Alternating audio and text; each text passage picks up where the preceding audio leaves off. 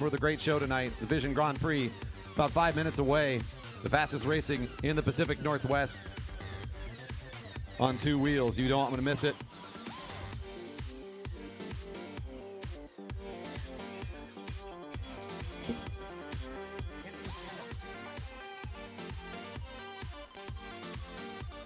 Track is closed. Track is closed with the ring in the bell.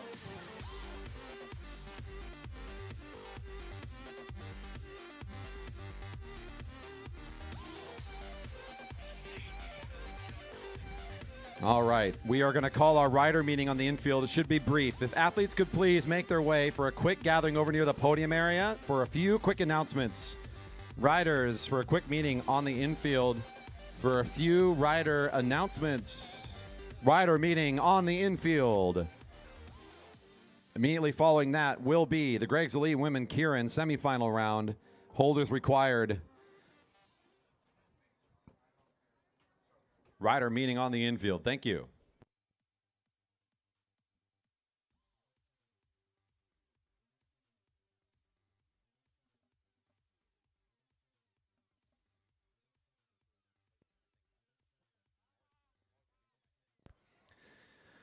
Good evening and welcome everyone out there on the stream. We're up here on the balcony. We can say hi, hello. I'm joined up here with Nolan. We're getting ready to announce this second session of the Grand Prix. Down there on the field, we're talking a little bit about tonight's show. Our riders are getting excited for some great racing, as are we, and all of our spectators are here tonight. This is a show, so they're being reminded this is the time to celebrate your wins, get that extra lap in there. We have an incredible crowd here tonight, and it looks like more folks are still starting to kind of pour in and fill out the corners.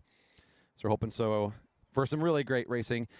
If you didn't catch it earlier, the first session was a success. We had some great sprinting going on for the Elite Men, the Masters, and Cat 3 men.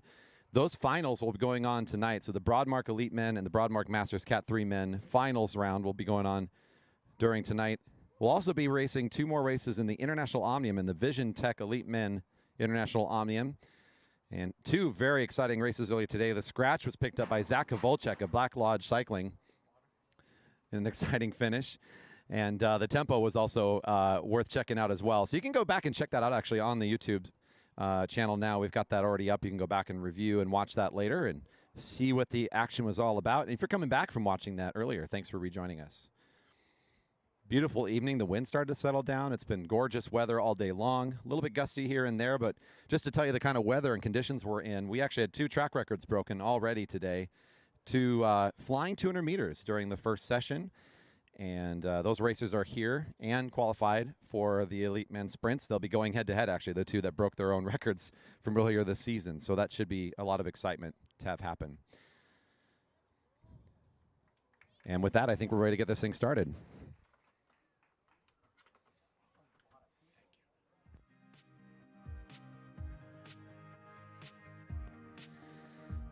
All right, folks, that's it. We've got the rider meeting concluded. All the setups done. We're ready to start this evening session. The 2022 Grand Prix getting going here. Folks, thanks for making the trek out to the Velodrome. We're so excited to have you here and being part of this event.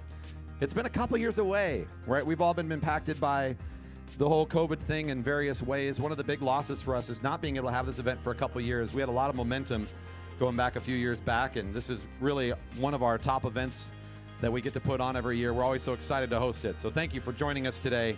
The first group up on the track will be the Gregg's Elite Women Keirin in the semifinals. The Gregg's Elite Women's Keirin in the semifinal round. Heat 1 is Jessica Sawyer, Emily Schellberg, Daniel Scoville, Annalise Ostrek, Holly Simonson, Skylar Espinoza. I'm also joined up here today on the balcony by my co-talent, Nolan Adams, who's going to be helping me kind of commentate on the action today and talk about the racers and what's going on. How are we feeling today about today's race? Oh, I'm feeling pretty good tonight, Corey. Talent is a big word, but I will try to fill it. I'm sure you'll be just fine. We're going to have fun talking about the racer style, their approach.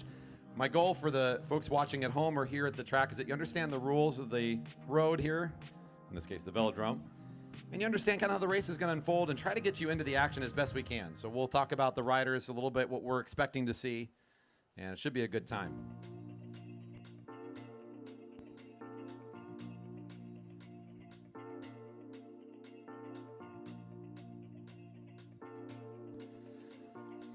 Getting lined up on the track again, this first heat in the semifinals.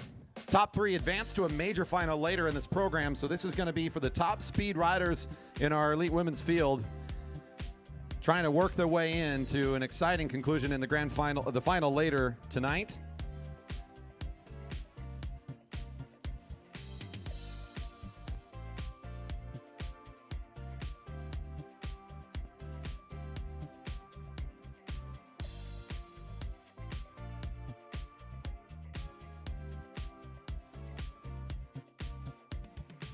Just taking a moment here. Again, our thanks to all of you for being here, and a thanks to our sponsors for making this thing work. We're going to talk a lot about the great support we get in our community for making racing happen. We're waiting for just a moment to get our call out for the riders that are in the starting positions here, and then we'll get this first race started.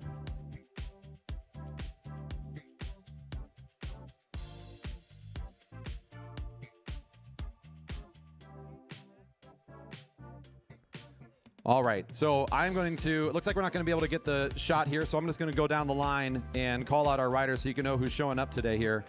Down the inside, Jessica Sawyer riding in lane number 1, Emily Schallberg in lane 2, Danny Scoville in lane 3, Annalise Ostrek in lane 4, Holly Simonson in lane 5, and Skylar Espinoza on the outside lane.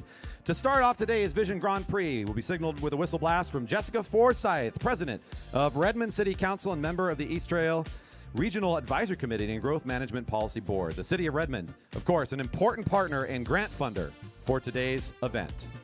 Our thanks to the City of Redmond for always being a partner in making racing a thing here at the Velodrome.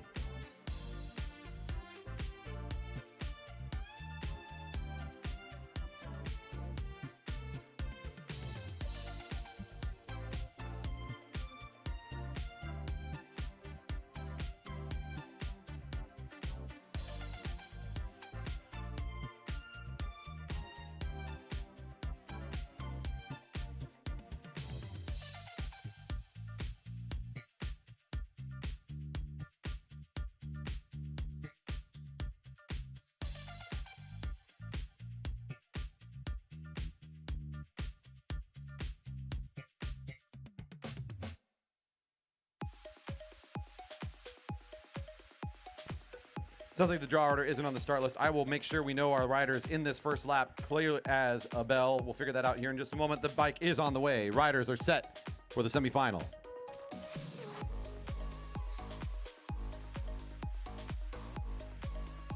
And we're off and away.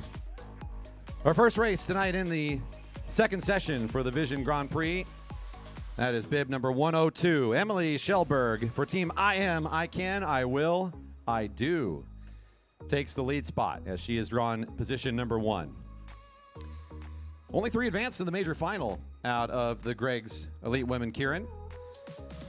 Not a lot of names on here that I would know. I've watched a few of these competitors before. Local competitor Jerry Baker Jr.'s Danny Scoville is the last rider in the lineup wearing the Rider of the Year jersey.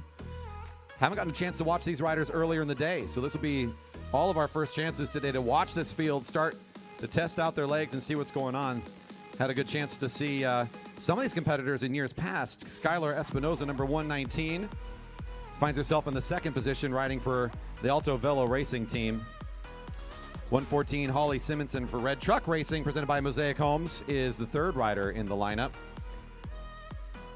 Ellie's Jessica Sawyer, bib number 101, I believe is the 5th rider in the dark kit with the position right in front of the junior. Annalise Ostrich for The Shop Racing in the white with the black helmet.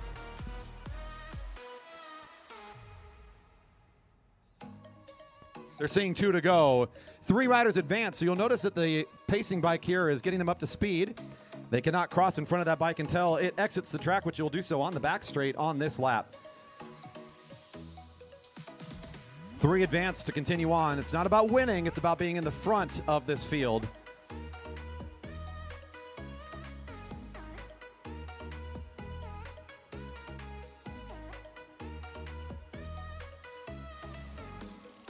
Emily Schellberg has taken the lead spot and hasn't dropped it. It's 1 to go. Bell's ringing. 1 to go. 1 to go. 1 to go. 1 to go. 1 to go.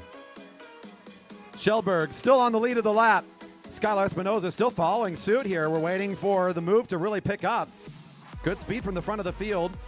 A little bit of acceleration to the second lane as the rider for Red Truck trying to make some moves here. Here comes the rider in white for the shop. As Annalise Ostrich trying to move into this thing, but it may not be enough. Red Truck takes some advantage again. Skylar Espinoza coming up alongside. Might be her first finisher. And we have our top three. 102, 114, 119. My call off my eye with Skylar Espinoza for Alto Velo Racing, the fastest of the group. Heat 2 coming up to the track next.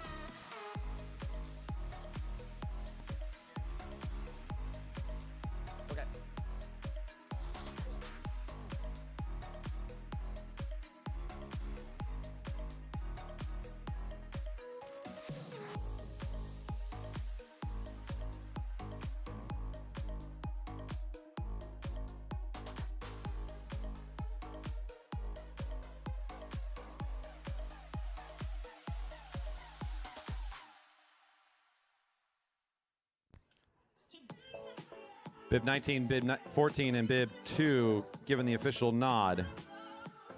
Espinoza, Simonson, and Shellberg advancing into the major final, 4 through 6 to the minor.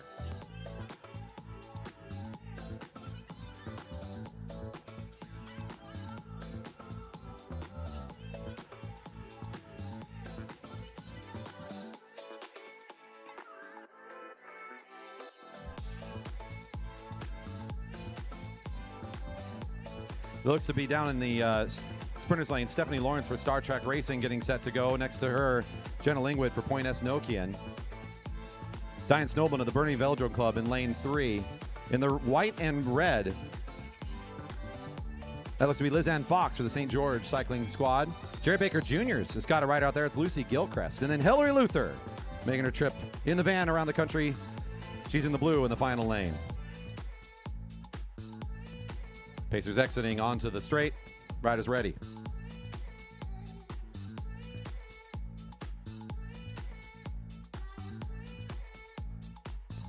While our riders get into line, let's talk a little bit about our partners. Gregg Cycles, family owned since its inception in 1932. Gregg Cycles continues its commitment to the Puget Sound cycling industry with 3 locations in Green Lake, Alderwood, and Bellevue. The e-bike you see here tonight, used for the Keirans, was provided by Gregg's. Our thanks for their partnership and support over all the years.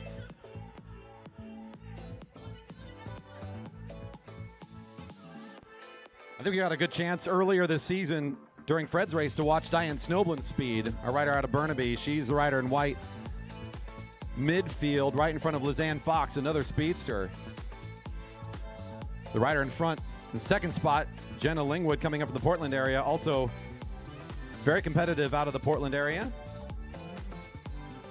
Star Trek making the long journey across the country to compete here right at the very front of the race is Stephanie Lawrence. That front half of the field, this is stacked. Any one of those 4 front riders could be a winner in tonight's Keirin. Let's find out how this plays out, as someone's not going to make the break out of those 4 that I mentioned.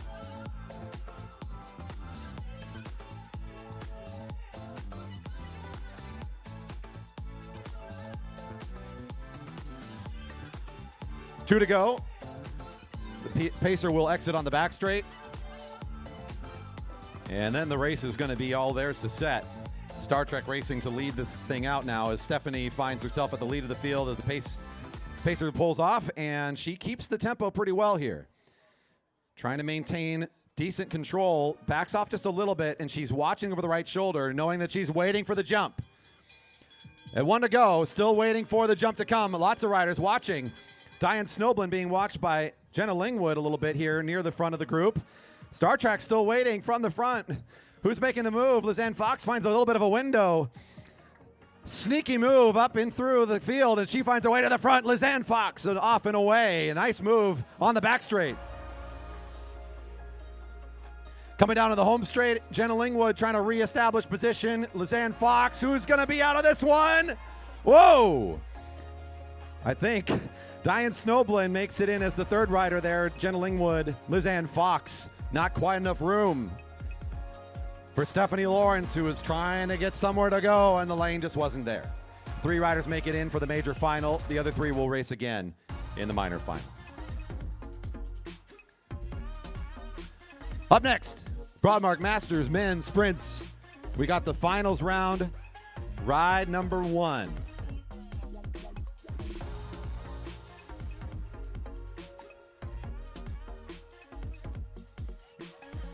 The official call, indeed, Lingwood, Fox, Snowballin across the line, go 1, 2, 3. They'll race again in that major final. We look forward to the excitement of that in the Gregg's Elite Women Keirin.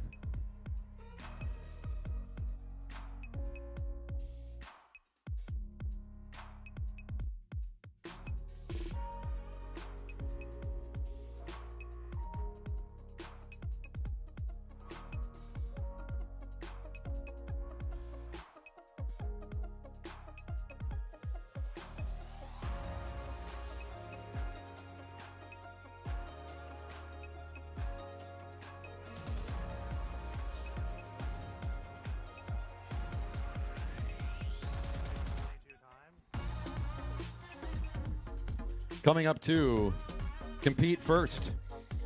You might have missed it if you didn't tune in earlier today or weren't out here at the track. You would have missed all of the previous qualifying rounds, flying 200s, several rounds of competition to result in what is now the joy of watching a finals round in a sprint tournament.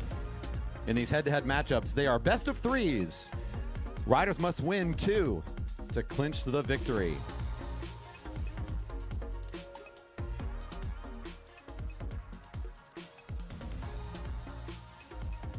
This is the ride for the 3rd and 4th overall placing in this competition today. For the Masters in the Cat 3 men, this is James Steele for Team Atomic, just now rolling up to the line in the multicolor kit. He's got that white and black helmet on. Right next door to him in the gray for Dyna Racing, Eric Waterman. He's got bib number 19 in this first ride of what could be 3 head-to-head match sprint.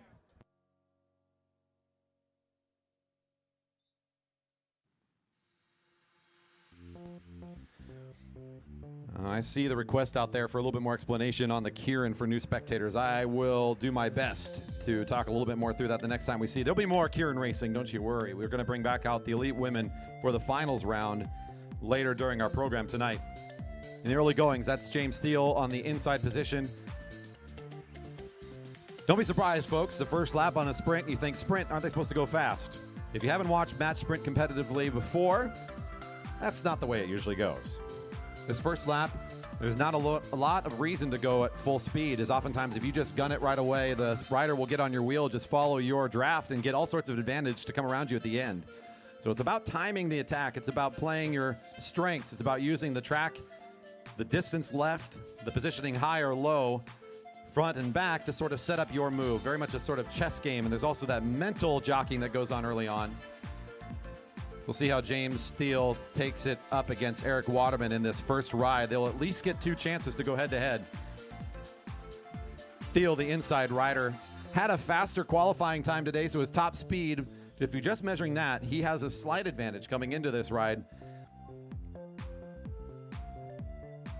In these head-to-head matchups, it's more about top speed. It's more than top speed. It includes all these other things I mentioned, the timing, the tactics, and the approach. With 1 to go, riders side by side. Quick reminder about hanging over the rail as well. Want to make sure none of our youngsters have any limbs hanging out there as our riders go by, especially in an event like this where our riders use the full track. At 1 to go, it's Steele starting to get out of the sprinters, or down the sprinters lane. He's up and out of the saddle, hits the flat in the lead by about a bike length. Looks like Waterman has enough acceleration. All he has to do is get in that slipstream. He might be able to still challenge. He's closing the gap down, trying to round the corner, come up alongside. Steele and Waterman in this first matchup. It's Steele in the lead. Waterman trying to accelerate. First ride coming to the line. Oh! Unofficial call to the inside. That was close. Steele, I give the nod to. The officials will have to confirm. What a great first ride between Steele and Waterman.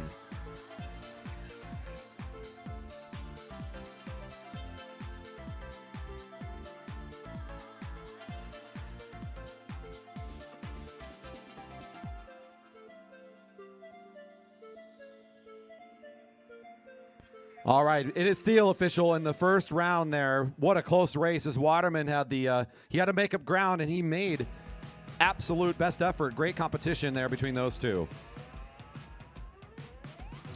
In their first ride for first and second place, this best of 3. It's in the blue for Center Cycles. Tomko riding in number 13. His competition today, Aerotech Racing's bringing out James Campbell Harris, number 59. In this head-to-head match, at least 2 times we get to see these athletes going out here for the big top places.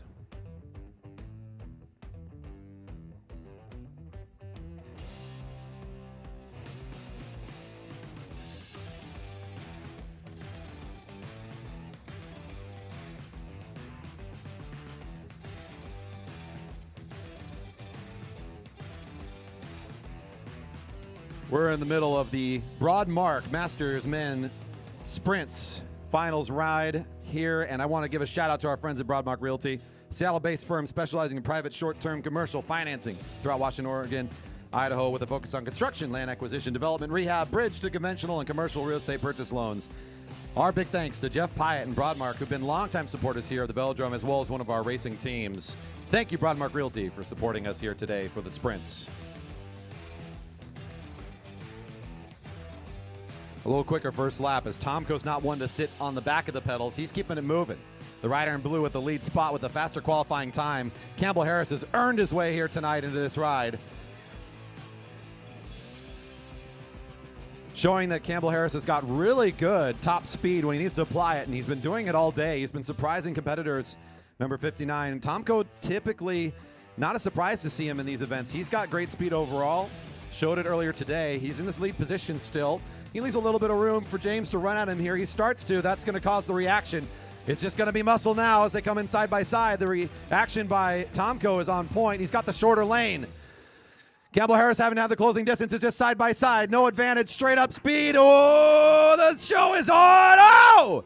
Another one. 59, I think, might have gotten it on the outside. That's too close to call, but Campbell Harris might have gotten the first one in this ride. Oh. The official call will go the way of Aerotech Racing in round 1. Tomko, by just an inch, gets taken over by James Campbell Harris. Woo!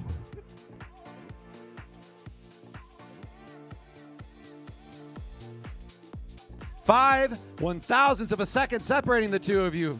Oh, man.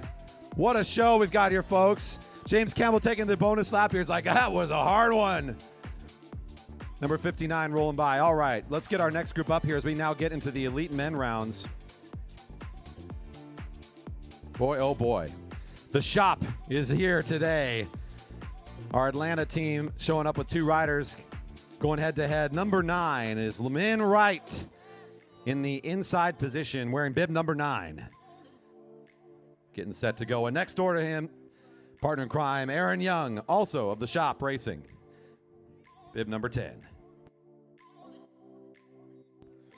We're now into the Broadmark Elite Men Sprint Tournament.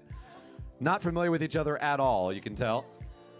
This is the ride for 3rd and 4th. So you want to get high on that podium. You still can find a good spot here tonight if you can be victorious in this best of 3 matchup.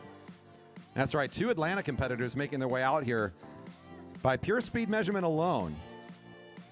Lemin was the rider with the faster qualifier today.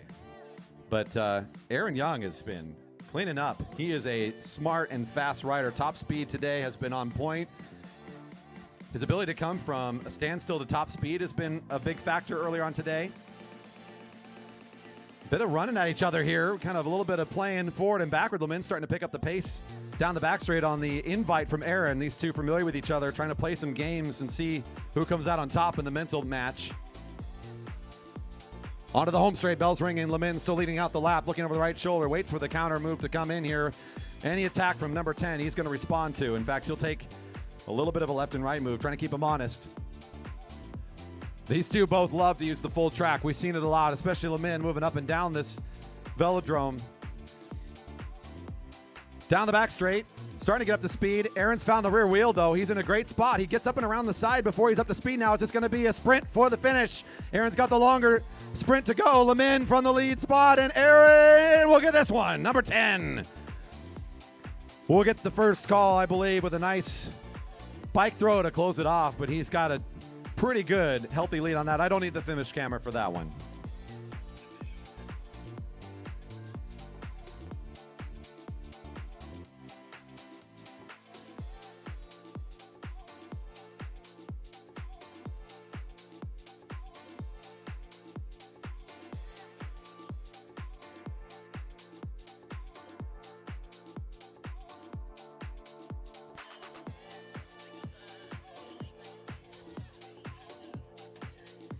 Now, I know it's been a while since we had the Vision Grand Prix, but when a rider takes their victory lap, don't be afraid to put your hands together and cheer for the victors in these races as they come by.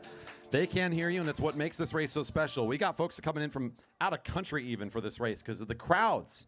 It's not because of me, which makes me very sad, but it's for the crowd. All right, our next two getting lined up here. This is the ride for first and second in a matchup that's never happened before, and what I mean by that is it's happened plenty. Number 42 on the outside for the Broadmark Realty Capital team. That's bib number 42, Alex Siegel, and number 12, the coefficient of speed, Andrew Carlberg. And get this, Nolan, both record breakers today of their own records. Shut the front door. That made me tense up. Now we're having fun. Andrew Carlberg has the new Elite Men Flying 200-meter record here at our track, going into the 10.4 range. Very speedy for our track, and of course, it's a record. I mean, of course, it's speedy. Now, correct me if I'm wrong, but if you break a track record out here, there is a little bit of financial incentive. Is that correct? That's right. You get to pick up the extra $100 cash prize for breaking a record. I wonder.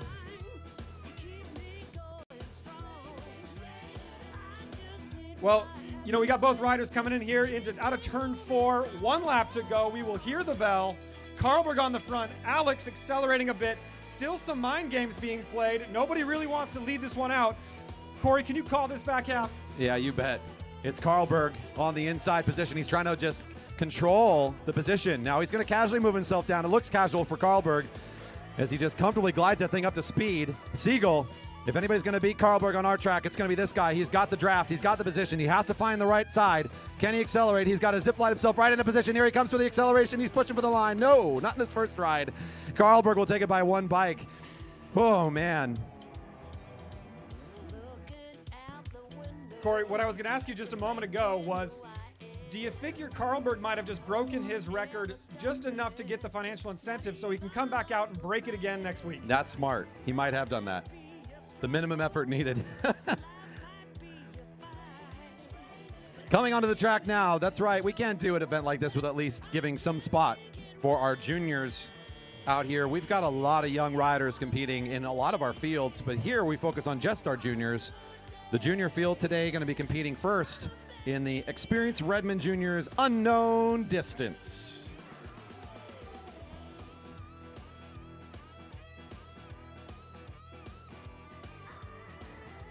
And we'd ask for all Kiddie Kilo registrants to be ready. You need to back up a little bit from the gate as we're going to be opening that up. But if you could be over between the grandstands and the beverage garden, during this race, we're going to get you set up and ready to come onto the track for the Kiddie Kilo during this time.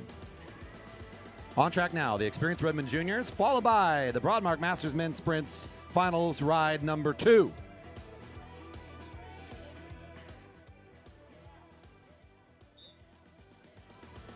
And our juniors are off and away. Now, folks, the juniors here, they're racing in an unknown distance in the neutral right now, so the race hasn't started just yet. That's right. Make some noise for the kids. That's the easiest ask I can do all day long. Look at these guys out here in front of the live crowd. Let's go. The future of track cycling, putting out a good show for us here on a Friday night. We don't just race at the top echelon only around here. We want to support every level of rider, and it's fun during the Grand Prix even just to have a few of these great races for our young riders to come out and be a part of our event as well. We want to inspire them to great things, and that's one of the missions of the velodrome. That's a mission of Jerry Baker, is to bring people out and have them race. And if you don't know a little bit about our story, when we renamed the velodrome back in 2015 and don't know about Jerry Baker, that's the whole thing behind our naming the great man and his spirit to bring people out here. So that's always, I just like to remind people, that's why we have this whole junior focus. That's why we're proud of young riders coming out, young athletes staying in the sport, getting in the sport. This unknown distance, trying to get a start out of turn 4 from the official. And that whistle will give them the go-ahead. How long is this going to go for? I don't know. You don't know. They don't know. At some point, the bell will ring on the infield on the lap cards, currently showing 0. When the bell rings, it's the last lap. The first rider across the line is your winner.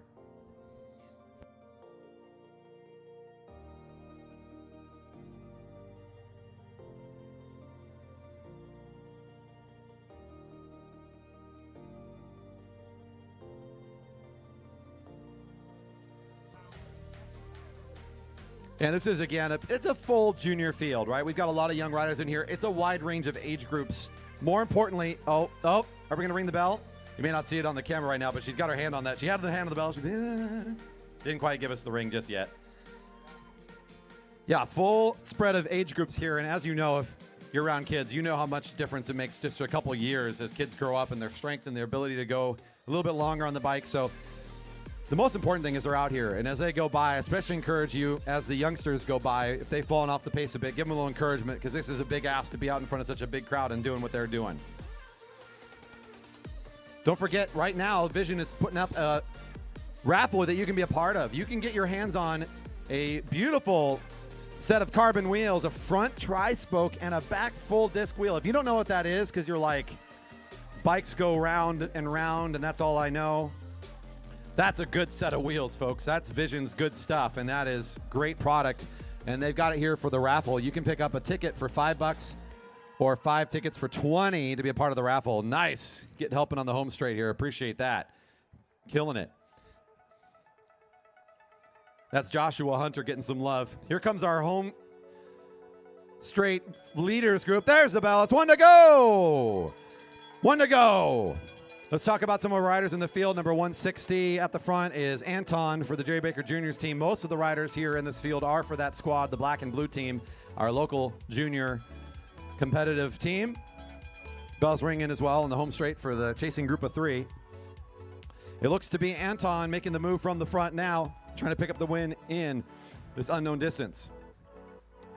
Joshua getting the go-ahead to come up towards the rail a bit more towards the rail. There you go, buddy. Nice move.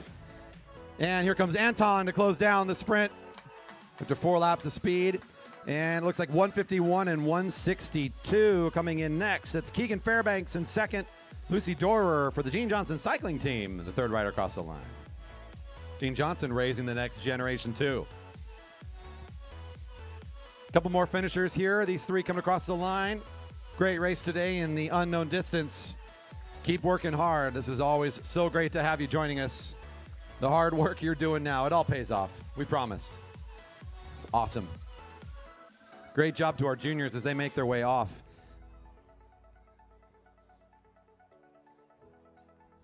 It's just around a few minutes back, it feels like. It's gone by so fast, that first round in the finals for the Masters, the Cat 3 men, but we're going into the second round now. Back to the Broadmark Sprints.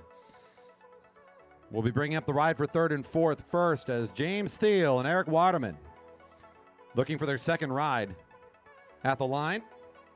On deck, Tomko and Campbell Harris for their second ride. It's going to be James Thiel from this first heat looking to pick up a second and closes this one down. If Eric Waterman can find it this time, that'll force the third ride to settle the best of 3.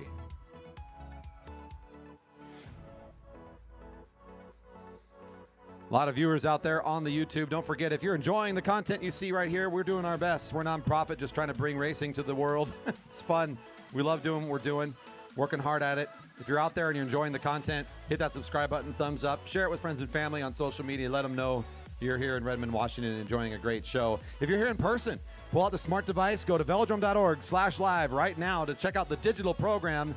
And also you can scroll down to that live stream. Give us a little help, you know.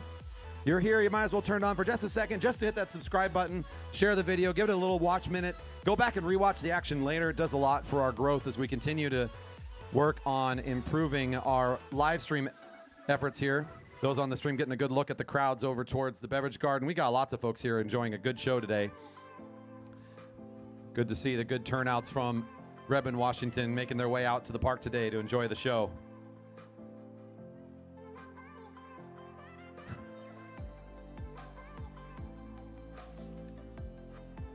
I am watching the comments on the YouTube. I see you. I see Dave Miller checking in. How's it going? All right. Lined up now on the outside position. James Thiel's in position near the rail.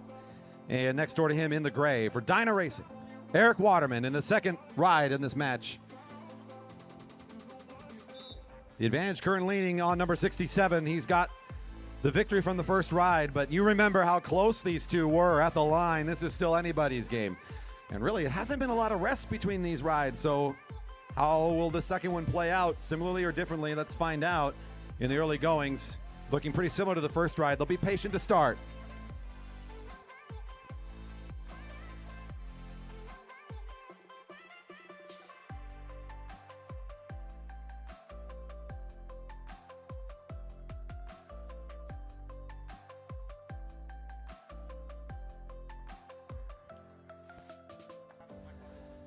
A little bit quicker this time. Waterman is the lead rider this time, and he's okay with this moderate tempo. Controlling the front position in the middle of the track. This early goings on our big track not really playing a factor most of the time in the competition, unless riders trying to play a game with each other a bit or anything like that. But this looks pretty stagnant at the moment. Just holding on and building the tension. As Waterman comes around onto the home straight, still waiting for any fishy business from Thiel, not seeing anything yet. Bell's ringing at 1 to go.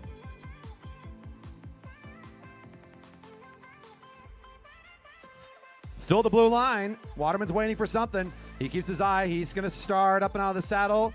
Not faking. It looks like he's going to dive. Thiel says, okay, let's go. The rider in the second position is the one who can win this one right now if he can find it to the line first. It's Waterman's race to win. Otherwise, we're done. Can Waterman find it? Coming around the corner, he's still in the lead. Bit of acceleration coming from Thiel. He's finding the corner, trying to accelerate on the outside. It might be side by side. Waterman, can he find it this time? The rider on the inside's got it. 19 forces a third ride. Gotta love it. Waterman in ride 2. What an exciting matchup that was, Corey. No bias here. Great ride by Eric Waterman.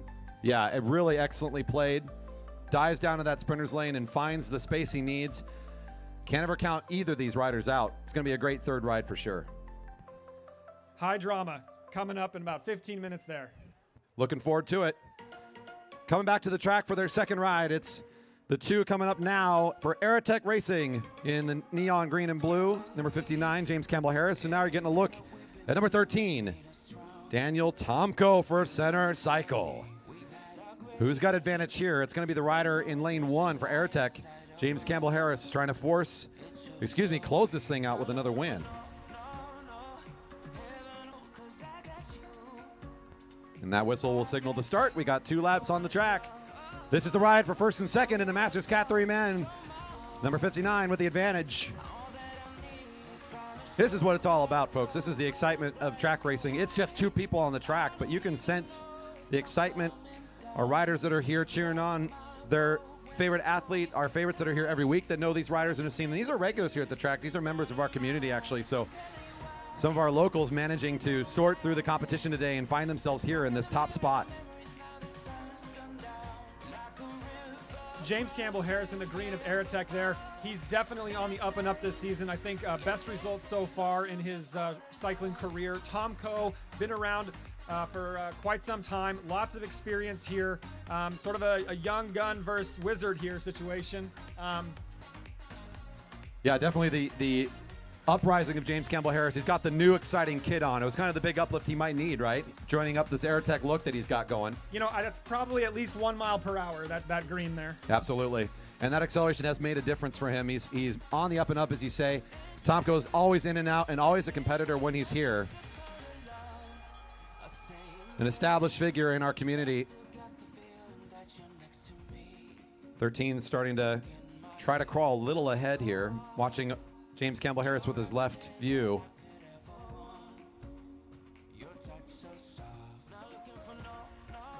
The acceleration starting to come.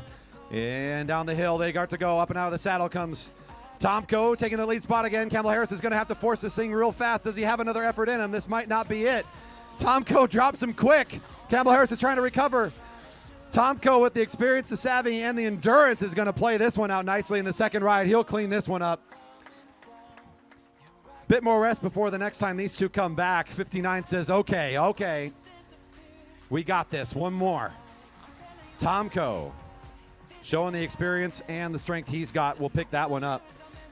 We're going to take a diversion from the typical competitive events now and go to, you know it, you love it. It's time for the Kiddie Kilo. Yeah, that's right. The little ones coming to the track.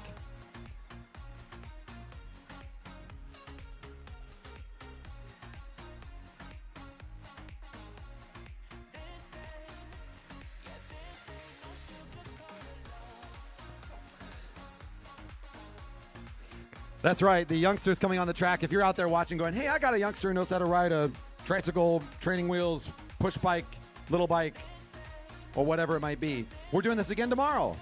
So come on out for the 6 p.m. session and you can get signed up for a Kiddie Kilo lap. Corey, what if you're just a kid at heart? What's the age restriction here? Yeah, that's a good point. Pretty young. This is like the 9, 10 or younger category. What I'm hearing you say is I do not qualify and do not show up tomorrow to race this. I mean, maybe with enough convincing or bribery, you might be able to find your way in.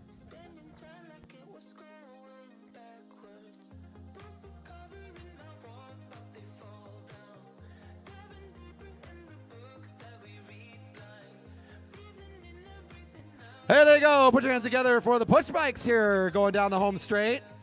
Woo, woo, woo. They're doing the quick lap down the home straight into the grass. Go the little ones.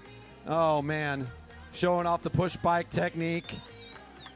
You notice that jersey, number 11. I think they might know somebody in that last sprint. What do you think? Got the AirTech kit. Oh, keep going, keep going. You're doing great. You're almost there. Oh, the scooter action, too. Check this out. See, as long as you got a helmet, it qualifies. Some form of wheels and a helmet, you're good to go. Nice job. We're going to bring out the next group here.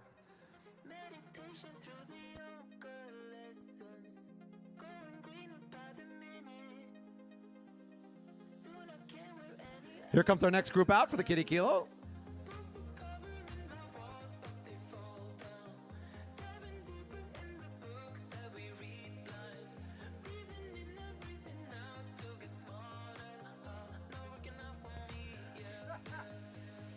That's right. We're proud of our kids around here. I talked a little bit about it during the first junior race, but I'll bring it up again. Part of the mission of Jerry Baker and everything we stood for many years here is encouraging the community to ride their bikes and be athletes, and that's one of the reasons we do the Kiddie Kilo. The other one is to get parents out here to support the track. That's really what it is. Got to get that gate ticket dono going. Oh yeah, the bonus Teddy. Bonus Teddy time.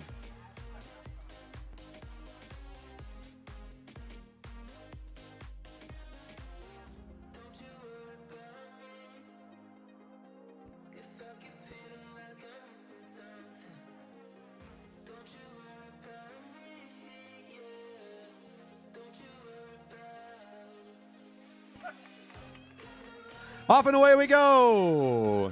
One lap around the track for the young riders. The Jerry Baker Memorial Velodrome Kiddie Kilo coming at you for most of our big events and the first and third Friday nights of the month throughout the summer months. The Parade of Youth. The Bike Fashion Show, whatever you want to call it. One down in turn one. The assistant crew is on the way. We got lots of ma's and pa's around to jump up.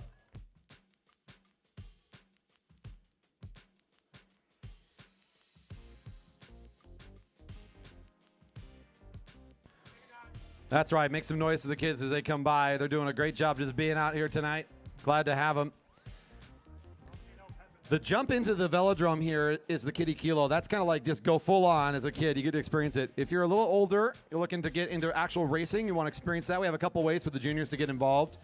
We have the Junior Try the Track classes, which is totally free, $0 registration, and it comes with a track bike during the hour that you're here. We'll have some staff on place to teach you how to use the fixed gear bike and help you get started. And then after the hour, you can decide if you want to do more of it. Yeah, here we go. Our first couple of finishers coming across the line. Nice job in the Kiddie Kilo. Way to go around the track. Awesome work. Come on into the grass. Nice work. So besides the Try the Track for the juniors, we also have the Camp Velo program, which is a week-long, Monday through Friday, day camp that riders can sign up for, a few hours a day. I think it's 4 hours, 12 to 4 if I remember the schedule right. And at the end of that, they're actually encouraged to start racing. They'll be ready to join us here at the Velodrome on Monday Night Racing. That's for riders ages 9 to 16 for Camp Velo.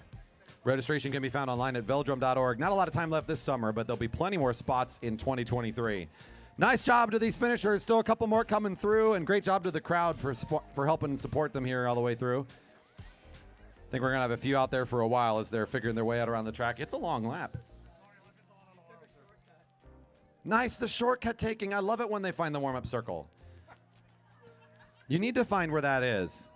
That's part of learning the track. It's all good, and it's still flat out there. It's perfectly safe. That's rocking.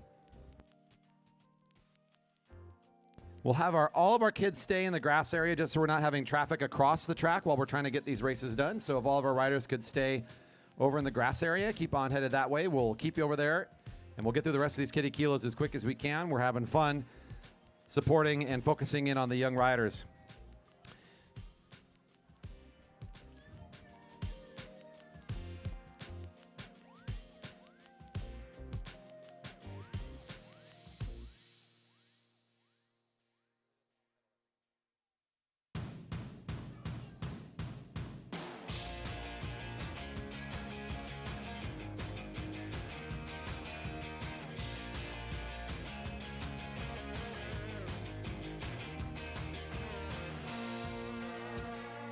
Great time here to consider taking off the tops of the tents or bringing those down a little lower as the sun is mostly leaving the infield here.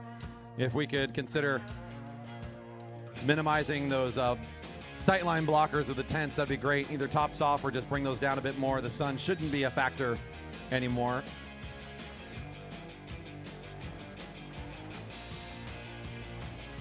After the Kiddie Kilo, we'll be back with it with the Broadmark Men Sprints. We got 2 more rides in the second round.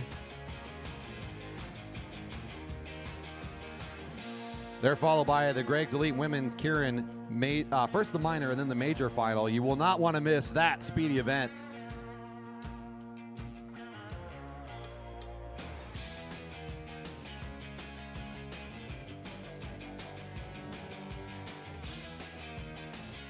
Another good time here while we're getting through our Kiddie Kilos and supporting the youth riders of tomorrow. We've got some great food trucks here lined up ready to serve you behind the building. Jessica's Unique Bites, Gourmand's Food Truck, and Minnie the Donut are all here, ready to serve your needs and fill your tummies. Unless you're out there on YouTube. Sorry, I will not ship it to your door. We do not have a partnership with DoorDash yet.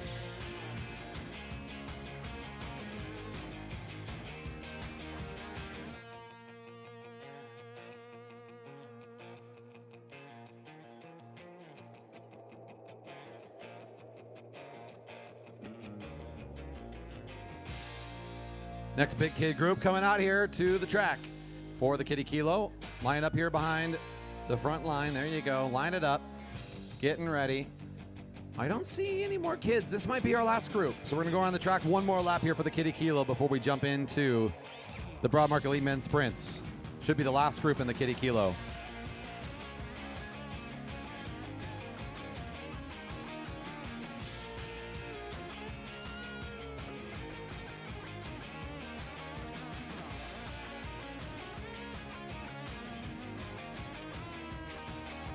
All right, 1 to go. 1 fast lap around the track for our last group of Kiddie Kilo riders. Great job here, kids. 1 time around the track. Down to your left. There you go. Ride that low part. There you go.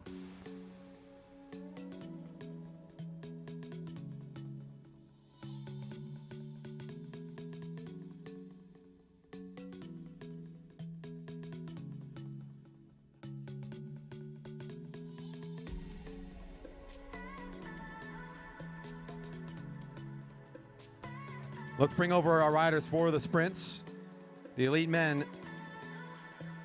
Aaron Young, Lemon Wright over to the ready area, followed by Andrew Carlberg, Alex Siegel prepping to start here next. Whoa, big, nice looking sprint here out of the saddle. Very nicely done. Into the grass. Great ride around the velodrome, kids. Well done.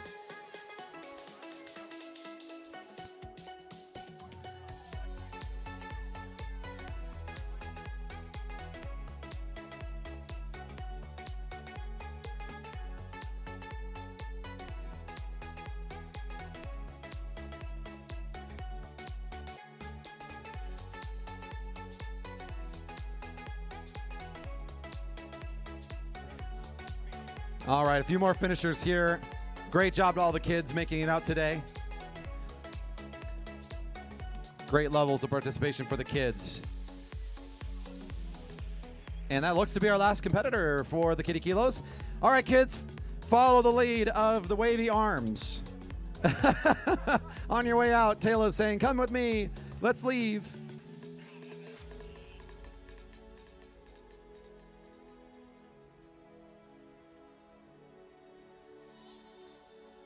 All right, how about one more round of applause for all the kids, ma's and pa's that helped bring them out here today. The future of sport and all things great here in the Pacific Northwest, racing around the track. Glad to have you part of tonight's event. Great job today.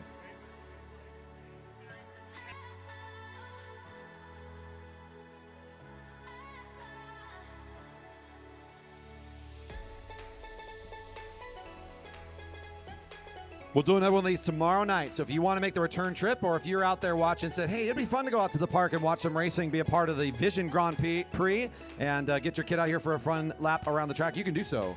Tomorrow's final session for the Vision Grand Prix, we'll have yet another Kiddie Kilo. So check it out.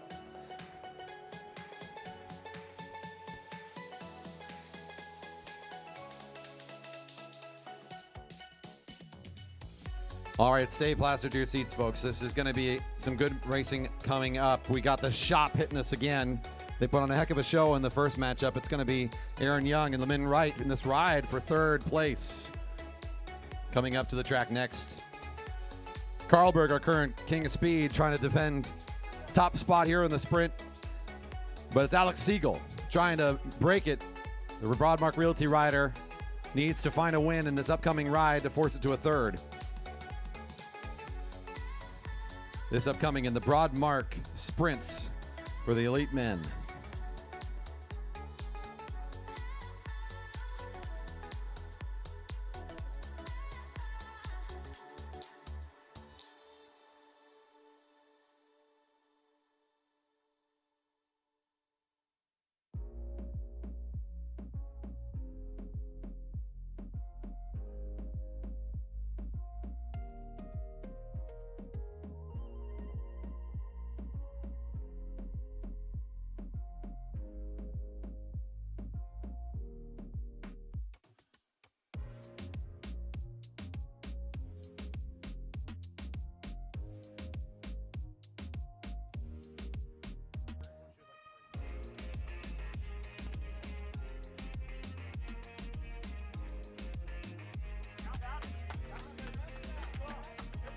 Get those parents a cup.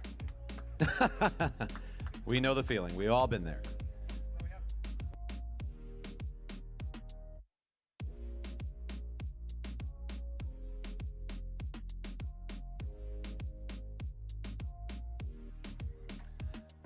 We now find ourselves ready to go in this second ride in the finals. Number 9 is lined up along the rail, riding for the shop, another one of our riders out the Atlanta area. This is Lemon Wright taking on a very familiar face, Keirin Young, number 10, lined up in lane number 1. It's Keirin with the advantage here. He picked up the win in the first ride. Lemon will be forced to win this one to get that third race. We'll see how this one plays out. As we saw a lot of movement on the track from these two. Familiarity plays a part in that, but they are certainly using the full width of our 400-meter gentle giant to play this event out. You know, last time we saw this matchup, I think it was probably one of the more visually appealing matchups so far tonight. Not only because the racing was so dynamic, but it also appears that they have coordinated outfits, Corey. Go figure that. I would add, check out the gear on the bikes too. We've got similar front and rear wheel situations going on. Huh. Coincidence. There you go. How are we going to possibly keep track of who's who? I can tell you from over here, Aaron's got that more upright posture, so Keirin Young's kind of got that upright head compared to his competitor, Lemon, who's a little bit flatter. Oh, double gun. Not progressing to the point. They're compulsed to make it to that 200-meter line. We'll reset it.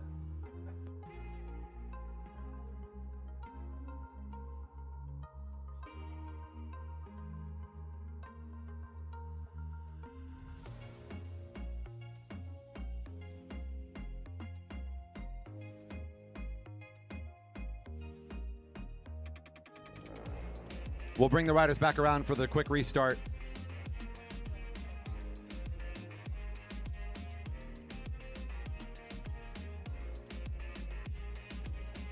The lead rider in lane 1, unless they elect to give the position up to the other rider, is compelled to take the lead and must do so at, I guess the rule at some point or another was walking pace. Up around until the back straight. There's a line over there where they'll get the go-ahead, and then at that point things can change. So not meeting that requirement, we'll give it another start. It might have just been a tactic for a little more sponsor airtime, Corey.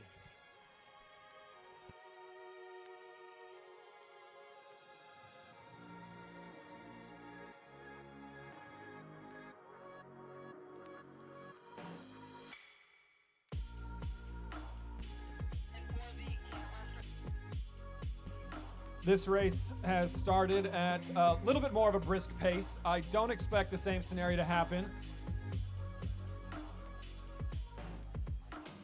It's quite possible there'll be a little bit of diving and dodging like we saw at the beginning. And just as I say that, have a little dip off the top there.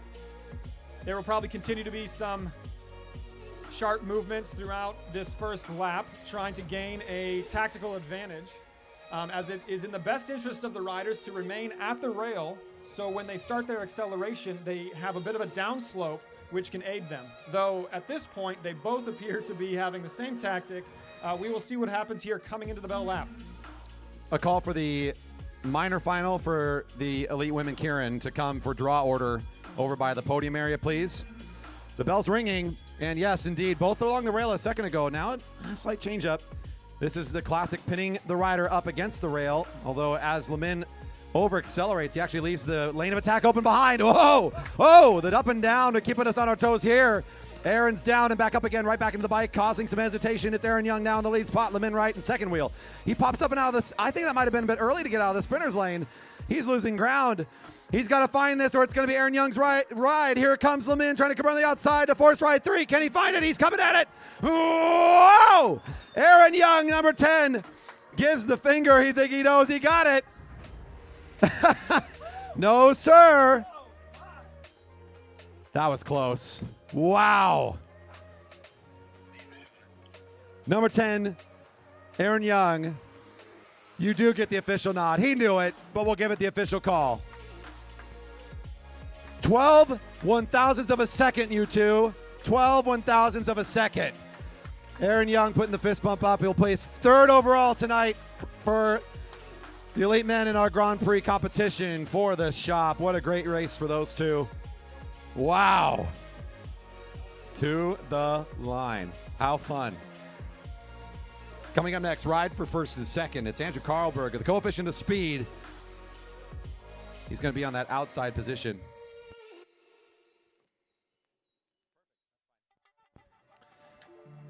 And get a good look at number 12 there in the outside lane. And yes, he is the rider with the advantage.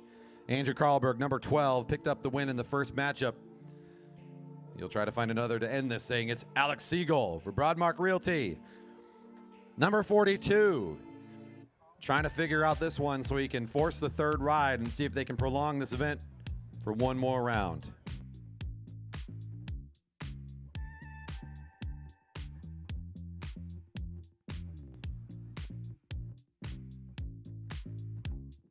Off we go. So I mentioned it a little bit in their first matchup. This is a storied matchup here. In past seasons, you would have seen him in the same kit, actually. So Broadmark matchup for many years. Now Andrew in his own colors this season and really been focusing in on some specific elements of his athleticism. You saw the product of it if you're watching earlier today. He's been very speedy in the sprints and in his 200-meter times. Alex Siegel, he's got the national colors on. He is a national masters champion in this event, and he also holds our track's masters record now. His own was broken earlier today, so both of these riders besting their own bests at our track, our fastest riders ever at the velodrome, going head-to-head in their own respective groups here. So the rider in front, Alex Siegel, he's the one who has to find the win here, or this thing's done, and it'll be Andrew's medal in the top spot. Bell's ringing, no speed yet from either rider. A little bit of hesitation. This is forcing a response from number 42. As looks like Siegel wants to control the front. He does not want to allow Karlberg to drive the pace. So as Karlberg accelerates, Siegel does the work to keep him there. He's going to give him second wheel spot. Now it's Siegel driving it all the way down the sprinter's lane. Karlberg's got a bit of room to go down and catch it. He's got power, though. This is exactly what Karlberg's built for. Coming around the corner. He runs at the wheel. He'll close it down. Here's your champion for the elite men, Karlberg, number 12. Takes the back-to-back. Alex Siegel with a great race as well. It's going to be Karlberg, coefficient of speed. Whoa, man. Didn't look as close and not necessarily as fun of a spectator event when it's not that close. But you know what? As a spectator, we can enjoy the pure athleticism that's on display. These are two of the fastest riders we've ever had at the Velodrome. And Andrew, showing he's the fastest we may have ever had here in this event. Too true. What a show. Consistent victories here from Andrew Karlberg, back-to-back. Giving the crowd some love here. Now's a great time for the kids to reach over the railing, give a high five if they want. No problem at the moment. Fantastic ride from both competitors. Yeah, impressive all around. We're so fortunate. Those are locals. These are guys that race here frequently. They live in our area, so we're fortunate to have these speedsters ride around in the Seattle area, putting on a great show.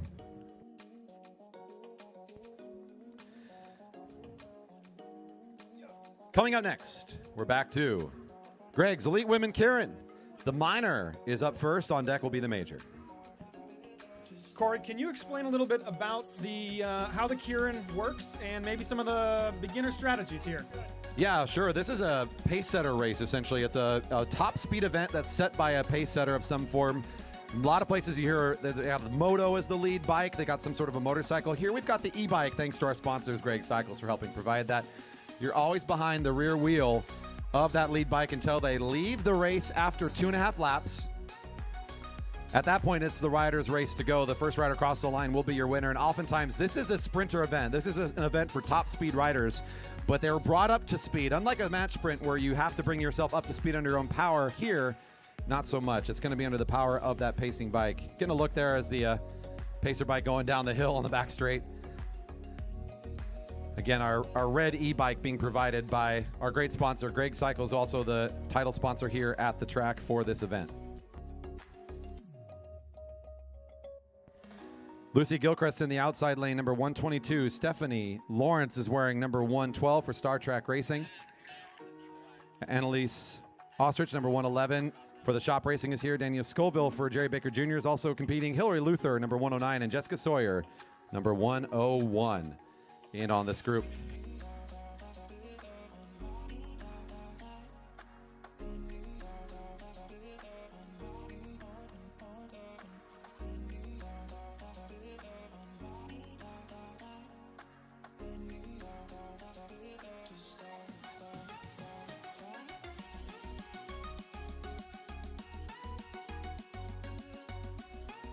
Off we go. This is for 7th through 12th overall, so these riders were not the ones to make it into the top. We're still out here competing nonetheless, and you know these riders are out here competing at their top no matter when they're racing and for what. I saw that Star Trek racer in 3rd position, Stephanie Lawrence, put up a heck of a fight to make it into the major and just couldn't find the lane. So I'm going to be watching her for sure in this event. She's in a good spot. She's got a good wheel, and I saw that energy she had to make it in and just couldn't find that position. So I think she's out here with a vengeance. Lead rider, it's one of our juniors, number 110, Danny Scoville. Compelled to take the bike as she draws position number 1. Jessica Sawyer starting to reposition herself, number 101. We don't always see that here in the Keirin at our track, but you're not forced to stay back there. Once you're into this event, you can start to reconfigure and readjust yourself. And that's what we're starting to see here. Maybe the pace not quite up to snuff yet for 101. That pace will be increasing, though, as the pacer accelerating here onto the home straight. The goal to bring them up to good top speed and then let them sprint it out.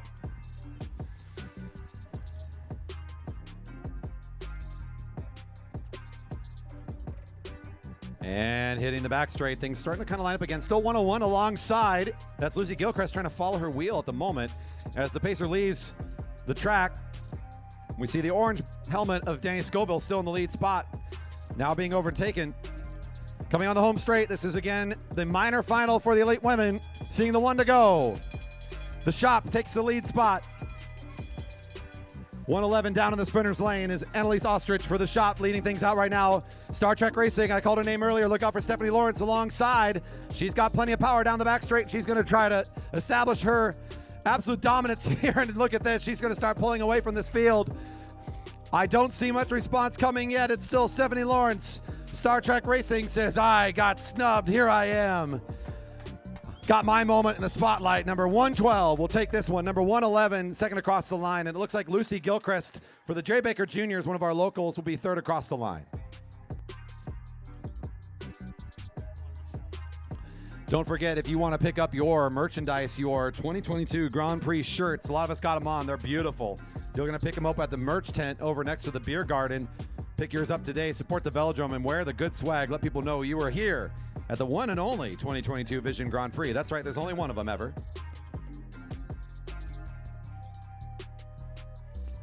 And indeed, number 112 places 7th overall, wins that heat in dominant fashion.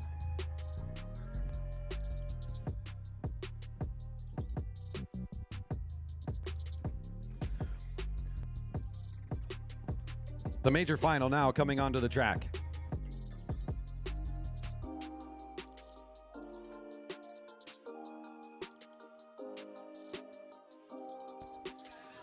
This is the competition for the top. The speediest of our elite women tonight will be crowned in the Keirin. Pulling the outside lane, it looks like riding for Nokian, or Point S Nokian team, Jenna Lingwood, bib number 113. For I am, I can, I will, I do, it's Emily Shellberg, number 102, next door. In the white and red, for St. George Cycling, it's Lizanne Fox. In the red, for Red Truck Racing, presented by Mosaic Homes, Holly Simonson. Lane 2, it's Alto Velo Racing, Skylar Espinoza. And down in lane number 1, from Burnaby Velodrome Club, it's Diane Snoblin. Your major final all set and ready to go here in the Keirin. And the pacer is on its way. What an event we have here, folks. These riders were impressive in their qualifiers. And now we get to see who's going to come out on top in this fun 4-lap event. Pacer rounding the turn, exiting onto the straight. Riders ready.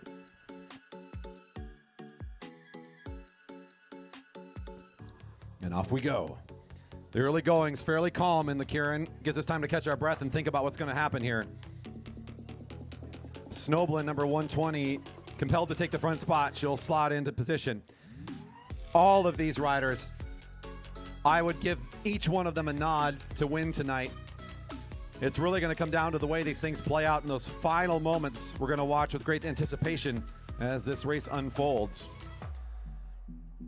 Espinoza's got a fantastic wheel, the rider in second position. She looked very speedy in her qualifier as well, as I believe she might have been first across the line in that first qualifier. So the rider with that orange with the white helmet in second spot, certainly one to keep your eyes on here. I'm going to see how this plays out for her. Lizanne Fox, a decorated champion, Canadian events, has been all around the world and has come here many a times to show her speed. The rider with the pink bike and the white and red jersey.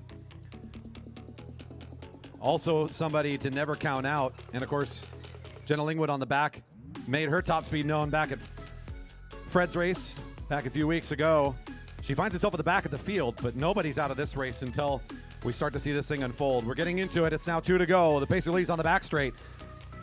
The setup's all here. The riders lined up. Pick your favorite. Things are about to get crazy here. As we round the corner, things picking up to pace.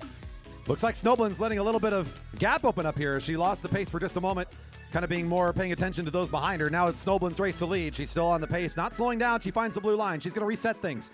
This causes all sorts of chaos. Espinoza says, I'm just going to keep this thing rolling. Here it comes. Skylar Espinoza to the home straight. It's 1 to go. The Speedsters, the queen of speed, here to be crowned. Here comes the move from number 102. Going down the back straight. Emily Shellberg, if I am, I can, I will, I do. Can she do it? She's already starting to pull ahead. Who's going to make the second effort? Down the back straight, Red Truck Racing starting to pick up the pace. That's Holly Simonson making the second move. Here comes Lizanne Fox, found the wheel. She always knows where to be in these fields. Can she find the speed? Simonson coming around the corner in the middle. At the lead, Red Truck Racing trying to hold on. Lizanne Fox, it'll be Red Truck Racing. Number 114. Whoa. The second attack is the good one.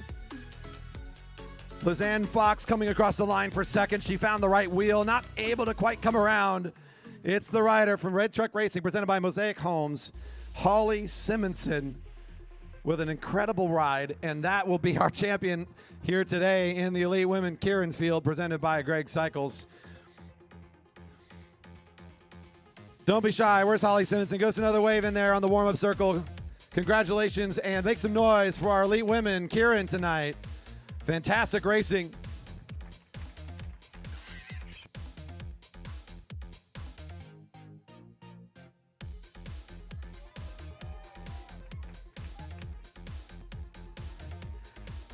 That's right. Lizanne Fox will get the official call for second across the line, and she loves it. She's here for the crowds, folks. She knows you can't find this anywhere else. Only here in the Pacific Northwest you get this kind of turnout and this fun on an evening.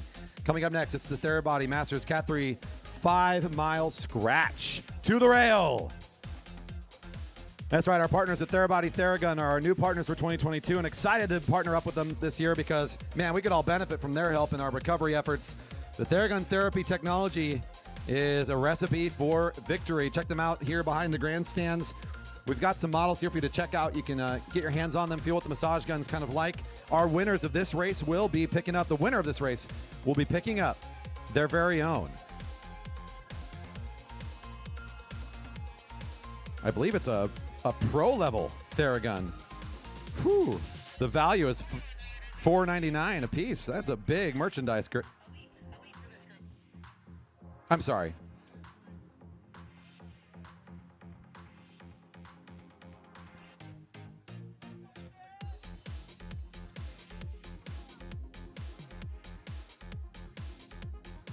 Missed call on there. The elite level is what's on the level here. There we go. Masters Cat 3 Men. Winner gets an elite level Theragun.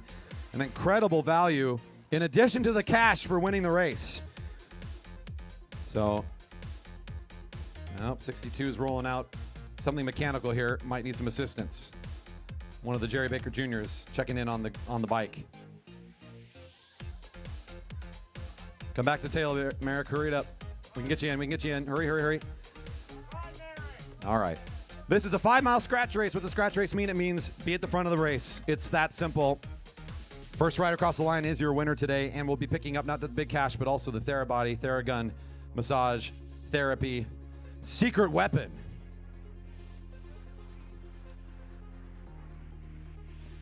We're going to keep the race neutralized because we're going to really fast trying to get this rider back in. So let's neutralize the race for a little bit. We're going to get this rider back in if we can. Race is currently in the neutral. Great time for me to talk about. We're going to be adding some preems in the race, some cash preems, but they come from guess who? From you, the crowd. You can put in some money right now by throwing in cash into the red bucket for a preem. This also will go to help raise some money to make the Marymoor Crawl prize even bigger. That's right, the Marymoor Crawl is our very own special brand of slow then fast racing. The Marymoor Crawl will be coming up later in our program. Just find the red bucket, throw in some dollars, raise some money for some cash preems to go out the way of the riders, incentivize them on a lap, reward them for their efforts for coming out here at the velodrome. Looks like we've got the rider all squared away, so we're going to get this field back into it.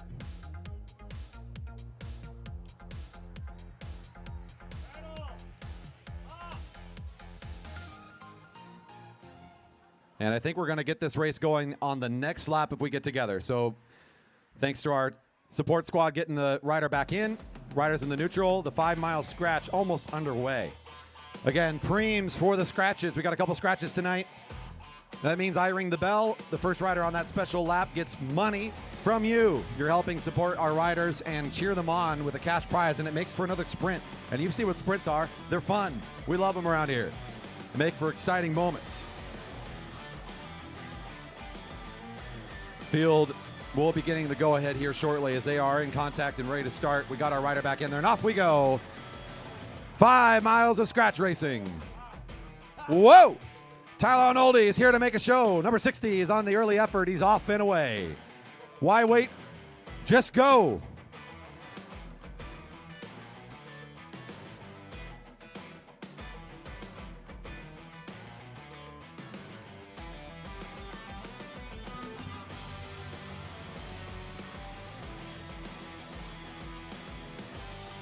Tyler Arnoldi making waves early on.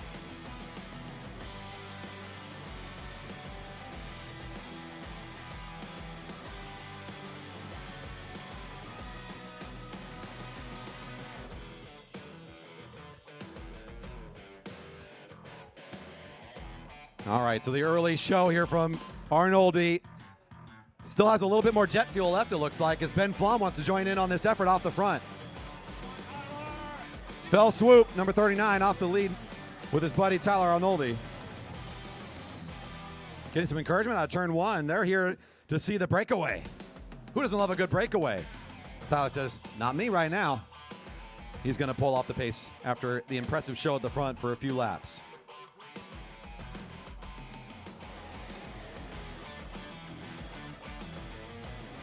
All right, our field stretched out single file. Lots of speed on the opening laps from both Ben Flom and Tyler Arnoldi. Now you're just trying to find a place to be in this field. Yes, this might be the Masters Cat 3 field, but my goodness, good numbers and great speed already in this scratch. 5 miles mean we're out here for 20 laps.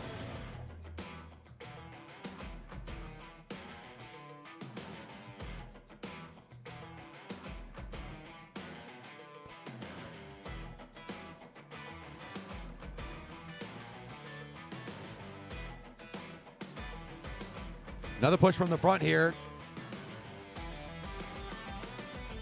That's Carl Hofer of the Audi Racing team trying to make something happen. He's got some takers. Number 64, David Girth of Red Kilo, matches pace. Brings with him 5 or 6 riders that want to keep it interesting. Oh, look for this sneaky move. Oh, Matty Hers. Okay. Stirring the pot still. The solo break here. It's going to be covered by a few riders, though. They don't want to let him get away. Matty, competitive every week here on a Friday night. Number 15 pulls up as 50, Will Fowler, tries to match tempo.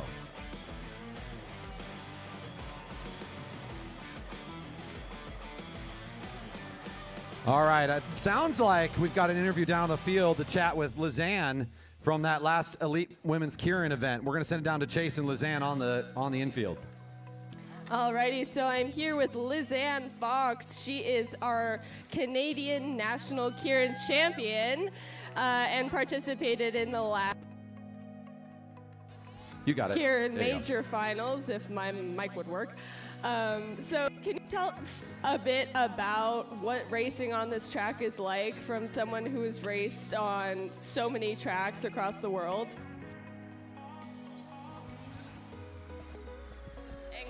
Okay, so this track, it's like no other. Like, I have traveled from the other side of the world.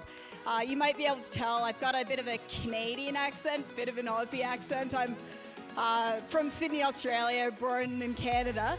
And yeah, this track, like, I will fly from Sydney just come here for a weekend because all of you guys, the crowd, like the cheers, the enthusiasm. Yeah, definitely give it a clap. I'll be up in that beer garden after the scratch race, so I'll see you guys up there. And this is just such a wonderful event. The community is huge. Like, I feel like I'm at home, and I'm on the other side of the world. So, JB, like, just thank you so much. It's a great track. That is fantastic to hear. We love having you. So this kind of biking is great, but what would you recommend for somebody who wanted to race like way taller and way weirder bikes than this? Okay, so there's people laughing. They know. Not only am I the Keirin champion from Canada, I'm the current Australian national champion on the penny farthing. So I ride a 47-inch penny farthing. It's the equivalent to a 25-14 on the track. And yeah, I usually sit on about 130 RPM. And if you want to go fast, like stupid fast, cadence-wise, the penny farthing is a sport to do. And my fastest flying 200 on a 333 on the penny farthing is 14.7. So game on to anyone who wants to try. Ooh, thank you so much for that, and good luck. We'll see you later.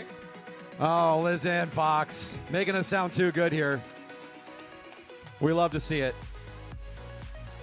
Man, oh man. Yeah, this is a rare place, folks, and we just want to, again, remind you, we're not quite to where we were in 2019. Let's just be honest. It doesn't look the same as it did a few years back. It's close, and we have a great showing here tonight. We just want to build momentum back up because the Vision Grand Prix, this event is so special to us here and apparently special to people all over the world because it makes that kind of mark on people when they come here and visit Redmond, Washington. This field has been pulled apart a few times, kind of yo-yoing themselves back together again, ripped apart a bit. There's been good speed from the front here as we find ourselves now kind of into the back half of this race. Most of the competitors making it back up into this front group. A few stragglers really hoping to hold on before it gets fast again. Seeing 8 to go. That's Uli Mayer of the Burnaby Velodrome Club, a veteran and master competitor making his way down from British Columbia to compete today. Our nearest velodrome partners, Burnaby up north in the British Columbia, just outside of Vancouver. And a lot of those competitors making their presence known in that white kit. Pretty consistent tempo from the front. Riders willing to keep this pace going. This is now Gene Johnson cycling. Number 53, Tyson Danielson, has been charging his way through the categories here on Friday nights.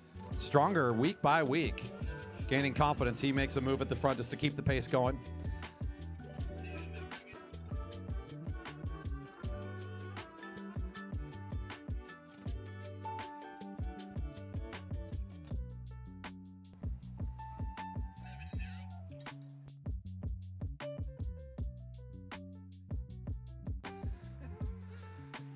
Scott Grinsel, number 56 for Dyna Racing, at the front for a moment.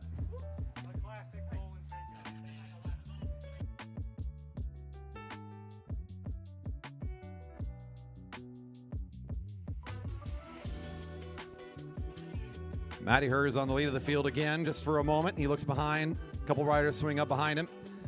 Field bunching up here nicely. Waiting for the next invite for speed. How about this? I got $50 to lead the lap. $50 to lead the lap. Cash preem from the crowd. $50 to lead the lap on this lap.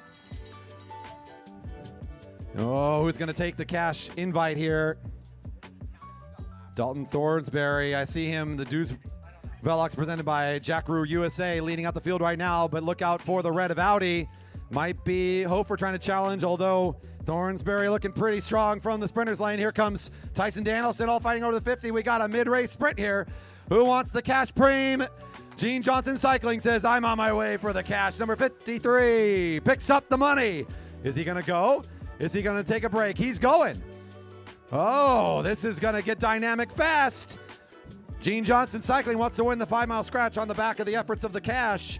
It's Tyson Danielson off the front. Will he stay with it? He's being started to be pursued here. Oh, he's going to take the blue line. He's letting the effort come underneath. Oh, we thought that might have been the move. Not just yet. Seeing 3 to go. 3 to go. There's Matty Hers again making his way to the front. A red kilo rider, number 64, David Girth, the third rider in that group. There's Tyson Danielson, the second rider in the lineup. And the white rider, I believe, is going to be Uli Mayer again for Burnaby Velodrome Club. The break might be getting pretty interesting here as we're going to be joined by Carl Hofer. This might be the race. They're trying to drop the rest of these riders ahead of the sprint. They got 2 to go. The field's starting to scramble a bit. Danielson pulls out from the front. It's number 64 again at the front as David Girth takes the lead spot one more time. Who's going to come up to try to join this effort? We got this break of 5. They're not in their top effort right now. This will allow some riders to make the bridge if they want to. But that's a big effort. They're going to be exhausted in time for this sprint as we come into the bell lap now. Riders starting to fan out. Matty Hers, very speedy rider, number 15, takes the front spot. He's been so good on a Friday night. Can he fight it here from the front tonight? 1 to go. Tyson Danielson, still fresh from his sprint for the 50, tries to take the move around the outside. Carl Hofer, number 23, the third rider in red, trying to hold on to the sprint from these two, but Matty Hers looking too fast from the front. He'll just turn up the gas one more level. This Masters rider knows what the top speed's all about. He's just going to drop the rest of these competitors. Matty Hers around the corner at top speed. Wiping the floor in this scratch race on that last lap. What a show. Number 15. Tyson Danielson, and I believe that's going to be Uli Mayer, goes 2-3, and a good finish for them. But Matty Hers in a class of his own on that last lap. He is wearing the regional colors. He's going to come back around for a wave, folks, because that was a heck of a finish. Our Fred's Race champion trying to double down here and make it a great 2022 season. How about it, Matty Hers, your 5-mile champion for the Masters and Cat 3 men.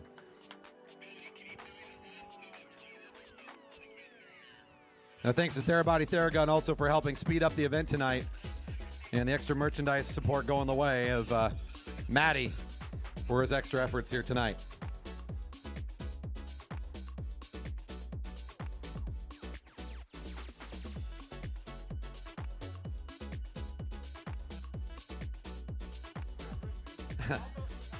For those in the know, yes, the bouncy house is not coming. It was never ordered. You can stop asking about the bouncy house. I know. Sorry. It just didn't get onto the list of things to do.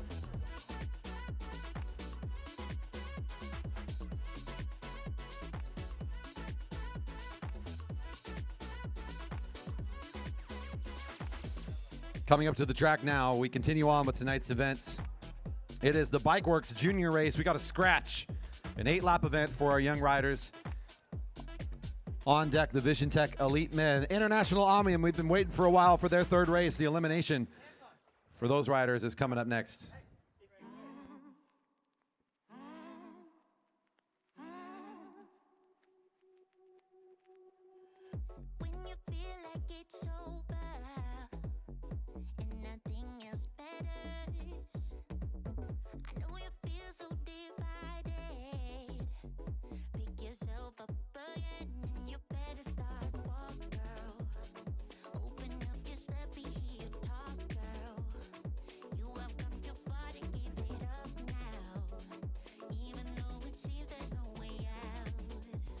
I think we're hitting record numbers of concurrent viewers on YouTube as we crawling over 50 live viewers right now tuning in.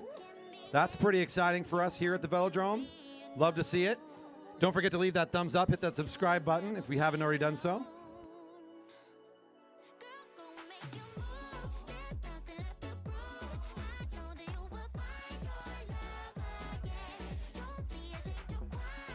What a night of racing we've had. We can say this is a chance to catch our breath, but the juniors have been fun to cheer for too. I'd encourage you to pick out a junior and give them a little extra encouragement when they come by in this 8-lap scratch race. The Bikeworks Juniors underway here in their scratch race. 8 laps. When they come around, they'll get the sign from the official to get started. They're currently in the neutral.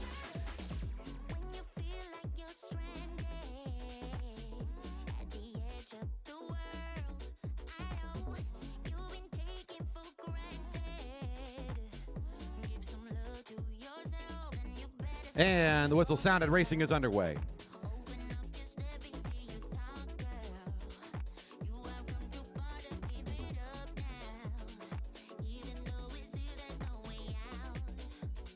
And the junior race underway. And again, this is an 8-lap event for our youngest riders. Just a reminder again, these are young kids, and some of them younger than others. So we've got some different age groups, different top speeds available here. We're just throwing them all together for these fun races. So one, they can get the experience in front of the live crowds. And get them chances out here on the Velodrome in our biggest events of the year. We want to support them and highlight them. Big shout out to our sponsor for this event. This is Bikeworks. Promotes the bicycle as a vehicle for change to build resilient communities. That's a powerful sentence right there, I gotta say.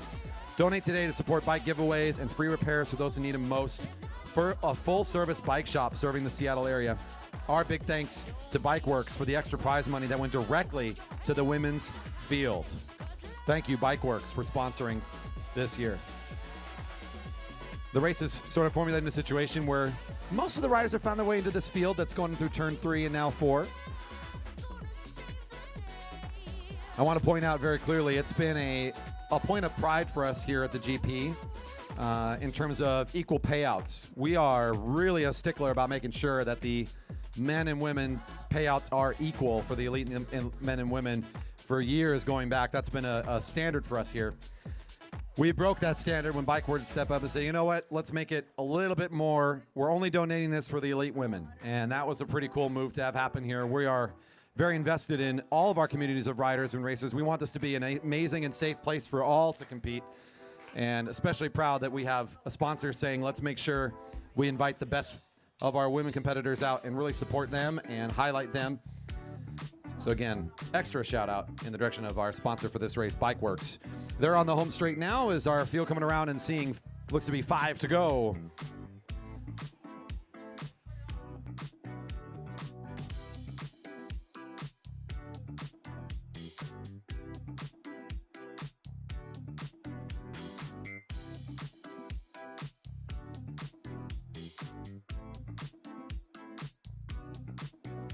On the back straight, the group gathering up, waiting for the exciting finish in the scratch in these interim laps. We're kind of holding our breath here for that junior finish. Good time to also make your way over. The best beverage garden in all of track cycling has gotten better tonight. Our partners at Stanley have always been supporting us, but tonight we've got a special deal. We've got these beautiful cups. $10 gets you your first pour and the cup. You get to keep the cup. Walk out of the beverage garden with a brand new stainless steel cup from our friends at Stanley. Stanley helps keep hot things hot and cold things cold with long-lasting vacuum-insulated products, creating durable and reusable food and beverage for over 100 years. That's right. You know that old dark green Stanley thermos? It's the same Stanley. They're still here doing the good work. Thank you, Stanley, for helping us reduce our plastic waste in the beverage garden.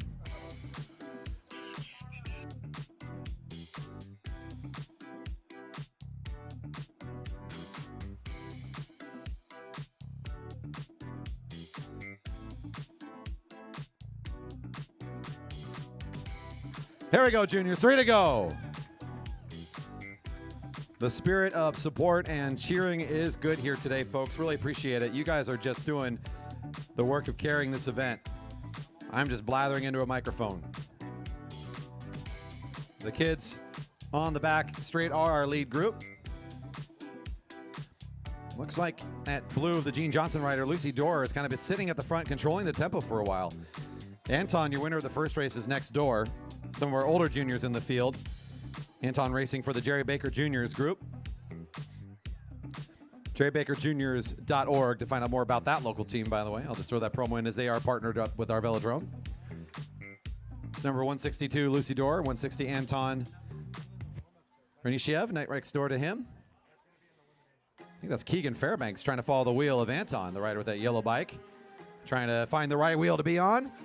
As things will start accelerating a little bit here. They're getting ready. They know they're coming into the bell lap.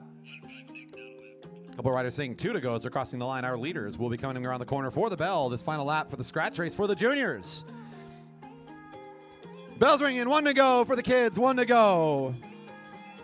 Here we go, juniors. It's lock and load. 160.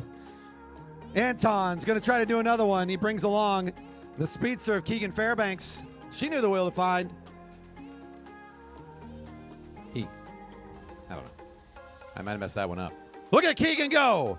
The second attack around the outside. The rider with the yellow bike. Whoa! Making this one interesting. Anton's going to try to make the second charge happen, though. And it will be Anton. What a great move. Keegan, second across the line. Well done as they'll pick up second. And it's 162. Lucy Dorr, the third rider across. Excellent riding from the juniors. A few more to finish up here.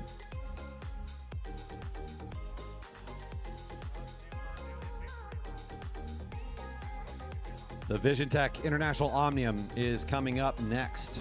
A few more finishers crossing the line before we get you out here.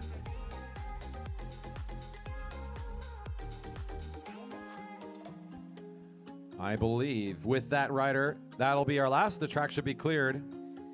We are going to call the International Omnium riders. One more. Got it. Thank you. I see they come on the back. I'm going to call you up in order, so you will not come to the rail until your name is called with your points totals. So be queued up and ready. We will start that here shortly, as it looks like I called it a bit early. A couple more finishers here, showing off their speed on the frog bikes. Nice last sprint. Nice job.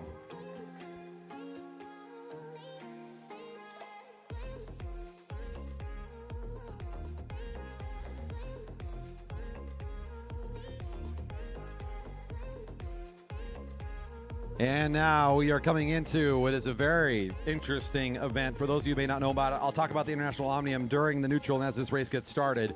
The Vision Tech Elite men for their third ride in this International Omnium. Coming up to the track first in a tie with 76 points on top of the competition. Profound Cycling Guild is David Richter and Black Lodge Cycling. Zach Kowalczyk in third place with 72 points. The Cheney Windows team, it's Lance Abshire.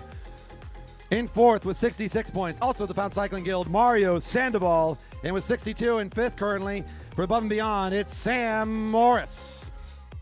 After that, we got Keirin Fitzmaurice with 58, Tom Perkins with 54, Andy Baker 52, Nico Sandy 52, Norman Richard 44, Ludomax with 28, Jay Delaney with 28, Carl Hofer 26, Parker Swanstrom 26, Emmett Culp 26, Sage DeLuce 24, Eric Deertens 22, Bartolome Sanak 22, Chris Wilson 18, Ben Flom 7, Elliot Crowther 3, Brandon Russell 2, Vern Cole 2, Joe Spranger. To the line, please.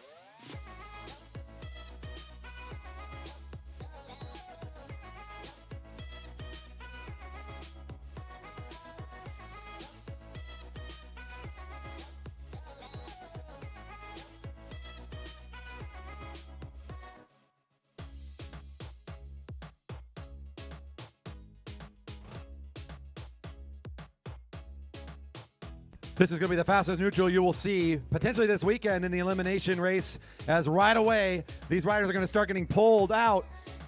Last rider across the line. Once the race starts, we got to go around. Oh, we get the whistle. It started. Next time around, last rider across the line is pulled from the race. The elimination for the International Omnium now underway. What is the International Omnium? You got to do well over 3 races just to get yourself a head start in the points race. In that final points race, the better you do, the more points you start with, and then you still got to race to get more points. It's crazy. It's a truly endurance-favored event because there's a lot of laps that are involved over the whole series. Place better, get more points. That's the most important point here.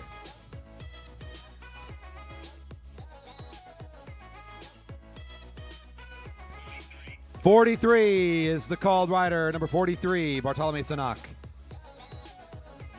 Last call for the raffle. If you want to be a part of the raffle today for Vision, you've got to get in your purchases.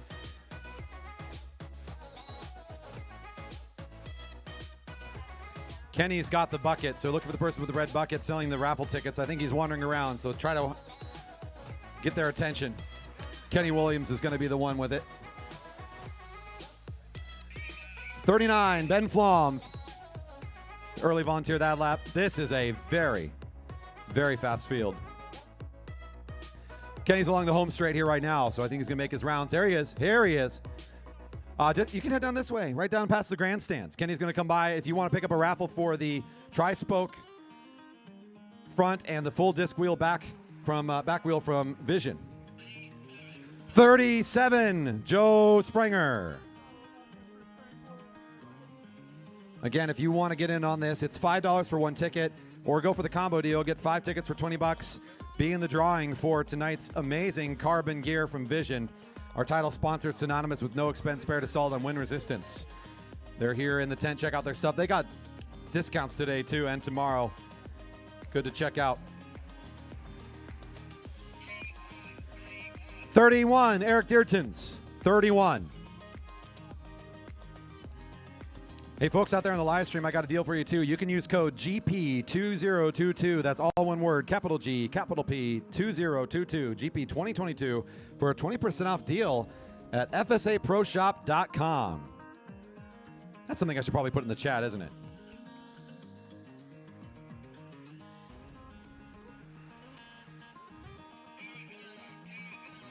$20, Vern Cole. 20. Vern Cole. 20, Vern Cole. 20, Vern Cole. No pull. No pull.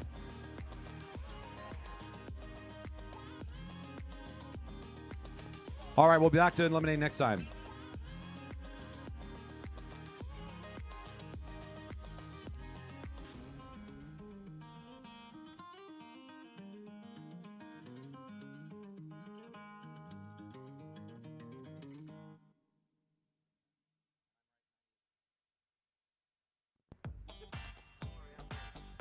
All right, who's next here? 38, Emmett Culp. Emmett Culp, 38. Yeah, fun to watch is number 4 right now.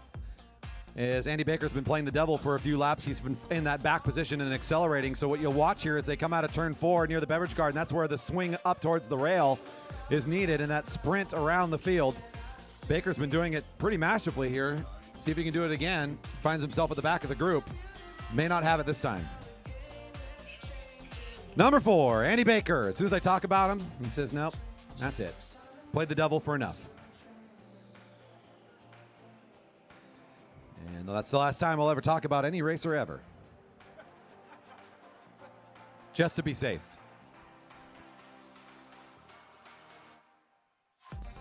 Oh, another rider going along the rail here in black with the white helmet, trying to make a run at it. Got plenty of room. Easy move around the outside. 6, Russell on the inside. Number 6.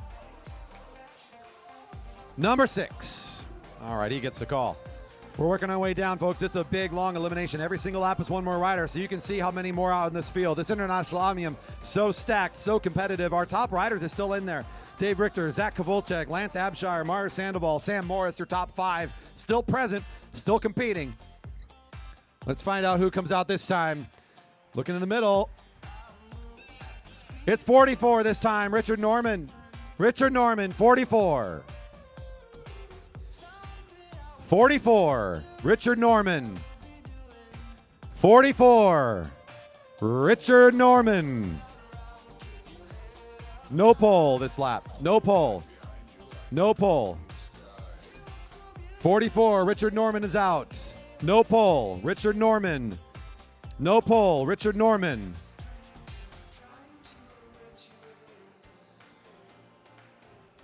Back at it next lap.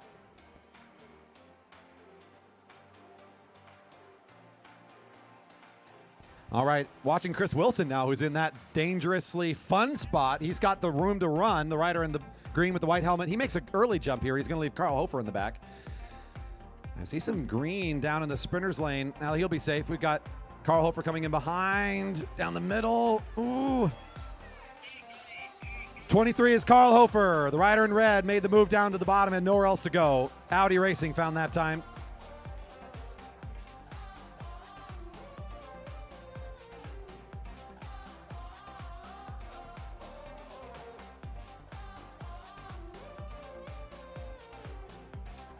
Beat Cycling is the one in the back now. That's Ludo Max on the tail end. He'll sweep out around and accelerate. Does he have enough? He's at the tail end. Maybe not enough this time. He'll sit up. 35 felt it coming. Ludo Max out this time. Down to the top 12 now in the elimination. Starting to get where it really matters. These points start adding up big time, so the stakes increasing. Zach Kovalchuk is the rider driving the pace currently, the rider in the black and red for the Black Lodge cycling team. He's flanked by Lance Abshire, national U23 Czech champion. The real speedster at the lead of this field. Let's see what happens here in the middle. 46 is Jay Delaney, the Lost Boys Book Club team, number 46.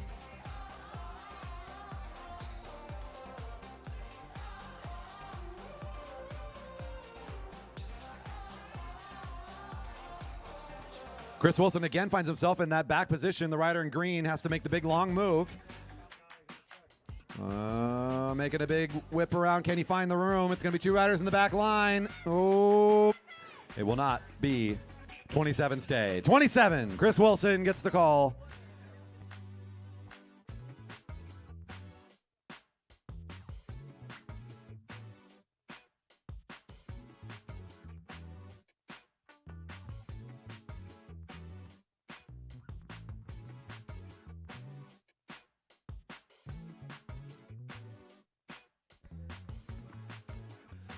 Oh, the Canadian move around the outside.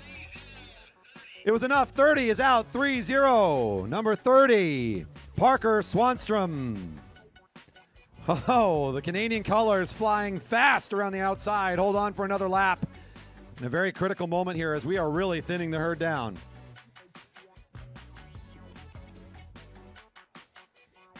Speaking of those Canadian colors, the move's going to come from far back and around. Can you do it again? Might be leaving out somebody down low. Not this time. Shaking the head. 36. Made the move last lap. Can't do it this time. Tom Perkins.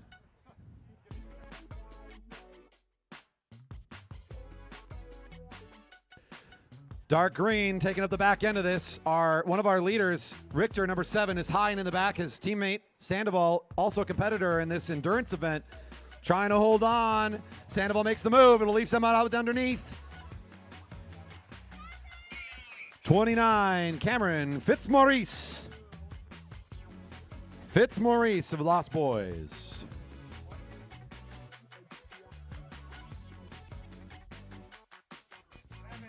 We got down to 7 riders now in our field getting into that top 5 category here, and our top 5 are still in it in the Omnium competition. So the competitors are showing up. Wow, okay, finding some room or making it. 40, Nico Sandy.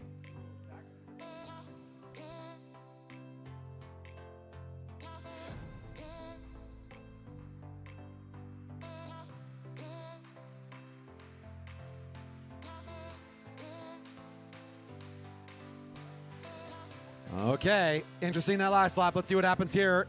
Oh, bit of a swarm coming around. Oh, looking down and the bottom of the track. It will be 14, just barely inching out. Number 14, Elliot Crowther. Here is your top 5. And I can just go to the top of the Omnium list and read it off. It's these riders. Zach Kowalczyk at the front. Lance Abshire in the white takes the lead spot now. That's Sam Morris in the neon or the turquoise colored jersey. 2 riders from Found Cycling. Richter followed by Sandoval.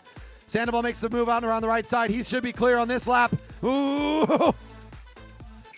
That is number 5, Sam Morris. Currently in 5th in the International Omnium. Out 5th in the elimination. Should stay in his place there currently. He's going to have to take that energy into the points race to try to change up that order. Your top 4, Zach Kowalczyk for Black Lodge Cycling. Takes the lead spot right alongside Abshire. Just down to these 4. Who's next out? Sandoval in the back lane. Does he have enough speed to come around anybody? It looks like it's going to be Sandoval's lap. Number 24 makes the exit. Oh, a move from Abshire. A quick flex, a move there. The group of 3 move in tandem together on that quick twitch from the rider in white. Trying to make the big move. Oh, Zach is not having any of this. Kowalczyk says, no way. I'll take that one all day long. Richter looked down and says, okay, I guess I'm done. 1 to go. Kowalczyk, Abshire side by side. It's a match sprint at the end of the elimination. Who's going to take the most points home for this International Omnium? This is just to set up for the points race later, but these 2 champs, they're going to fight every inch. Every inch of track is a battleground for Zach Kowalczyk. And he is just not a man to be beaten. Coming around our Portland Speedster, this guy has been here year after year and does this stuff in amazing style. Kowalczyk will take the elimination. Abshire with a great race tonight goes in 2nd. They'll fly into this International Omnium conclusion later tonight. Raring to go. Man. Incredible racing from both of these 2 in this whole field. What a fun elimination to watch.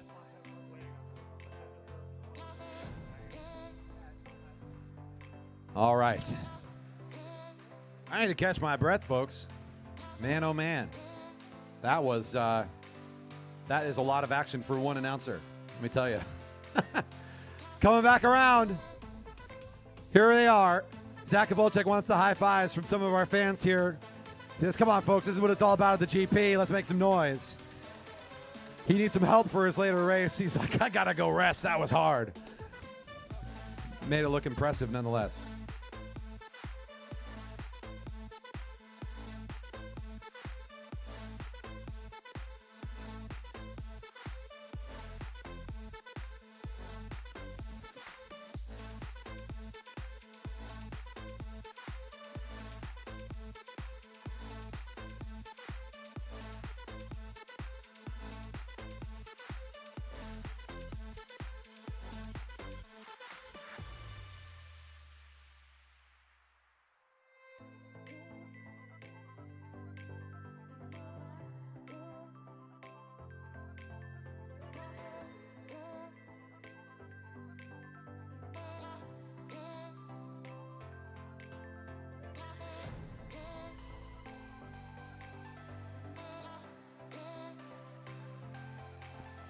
All right, we have forced a ride 3 for some of our Masters Cat 3 riders. This is the Broadmark Men Sprints Tournament Sprint Final. Ride number 3 being forced here between James Steele and Eric Waterman. Already getting a look there on the stream of Eric Waterman getting clipped in, the rider in gray for Dyna Racing wearing bib number 19. Steele will join him here shortly. On deck, Tomko and Campbell Harris for their 3rd ride, getting set to go. The Elite Men closed out their event already, so no 3rd ride for the Broadmark Elite Men Sprints. Those champs have already been determined.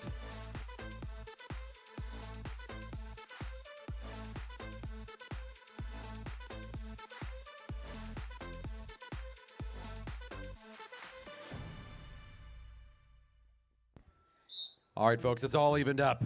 If you were here from the beginning of tonight, you saw that these races in the Masters Cat 3 sprints were down to inches. Absolutely as close as it can get between these two. Both riders have taken a victory. They are tied up. This is the tiebreaker. The best of three format coming to a conclusion right here. Eric Waterman, number 19 in the lead spot. James Steele for Team Atomic in second wheel spot currently in the early goings. Coming up after this, we're going to go into the Marymoor Crawl, but we're going to try and podium for the juniors right before that. So I'm going to get myself set to go. After these two races for the sprints, we're going to do a junior podium during staging for the Marymoor Crawl. In this two-lap event, top speed, your ability to come into that top speed quickly, your timing of that effort, your placement on the track, all these tactics going to be so key, especially because these two have been so evenly matched. It's been down to the line both times. Will we see yet another dramatic finish? Eric Waterman getting the bell along the rail. James Steele on the left-hand side, guarding the lane to the left. Waterman now backing off just a little bit. He'll take the second wheel spot. They both start to speed up down to the sprinter's lane. We saw the rider in front, I believe, win this earlier. Thiel with the lead spot. Waterman in second, but he's closer this time. He's got less of a run-up. Starting to run up onto the rear wheel. He's got the move around the right-hand side. He's starting to accelerate over Thiel. It's now Thiel at the front still. Waterman finding his way out of the turn. Who's going to be the champ here out of this ride for third? Thiel, Waterman to the line. Whoa, Waterman! Number 19 on the outside with a great finishing move. Thiel with a great competition. These two riders forcing it to a third ride. And great sportsmanship shown by both as they'll congratulate each other on a great series. You saw Thiel give the go-ahead sign to his competitor Waterman. They're going to make the roll around here as Eric with an incredible showing there to close out that race and a great sprint at the rear wheel. Good move for him.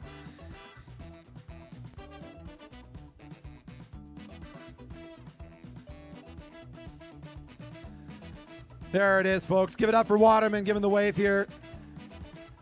A great and the thumbs up. That's right. Nice racing today.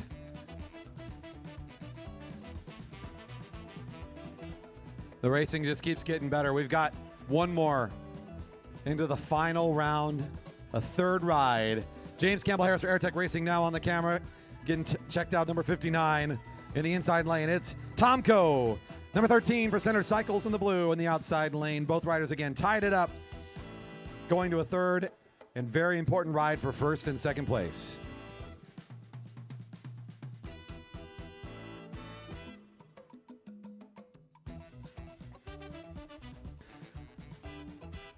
It was the closest of close matches in that first ride.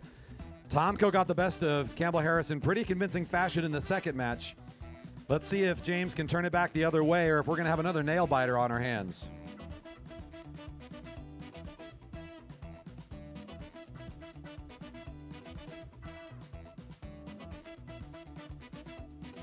Down the back straight, both riders sitting side by side with one another.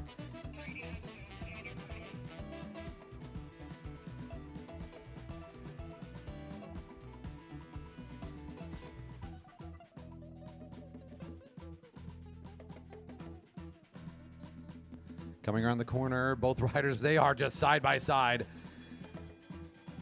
Almost making contact out of turn 4. Preparing for what will be this final lap in the sprints today. This conclusion of the Broadmark sprint tournament that started at noon today and comes to a conclusion with James Campbell Harris, Daniel Tomko side by side. Aerotech Racing still in the sprinters lane. Both riders just waiting and waiting, buying their time. Tomko up and out of the saddle. Campbell Harris has got the second wheel spot, but this might be Tomko's race to close down. Campbell Harris trying to make the recovery move. He's starting to make his way up, but Tomko just too quick off of the gun here. Up and out of the saddle. Tomko for Center Cycles will be your champion for the Masters. Cat 3 men. Center Cycles cleaning up nicely here.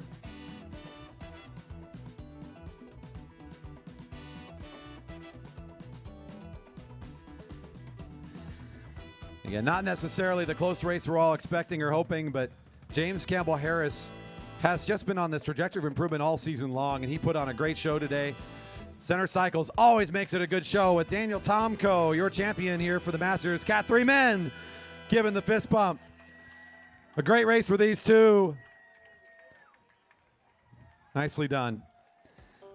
We're going to do these podiums as quick as we can. Marymoor Crawl competitors, we've got some big cash prizes on the line for you. $150 to win the crawl. Get up into corner 4 if you want to participate. $150 to win, $100 for second, and $50 for third.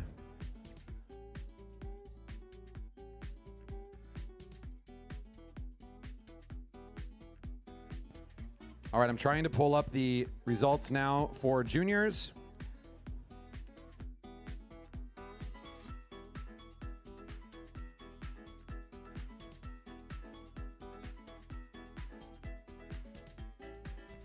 Junior 2-mile scratch results. We'll do the second race first.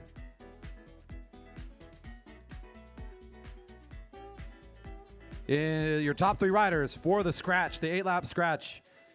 In third place for the Gene Johnson cycling team, Lucy Dorer. In second for the Jerry Baker Juniors, Keegan Fairbanks. And the Grand Prix champion for the juniors scratch race for Jerry Baker Juniors, Anton Urshishev.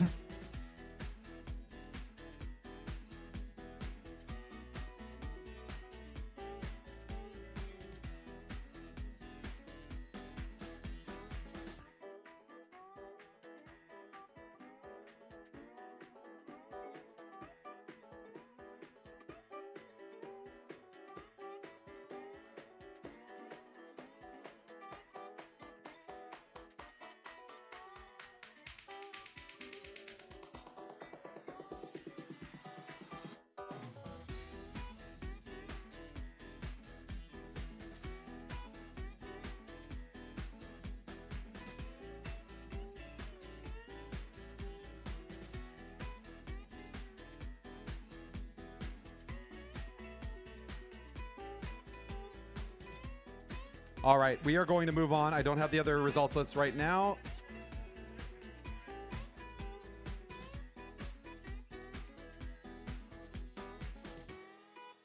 All right, coming up next, we'll get the junior results after the crawl. We might be able to podium quickly for the unknown.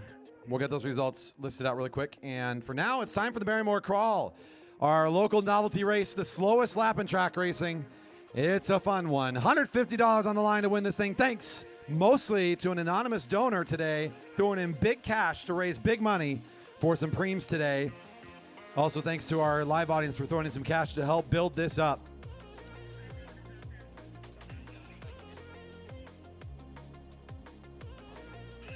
Riders are going to be asked and challenged to stay behind the finish line until the bell rings. They cannot cross the line. Yes, Nolan's down there pointing it out in case you don't know where that is.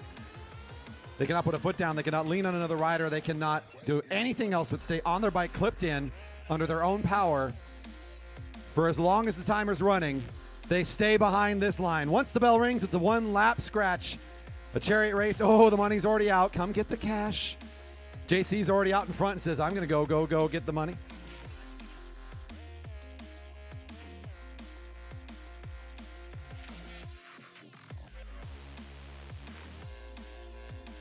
We could use some help from Dennis Crane over at the podiums with the banner, the podium itself. Right up to the front with the cash in mouth. Look at that. That's what it's all about. We're here for the money, right? That's why we do this.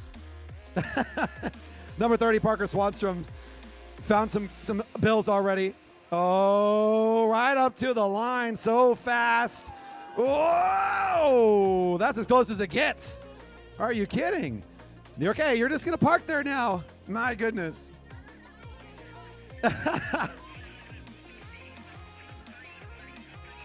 Top 3 get money, of course, in the crawl. As announced, it's 150 is the big cash, 100 for second, 50 for third place. All right, I'm down here with Rider 101. What's your strategy? Help! All right, thanks. Great tips. Great tips. All right, we're down here with JC. What's going to happen here in the next 30 seconds? I'm going to go no-handed because I like attention.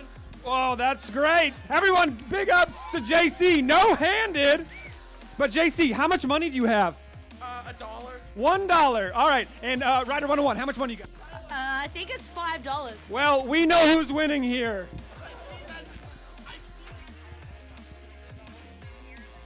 You know, I heard Little Birdie, there might be another $100 if you guys can hang out for a little while longer.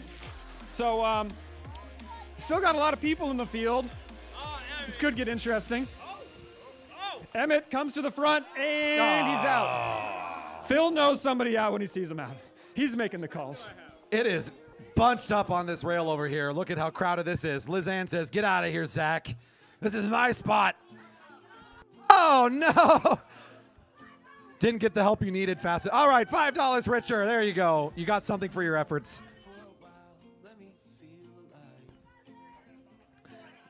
Oh, man. The timer's still running. The tension building. We don't know exactly how long it runs for. It's usually around 3 minutes plus, so we're still waiting. The tension continuing to build. There's the hundo hanging out. It's across the line. You got to go get it, go get it, go get it. Oh, 58's ready to go for it. JC Pyle says, I'm here for the cash in. That's all I want. And he gets it. Wow. Okay. The field has thinned down. There's still 150 on the line. Matty Hurst sneaking up towards the front. I've seen him win a few crawls recently. I see number 10 in there. From the shop, one of our Atlanta riders and a speedy sprinter himself. Oh, Star Trek Racing coming up to the front now. All the way across the front. Holding on still. All that pressure building up. Everybody's got their lanes sorted out. Will Fowler's still in here for the juniors. There's got to be a junior in the mix. The Jay Baker Juniors team. Yeah, Joe Springer, another one of our young riders. 37 for Found Cycling in the mix as well. He's down there right along the sprinter's lane. Everybody's just locked in place. Oh, this must be so hard. The bell could ring any second or maybe in another minute or who knows when. Oh, there's the bell. The bell's ringing. There's one to go. One to go. One to go. Uh-oh. There's some speedsters at the front. Number 10 with the big sprint. Aaron Young trying to make the big move. Another one of our spinners for Star Trek Racing. Making the move around the right-hand side. Down the back straight, it's top 3 in the cash. Found Cycling showing up big with the junior. Is that Joe Springer? Not anymore. Okay. Round in the corner. Oh, on the outside. 22. Takes the big cash. Woo. Forget about Lizanne Fox with the win for the women. Wow. That's the best crawl we've had all season long.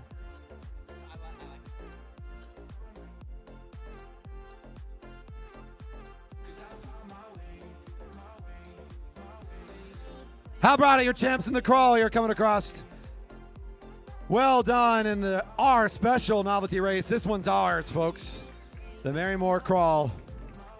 Your top 3 picking up the victories today.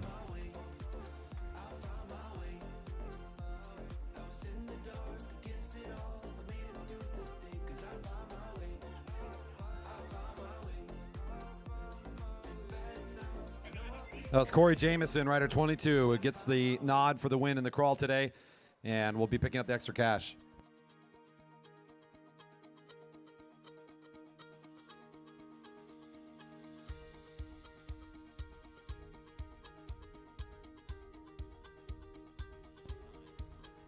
Okay, what's up? Coming up now to the rail, let's call riders in the Stanley Masters Cat 3 Tempo race. Those riders, please make their way to the rail. Stanley Masters Cat 3 Tempo.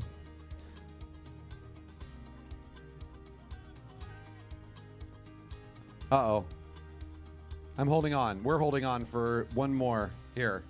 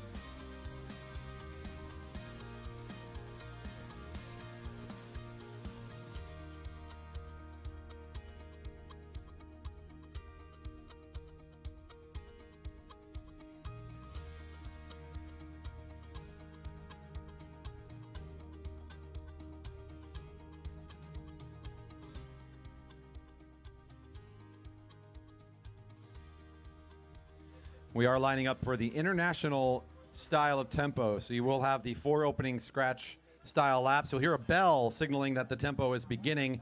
It'll be a point to the lead rider on every lap after that. Rider at the most points at the end, of course, your winner.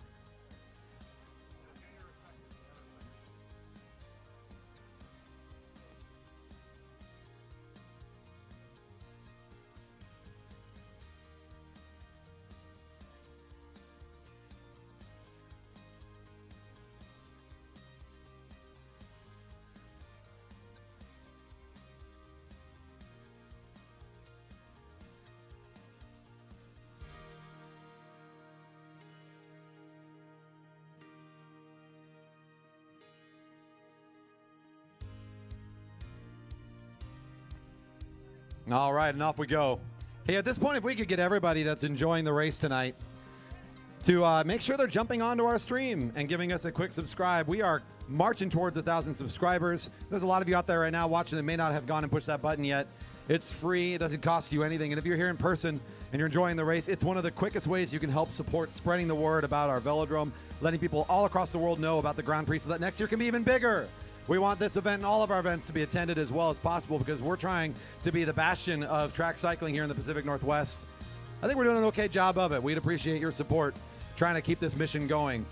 Find our channel on YouTube, JB Velodrome. You can also find the stream right now through the link at velodrome.org/live.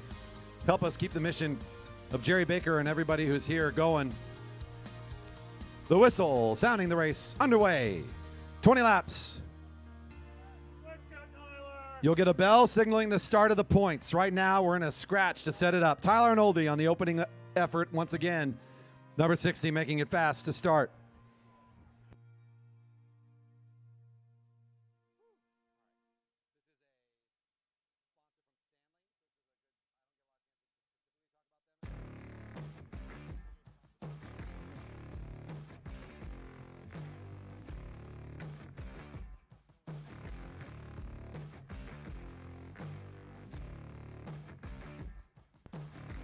Our big thanks to our sponsor for the race. It's Stanley, helping keep hot things hot, cold things cold, long-lasting vacuum-insulated products, creating durable and reusable food and beverage containers for over 100 years.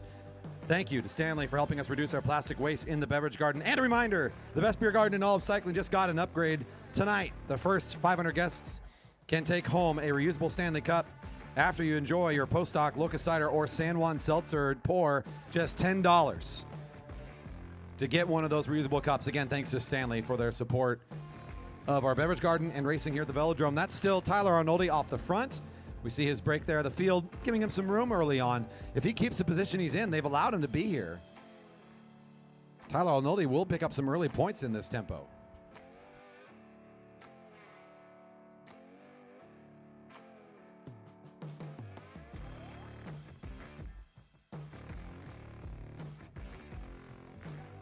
Still Tyler on the front. The Red Rangers made a showing tonight. The Power Rangers, a classic edition. That's one I recognize from my childhood. Stanley Douglas makes the chase and finds the catch on the back straight. Still no points to the leader. We'll be getting the bell now, and that will set us up for the first lap for a point. Up next, the Bikeworks Elite Women 5-mile scratch is getting set to go next. Bells ringing next time and every lap after. First rider gets a point.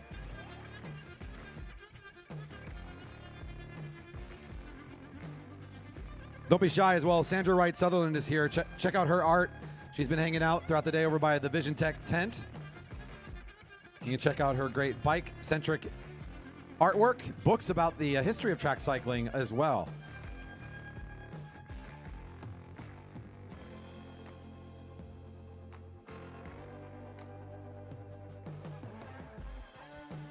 Your early leader, Tyson Danielson, Gene Johnson Cycling Team, picks up the first point.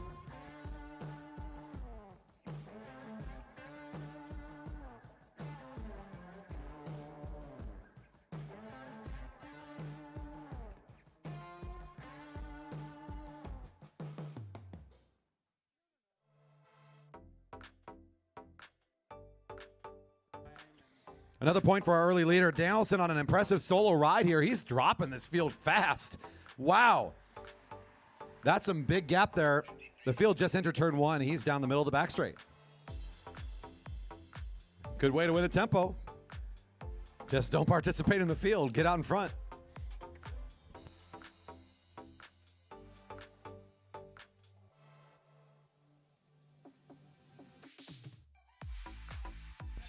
At 13 to go, number 53 picks up his 3rd point. Let's see how the field's doing in their chase as Scott Grinsell for Dyna Racing, number 56. They're starting to organize now. This looks different than the last lap, so we've lost some lead for Tyson. The field definitely under a little bit more urgency. That's now Will Fowler that takes the lead spot. You can see the gap closing down pretty quickly. Tyson's still in a good spot coming out of turn 4 now. Hitting the home straight and picking up his 4th point in a solid lead early in the race.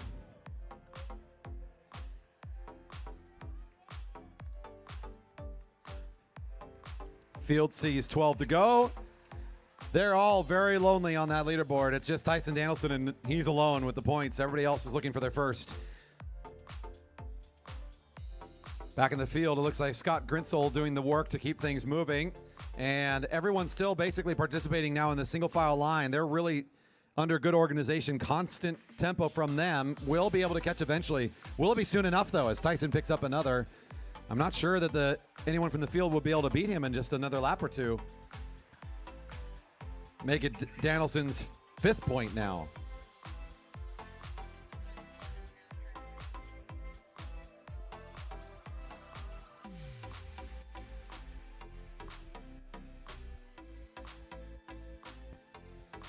Question is Thornsberry racing right now? That's the question I got on the stream. Thornsberry will be up here shortly, back with the elite men, not in this crew. Oh, there he is, number 41. Thornsberry is in the field. I see him now. So he's about midfield. If you're looking back in the field right now, he's got the GoPro on the helmet too. Helps you kind of find out where he's at. Number 41 gets an ask from the live audience on YouTube. So he's in the mix. Currently without points, though, as our only rider with points is this rider in blue with the white helmet, Gene Johnson, cycling. Tyson Danielson is the whole story. It's a boring story. It's 1 page long. It's 1 line long. It's Tyson Danielson all day long.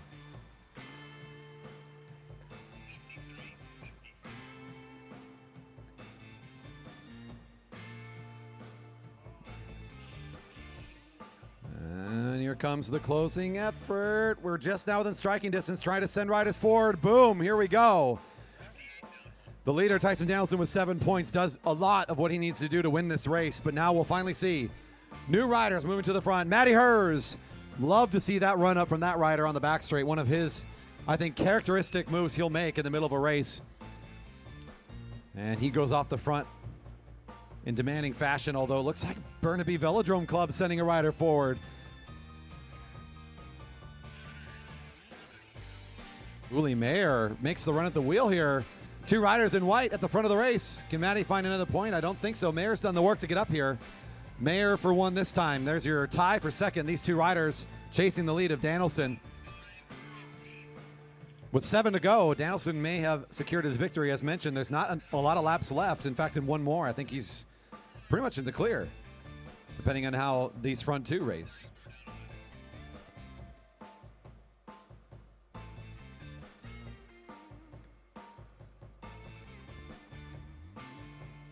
Here's our tied riders for 2nd. Matty will take 1 more. The temporary lone 2nd place rider, but they're working cooperatively now. You can expect Uli Mayer to take the point next time, most likely. Unless he's sensing it's the end, right? Then we get into that competitive mindset again. If you think you're about to be caught, then it's every rider for themselves. In the current status of things, though, I think these 2 are going to take these lap pulls and try to take their turns picking up points.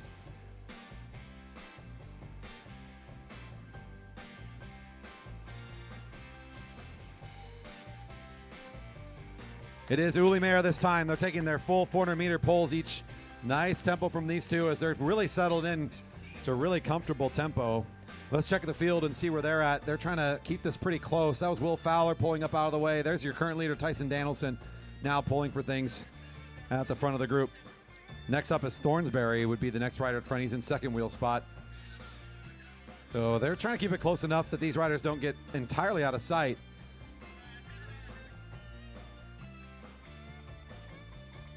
Nothing doing yet, though. It's going to be Matty Hur's turn. He takes back second. It'll be Mayor's turn next.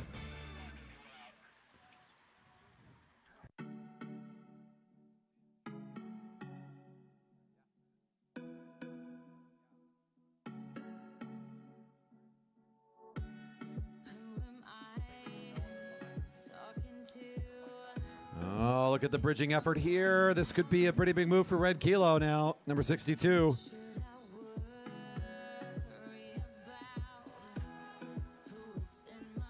Wrong number, 64. Not bad from across the field. Mayor moves back into a tie with his newly found best friend, Matty Hurs. The chasing effort of number 64, David Girth, still making his way up. A couple riders feeling the pressure and the need to go as well.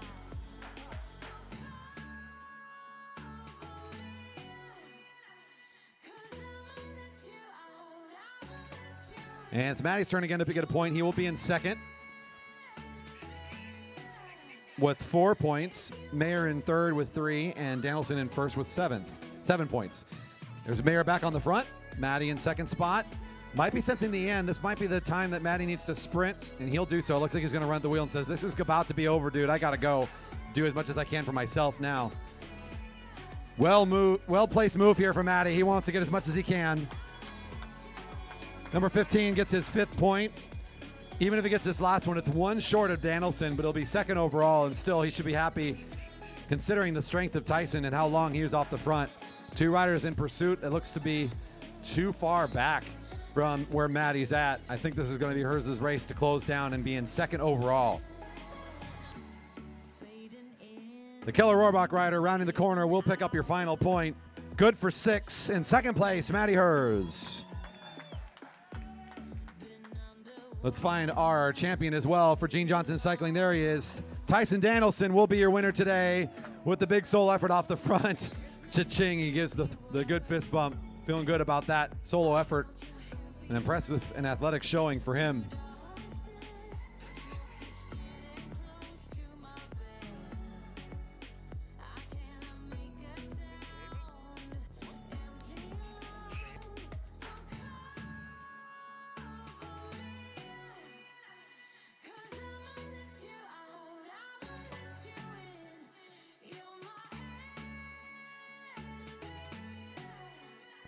All right, a couple more coming around here as we're going to see your champion from the race here. Let's give it up for Tyson Danielson of the Gene Johnson Cycling Team with a great race and that solo effort early on.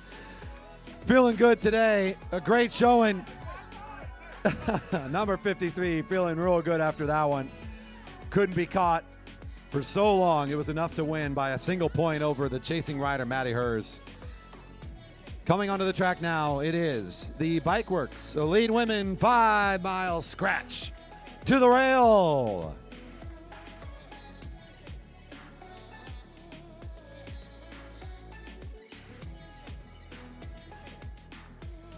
What a beautiful night of racing this has been, and we still have some more great action to go.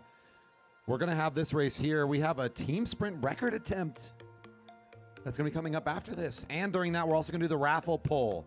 So let's be ready for some raffles to go out. We're going to try and give away this tri-spoke and the full disc back wheel as well. It's going to be quite the exciting moment. After that, 2 more races to close out our night, including the exciting Vision Tech International Omnium and the Ryan Triplett Memorial Women's Madison.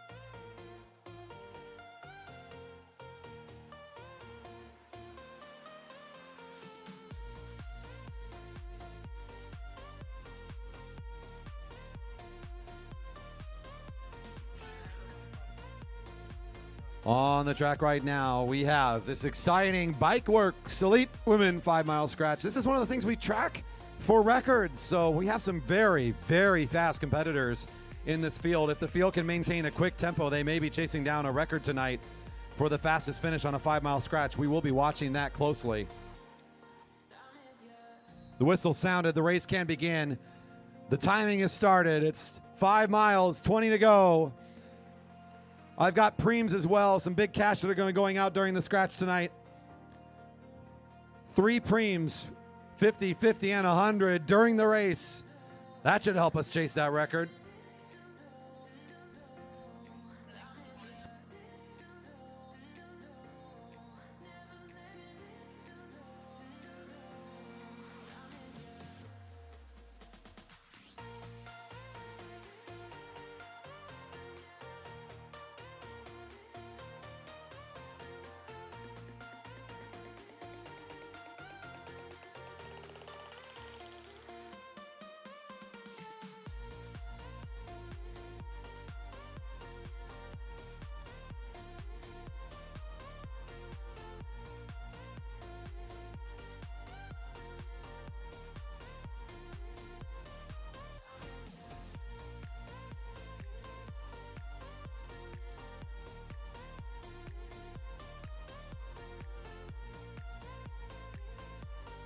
All right, quick opening laps here for our elite women. That's Jessica Sawyer, number 101 at the front for a moment. Making room for Kelly, please.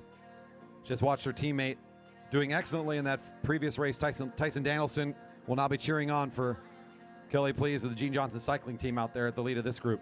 This is a straight-up scratch, right? So riders will be going for that finish line. That's all that matters. No points along the way. Nothing confusing. This is just about pure speed, athleticism, and race smarts all coming together. The only sort of wild card in here is the 3 preems we got coming from up here on the balcony. So 50, 50, and 100 to go out the way of these competitors during the race. That'll mix things up. Oh, here we go. Mid-race action already starting to unfold. That looks to be the colors of the Red Truck Racing team.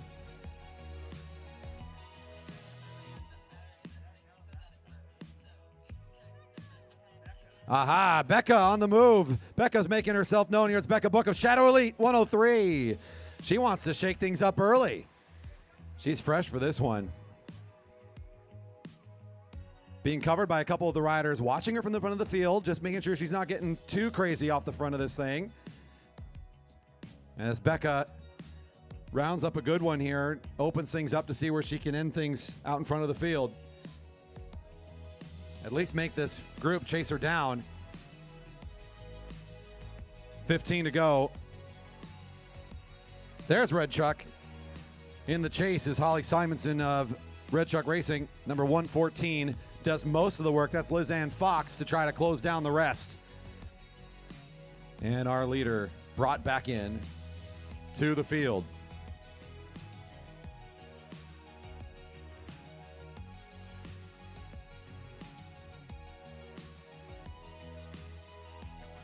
Last chance for raffles. If you get our attention up here at on the deck where I'm announcing from, you can get in on the raffle before we make this last chance to get in for the Vision Tech USA gear. We've got the tri-spoke front wheel, the full disc rear wheel. One last chance. Come over to the deck and get our attention. Kenny's ready to help you jump into the bucket here before the drawing. This is some good gear. We don't want to miss your chance to participate if you want in.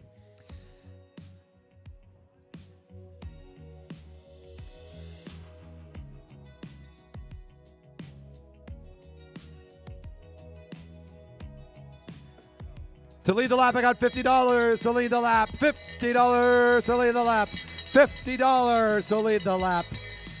Cash on the line. Who's going to go pick up this intermediate cash sprint? Down the back straight, a little bit of hesitation here. Side by side, who's going to make the first move for the money? Might come midfield as the front's hesitating for a while. Here comes the move from way back in the group. All the way on the outside and down to the sprinter's lane. Nice move for the first $50 cash preem.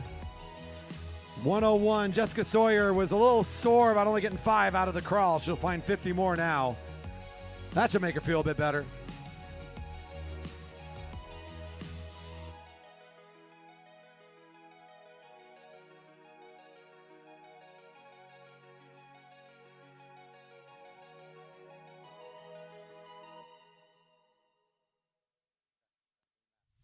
11 to go. 11 to go. 113 up and out of the saddle. Everybody can see that move, but just because you see it doesn't mean that you can cover it. Jenna Lingwood going fast here down the back straight, trying to open up the gap. Feeling fresh and ready for some competition.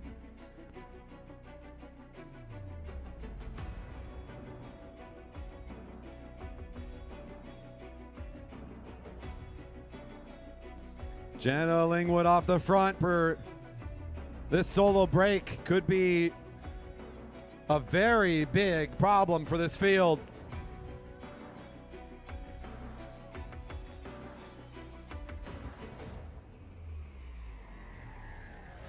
Will they let this rider go?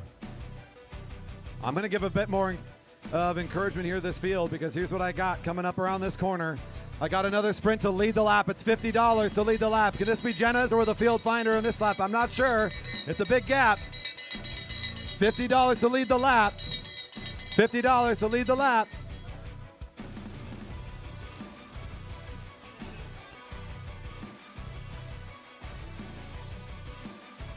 At the 9 to go mark there, we got the bell ringing. I don't think the field was feeling the $50 is good enough. They're going to play for the win, and they still know there's $100. Jenna Lingwood still out the front at a good time in the race to pick up an extra bit of cash. No sprint needed, but she's working harder than the rest of them now, all off on her own. $50, 113 picks up the cash prize and still trying to truck along. Here comes one of our Canadian competitors. Is Diane Snowman, 120, picks up the pace. Now she's on the bridging effort. She says, okay, enough of this. I want in on some of the action. If he rings that bell again, I got to be in position. It's going to be $100 next time. I see the question on the stream. I actually don't have the participants for the track record team. We'll get them soon. I don't know who they are. It's just a track record attempt. I will get that information out as we get there soon. What a great race we have here in front of us. Huge attack from Lingwood. Gets caught by Snowman eventually. Whew. That's enough to start maybe bringing this thing back together again. As Lingwood says, that's enough work for now. I'll let this thing reconnect a bit.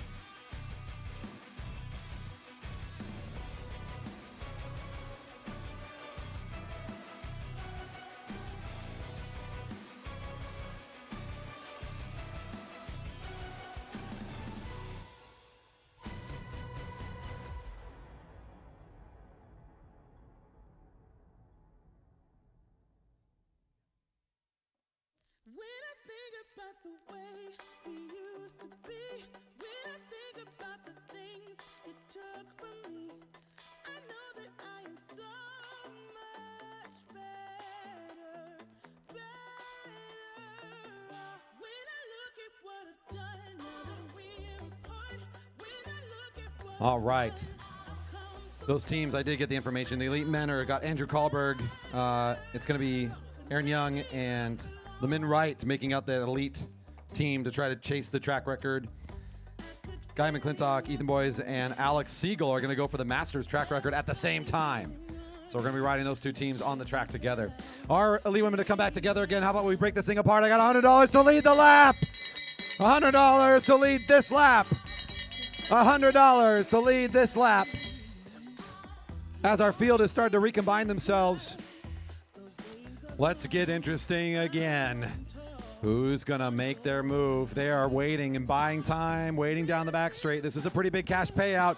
Ooh, the Canadian-Australian product of Sydney's on the move. Lisanne Fox is coming out fast.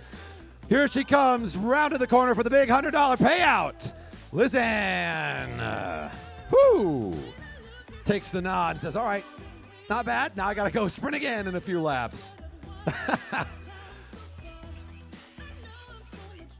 107, Lisanne Fox gets the call on that one. Has to sit in the field for just a few short laps before the finish is back at it again. Our big thanks again to BikeWorks for promoting bicycle as a vehicle for change to build resilient communities. They are our title sponsor here for this race, the race sponsor, I should say. Donate today to support bike giveaways and free repairs for those who need them most. A full-service bike shop serving the Seattle area. Thanks to BikeWorks for helping make the payouts for the women even bigger than ever before.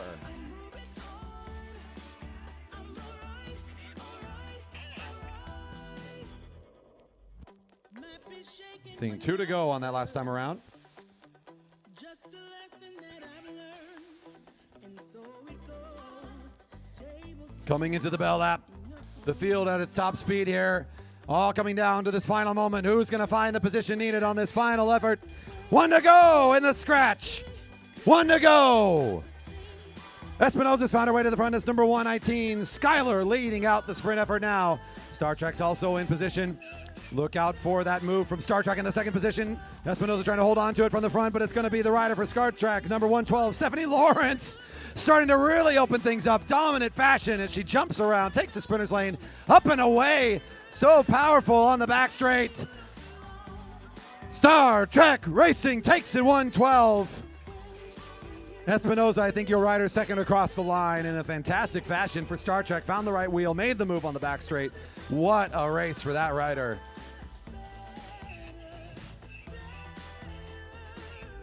Exciting moments here, folks. This is the stuff we are all here for. Woo! Great racing.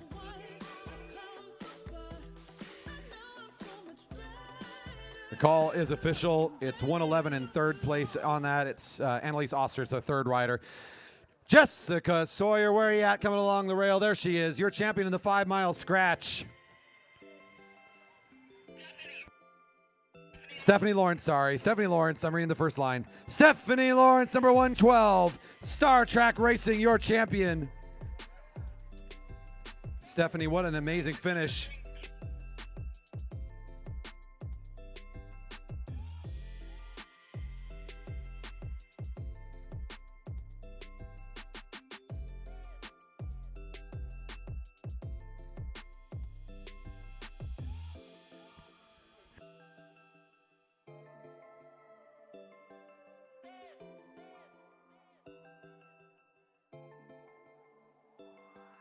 We're about to do the raffle here down front and center.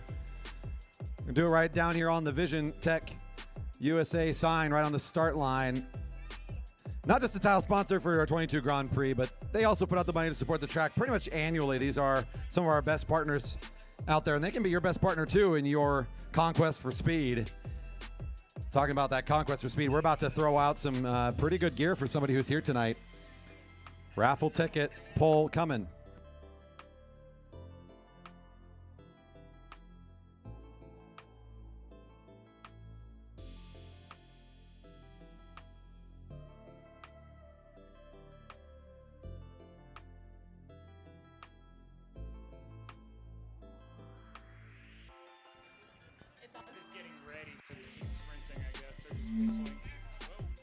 All right. We're gonna do this raffle. There's a lot of tickets. Oh my goodness. Gotta get down deep. Gotta get down on the bottom, okay? Down all the way to the bottom. We're getting our team sprint set. Way down.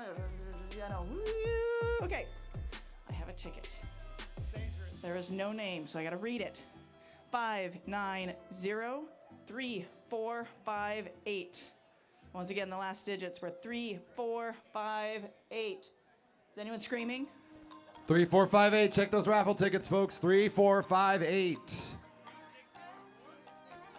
Hey, we got the winner over here in turn one. Come on over. Bring it over. Bring it on over. We got our winners. Come on down.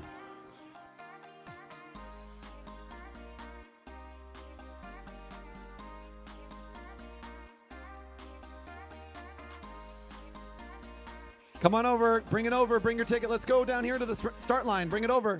We got your stuff here. The back stretch is still getting set, so front stretch chill, back stretch is struggling.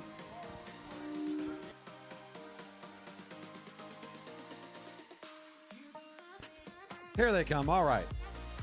Who's got our ticket?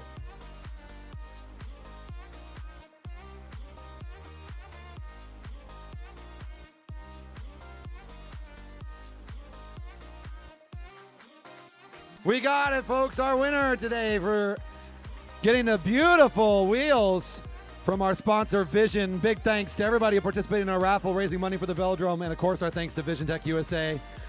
Smile for the camera. We got to put this up. You know how it goes. Congratulations. Look at those beautiful wheels. You too can use GP 2022 as the coupon code on FSAProshop.com and get a 20% off deal today for watching the GP.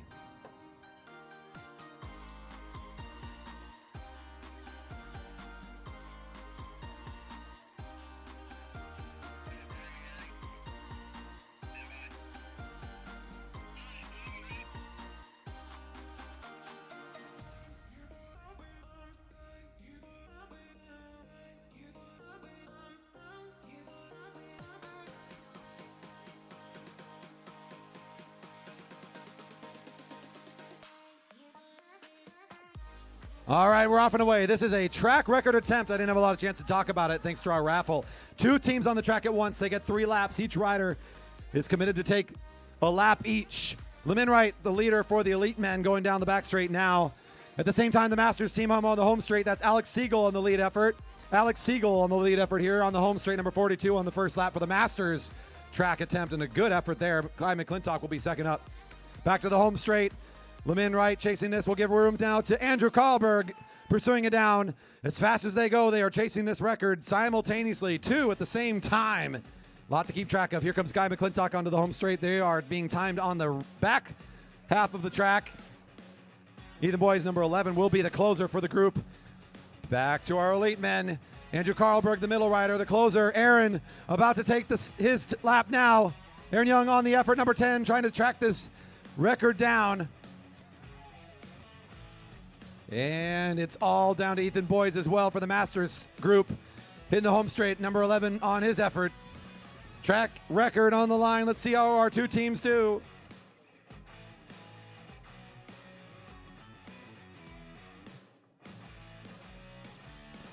Hitting the line at as best as they can. Let's see how our 2 teams do.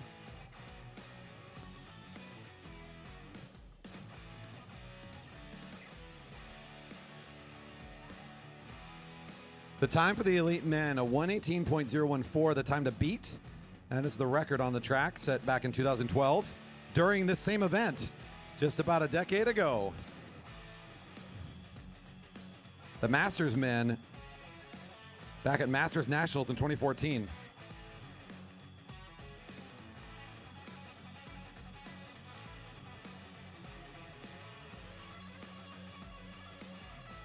Stand by for the official call here. We'll check. We're close on the times, but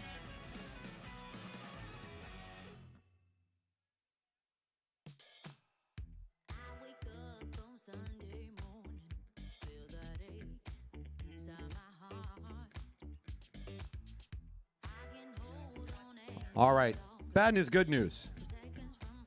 Our elite men's team about 5/10 of a second off of the record time. Still a quick time of 1:18.5.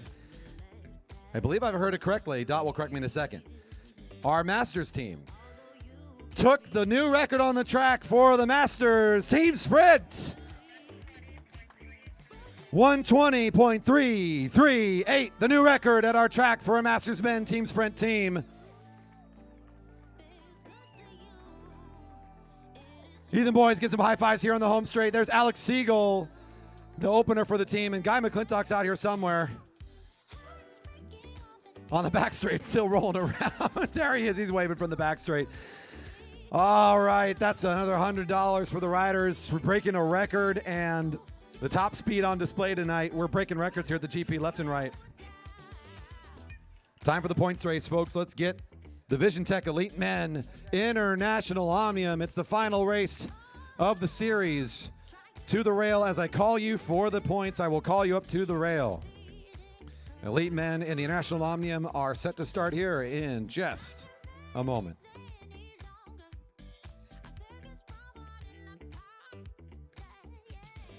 Man, 3 records broken today, folks. We had the Flying 200s broke by Alex Siegel. Flying 200 meter for the elite men broke by Andrew Karlberg, set that time. And now the Masters men team sprint broke also Alex Siegel, I guess, part of 2 record breaks today. That's pretty impressive stuff. Coming to the line, the Elite Men to close out the Vision Tech Elite Men International Omnium. We have our top points is number 26, Zach Kavolchek for Black Lodge Cycling with 116. In second for the Fountain Cycling Guild, bib number 7, Dave Richter with 112. In third, number 33 for the Cheney Windows team, Lance Abshire with 110. Number 24 for the Fountain Cycling Guild, Mario Sandoval with 100 points. And finally, bib number 5, the Above and Beyond, it is Sam Morris with 94. Cameron Fitzmaurice has 84. Nico Sandy, 80. Tom Perkins, 78. Andy Baker, 60. Norman Richard, 56. Parker Swanstrom, 48. Jay Delaney, 46. Ludo Max, 44. Carl Hofer, 40. Chris Wilson, 38. Elliot Crowther, 33. Emmett Culp, 32. Eric Deertons with 24. Bartolome Sinak, 23. Brennan Russell with 12. Ben Flom, 8. Vern Cole, 6. Joe Sprenger. All riders to the line.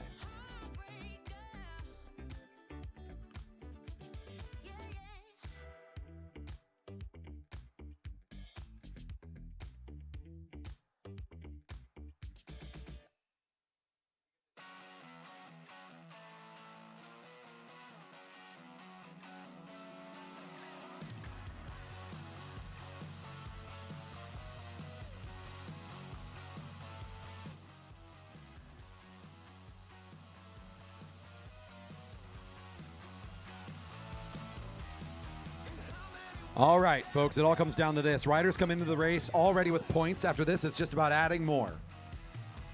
Who's in the lead? It's for Black Lodge Cycling. Zach Kavolchek, your winner back of the elimination, is ahead by just 4 points over Dave Richter and 6 points over Lance Abshire, your top 3. Very close coming into this. All 3 have been very competitive in the 3 previous races.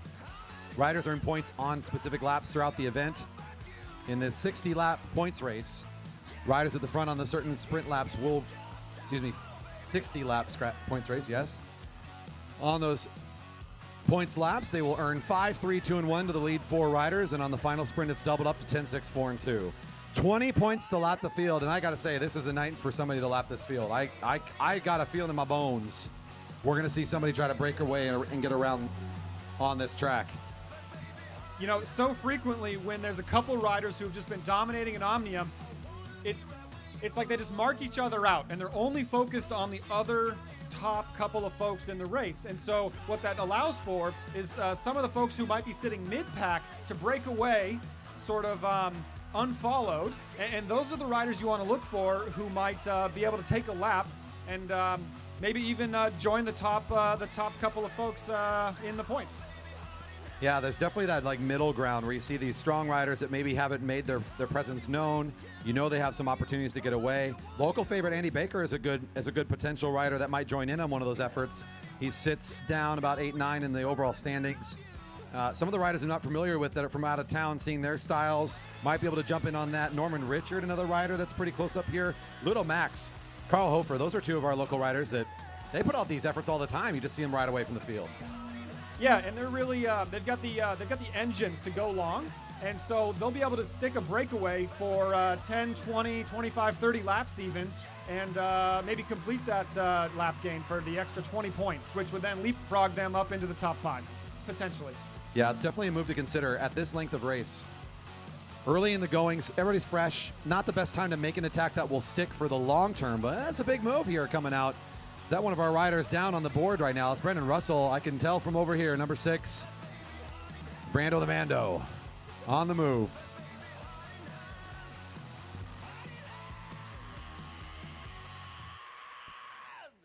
Emmett Culp, I believe that's number 38 in the pursuit of the lone rider, trying to make it 2 off the front. The field showing not a lot of respect right now. What were you talking about? Riders not near the top being allowed to make something happen. Yeah, it feels sort of like an echo or confirmation of what I was talking about. But just as I say that, we've got our first bell. Points coming out next time around as Brendan Russell is definitely in place for the 5. Emmett Culp chasing to be for 3. The field has suddenly decided to come alive here, and they are picking up the pace nicely. They're still sprinting for 2 and 1 on the next lap at 56 to go. Sam Morris, number 5, is in 5th overall in the International Omnium. He was near the front there. He'll back off a bit. Needs to stay active. Here comes your rider for 5. Brendan Russell working his way up the leaderboards. He's got a ways to go, so the field giving him a lot of room right now. Emmett Culp for 3.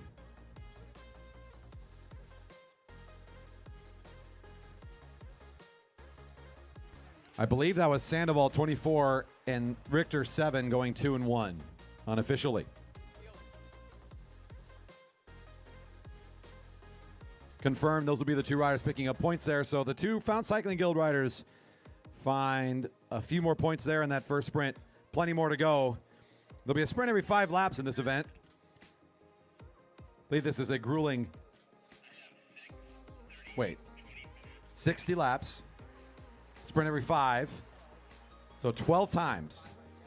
Man, that's a lot of math.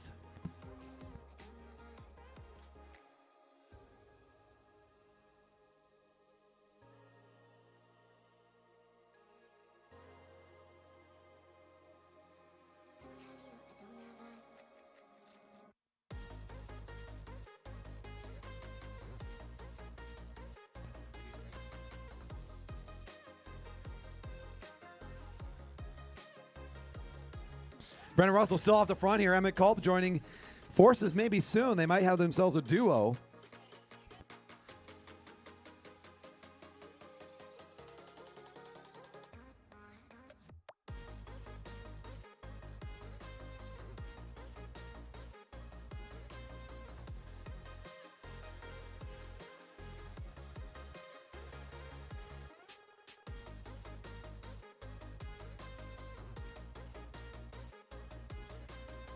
Lance Abshire, one of our top points riders, wants to get active early. He's not going to wait for this thing to go much longer. Abshire came into this thing in 3rd with 110. He makes the bridging effort, finds the 2, and overtakes the lead spot ahead of the bell, anticipating the next opportunity for points. He'll get the sound of the bell now. 1 to go for these points for Abshire. Good timing on the attack and a nice bridging effort for him. Emmett Culp, number 38. Still trying to stay in front of this field to get some more points out of this thing. Doesn't look like that's going to happen, though, as number 5 picking up the pace. Here is still your leader off the front. Abshire rounding the corner. Won't yet be the leader in points after this sprint, but he will pick up 5. Moves him up to 115, just 1 shy of Kovalchuk's totals coming into the race. The sprint for 3 looking pretty good here. Number 46, number 5, and number 38, I believe.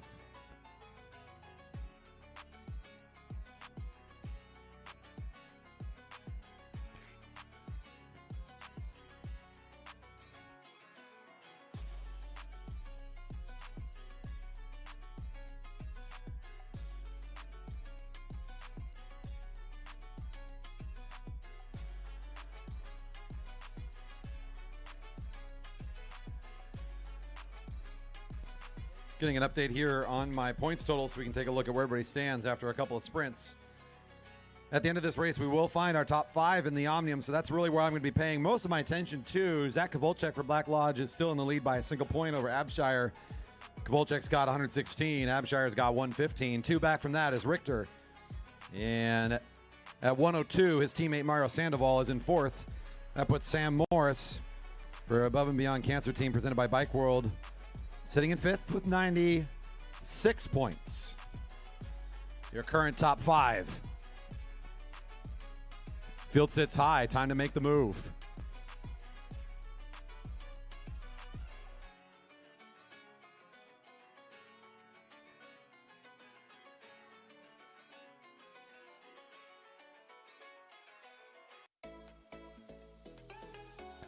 Good move here from our rider from that Lost Boys kit, number 31.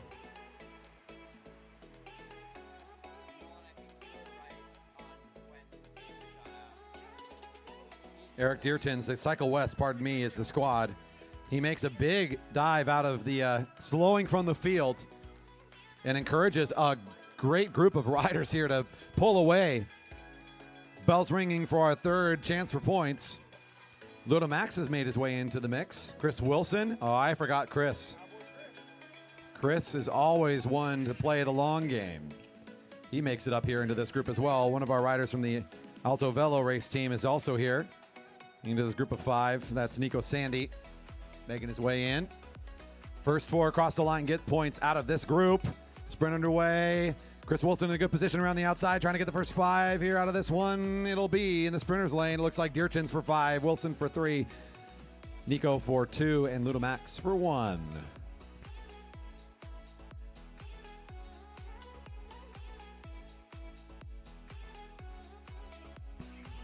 The chase in the group is heating up, led by Zach Kowalczyk, who is the points leader in the Omnium as with current standings, trying to pull this breakaway back together. He knows that there are many points up the road, and if he does not close that, they will all be gobbled up, and he will be ousted as the top. The next closest rider to him in this break looks like Nico Sandy of the Alto Velo team is the next closest in that break group. And he's at 80, Kowalczyk at 116. It's just enough to want to be careful, right? It's just enough that if that guy gets away, that could be a problem for me. But again, as you pointed out, it's Abshire and Richter he's watching the closest. So he's going to do just enough, but maybe not too much. Yeah, but there's a little bit of a double threat here with the break up the road. They're going to take quite a few of these sprint points, but also if they ended up lapping the field as well, that would be another 20 on top of whatever they had coming through on the sprints. It's going to add up quickly. They are a threatening group. And they've got a pretty good gap here opened up. If we watch the field just now coming on to turn 2, out of turn 2. That's Abshire picking up the pace, and guess who's watching him? That's Kowalczyk saying, I know where you are at all times. On the front here, number 40 driving the pace for the lead group of 5 riders. Still not into a point sprint. That'll be next lap they get the bell. Oh, that was not Kowalczyk. Number 29 is marking the move here. Kind of mistook the body position and the color of the kit for Cameron Fitzmaurice. The Lost Boys squad is the rider to follow the move of Lance Abshire, and this is a heck of a bridging move. This is closing down awfully fast for just 2 riders in this effort. Bells ringing for the riders just now crossing the finish line. Ludomax at the front of the field right now. He's the first rider, number 35. And your chasers are almost there. This could get very dynamic at the front.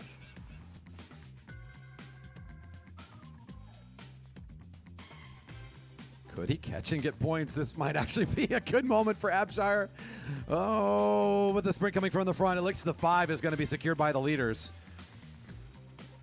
There's Nico Sandy of Alto Velo for 5, Ludomax for 3, Lance Abshire for 2, and Chris Wilson for 1. The chasers have found their way up into this break.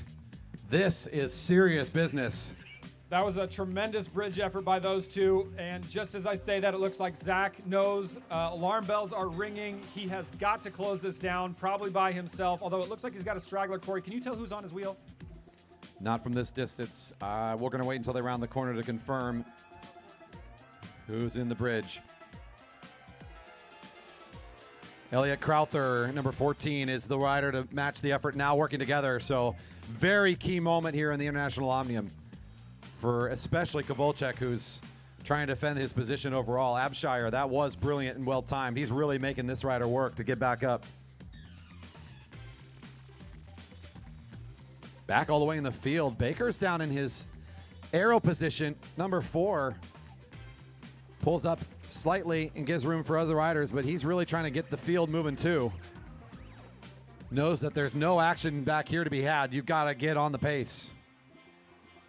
That's Richard Norman, number 44, starting to edge out in front a bit.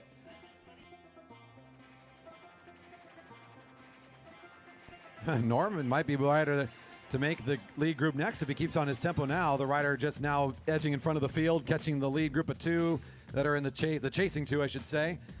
And they'll all come back together at the front. Nothing yet of it for Kowalczyk. He's still out of it. Rider down in turn 4. Rider down in turn 4. Rider down, rider down. All right, he's up. All right, race is underway. Race underway. We're still underway. 5 off the front. The field, we thought we saw 2 making the bridge. They make their way back into the field, though, as they're not allowed to get away. Bells ringing for points. Lance Abshire, your new leader with 117 points after the previous sprint. The rider in white with the black helmet. We're going to check in with Richter. He looks like he's up under his own power. Wasn't too bad of a fall. Not sure what occurred there, but one of our top competitors, that's a shame. He's getting back on the bike. He might be allowed to get back in this thing if he's still in competitive spirit, able to jump back up. The bike's all working. Chris Wilson across the line first. Lance Abshire for 3 this time. Nico for 2.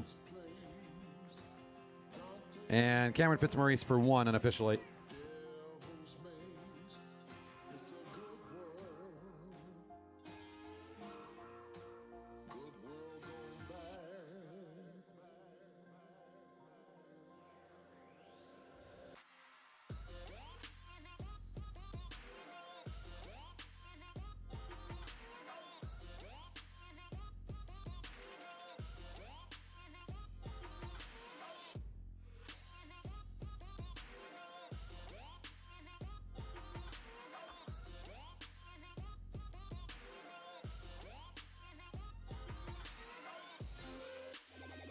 The leader, Lance Abshire, with 120 after the previous sprint. That is Bib, a number 33 in the white.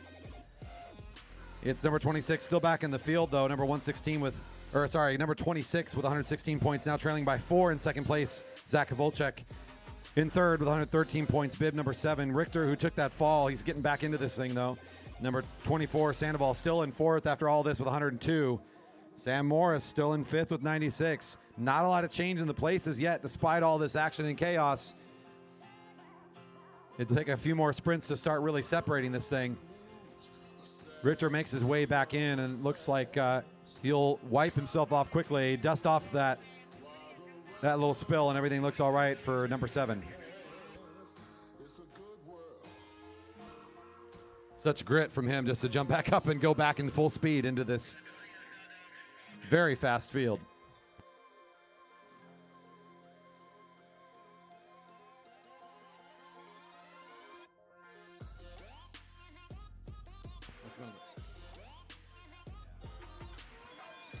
And the bell's ringing for your leaders. Here are this group of 5 coming across the line. 4 of them eligible for points. We can take a look really quick at the field. Number 24, Mario Sandoval, temporarily leading that effort to try to get this back up again. It's just not staying consistent enough, the tempo from the field. Back to our leaders for the sprint laps. Abshire trying to add on to this lead. This rider is here to do some serious work this weekend. Abshire flying in for 5. Nico for 3. Ludo for 2. Fitzmaurice for 1.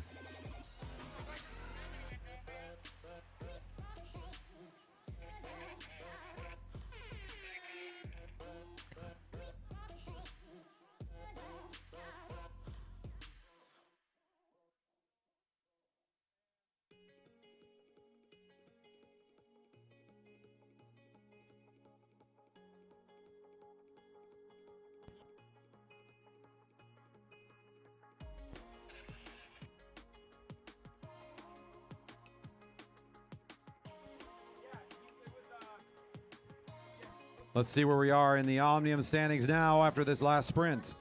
Abshire adding to the lead as he's starting to pull away in this International Omnium with 125 points.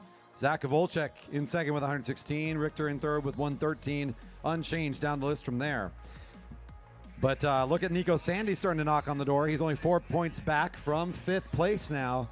Nico Sandy up to 92.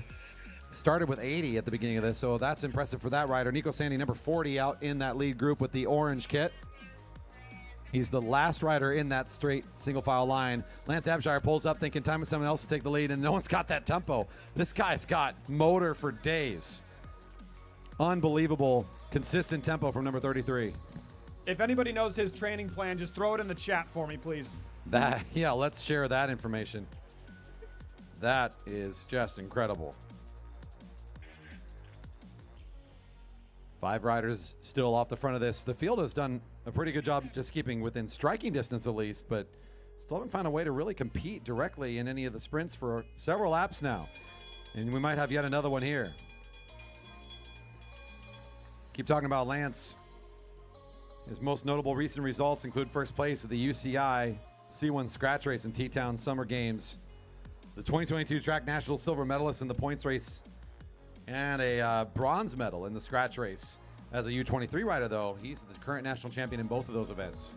That sounds pretty official, but that makes sense. His performance tonight is indicative of those past results. Looks like coming across the line, we got Chris Wilson taking the 5 there. Lance Abshire for 3. I believe number 29, Fitzmaurice for 2. Nico Sandy for 1. The Alto Velo rider still working his way up, trying to get into this top 5 somehow. Abshire just starting to really build up a dominant lead in this Omnium tonight. And with all the pulsing in the break here, it looks like it has shed 1 rider, down to 4.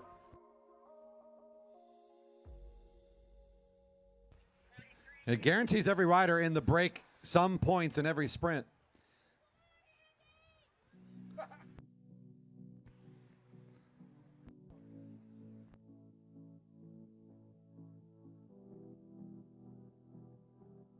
With Sam Morris starting to fall off the back of the field, number 90, or with 96 points, bib number 5 starting to lose the tempo. This is a perfect opportunity for Nico Sandy, number 40 in this break group. He will most certainly be the rider in 5th here very soon and continuing to knock on the door in the top 4 places as well. Chris Wilson for the Fountain Cycling Guild also benefiting from this position. Here goes Keirin Fitzmaurice, though, trying to make a move of his own for the Lost Boys team. Number 29, currently in 7th in the overall standings with 88 points.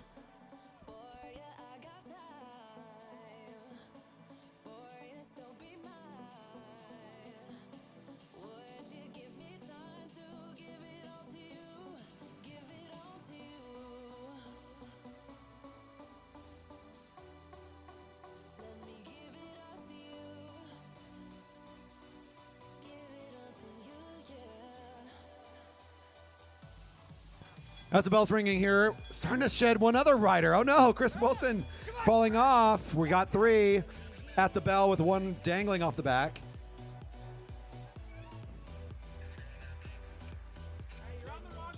"21 laps remain in this 60-lap grueling final points race of the International Omnium. Lance Abshire leads this thing out, wants to find 5. It was the rider from Lost Boys trying to make the early move. It did not come together. Abshire will still find it. 5 more for him as he almost entirely has this one wrapped up. Fitzmaurice with 3 more. Nico with 2. Chris Wilson still with 1. There's some move from number 46 trying to come off the field.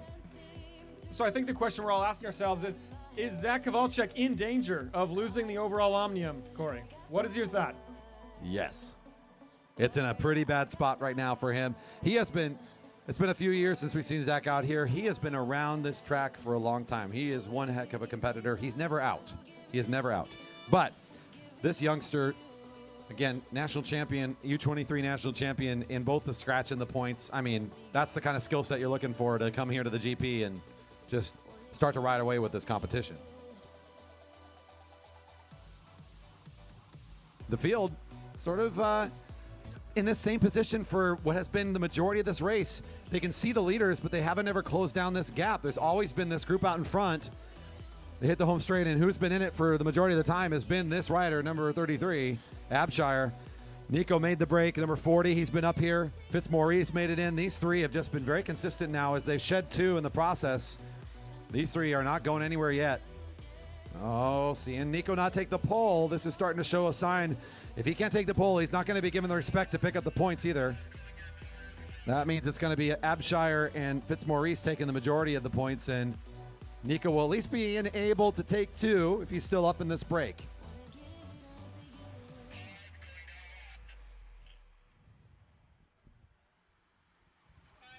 I'm going to read down the points as we have it right now, as I know there's a lot of things to keep track of.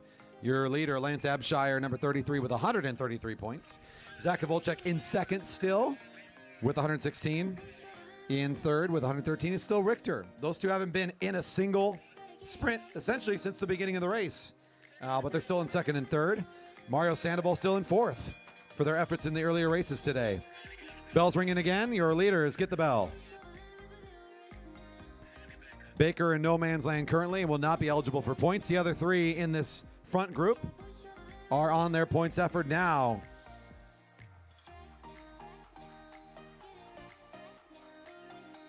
Interesting look back here behind the bridging effort. I believe that's Emmett Culp, if I'm not mistaken, all the way across the track, trying to see if that's number 38 getting things started. Abshire across the line first. Nico will find 3 this time, and Fitzmaurice for 2.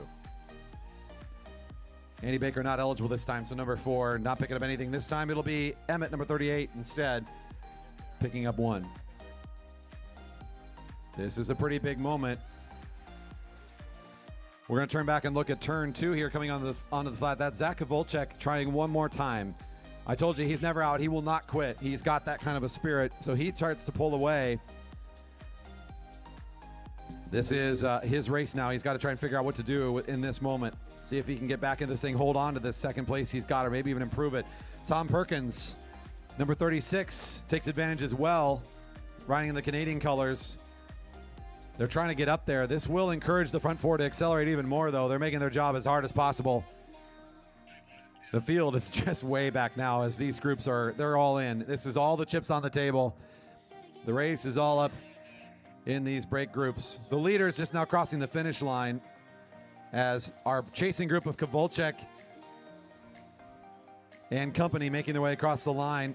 Number 36 making their way up. It's Tom Perkins joining in with Emmett Culp for a trio in the chase.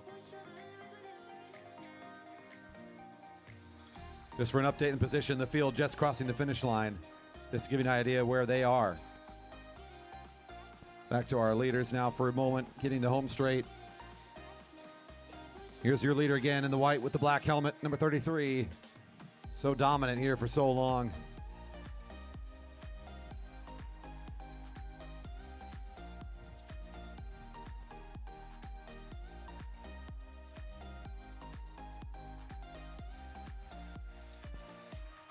Let's see the gap here between the bridge, this chasing group of 3 up to the leaders. That gap hasn't gotten much smaller for a while. It looks like Perkins is still doing a lot of work to try to bring it closer. The bell really ringing, though, for the lead group of 4. They're getting all the points.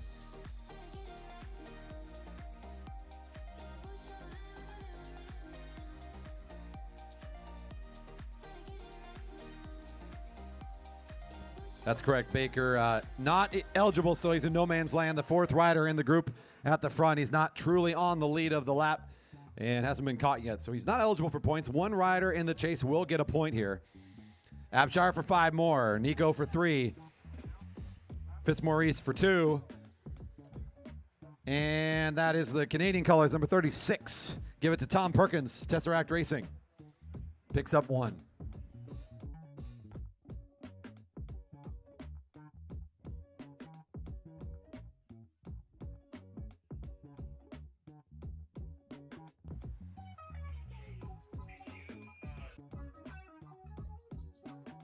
Nine laps remaining, 9 to go. We'll check the points totals here again. No surprise, been saying Abshire all night long. He's still there. Your leader at the top. Still Kowalczyk, still Richter in 2nd and 3rd. And they basically have earned those places from their success in the lead-up events. It's rare that you can't participate much in these sprints in a Omnium of this sort and hold on to a 2nd and 3rd place. So that's where we find ourselves now with Kowalczyk and Richter still in top 3 spots. Next closest is Sandoval, still with 100 in 4th.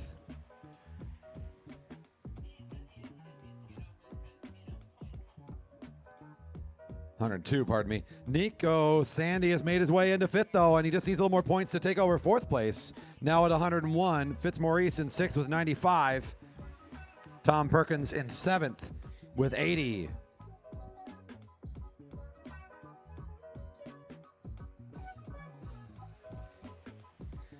Yeah, good question on the chat. No man's land means you've been caught by the leaders, but not the field. You are not eligible for scoring.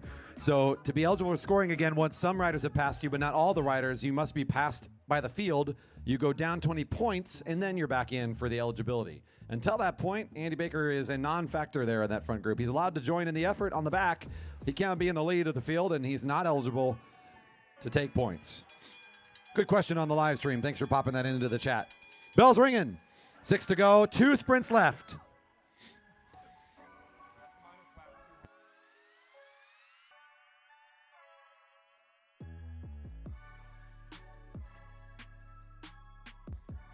The bridge is getting a little bit closer, just 1 point up for those chasing riders, but it's still the lead group of 3 plus Baker that are going to be taking the lion's share of the points. The field just crossed the finish line. That's how far behind, and I should say how far ahead these leaders are. They're almost looking down the back of the field at this point. 33 picks up 5 more. Number 40 for 3. Fitzmaurice number 29 for 2. And that's Emmett Culp number 38 for 1 in the chasing group of 3. They are getting so close. And they are almost up to the lead group now. Just not quite there. As long as Richter or Sandoval aren't getting points behind him, Kovalchuk is still happy in second place.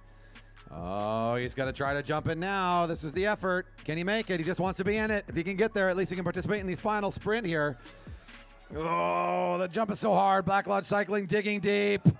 Never out, never done. Number 26. Can he make it? Oh, that's what I'm talking about, folks. He's going to make it. Oh, wow. After all this time, this could be interesting. Look what we got here, folks. They're starting to breathe down the neck. They're coming on the home straight. It's awfully close. Kovalchuk wants to be a part of it if it happens. We're at only, 3 to go now, I believe. 3 laps to go. Are they going to go? They got to catch the field. They get the 20 points. Are they going to make contact? They're on their way. Fitzmaurice wants to do it. Ooh, they're not calling it just yet. Still got to go to catch the field, it looks like. It got broken a bit. They're going to call maybe. There it is. Maybe that's the sign. 29 catches. Fitzmaurice catches the field. They're down the lap. The field loses the lap. We got 2 to go for the field. Here goes Kovalchuk trying to catch. Abshire is catching. They're all getting 20 points in the effort. The front of the race now is in blue. The leader over here coming onto the home straight, I believe. Bell's ringing at the front of the field for 10 points.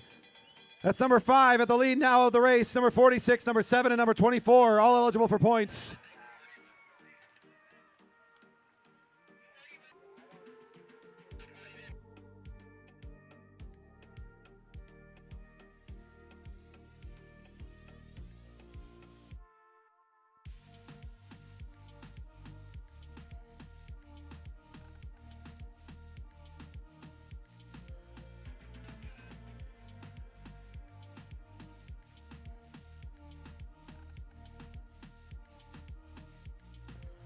Still getting points out here. We're going to collect this after the results, but we still are going to watch. Check over here on the home straight. We still got points. This is going to go the way of Emmett Culp, I believe, as well. So pay attention here as this finish will matter still.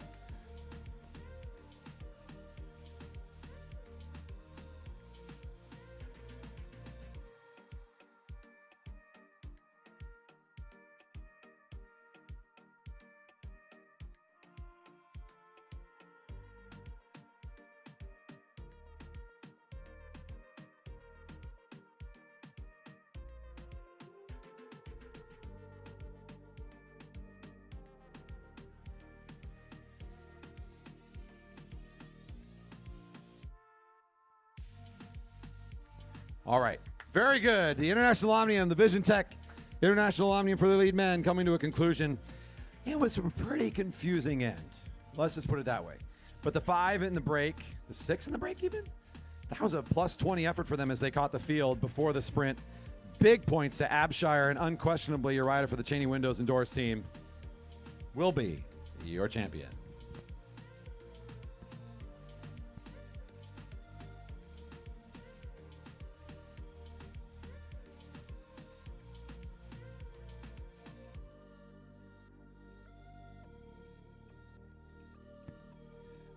I wonder if with the deal with his sponsor, he gets a new front door now.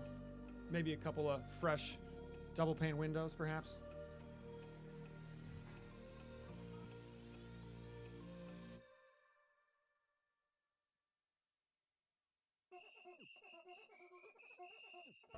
Coming to the rail now, it is our final race of tonight's program, the Ryan Triplett Memorial Elite Women. Madison to the rail. I gotta be honest, these are the sweetest jerseys all night, Corey. They are pretty rocking. We'll talk about them during the race. It is a good-looking crew with all those beautiful jerseys. And the Madison competition, always a great one. We'll talk more about the format here shortly.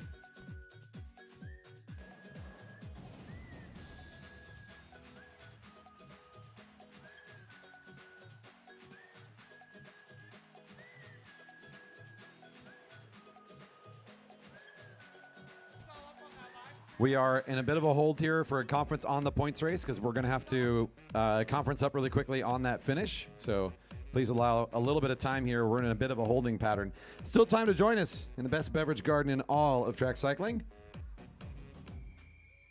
Pouring Postdoc Brewing, Locust Ciders, San Juan Seltzers.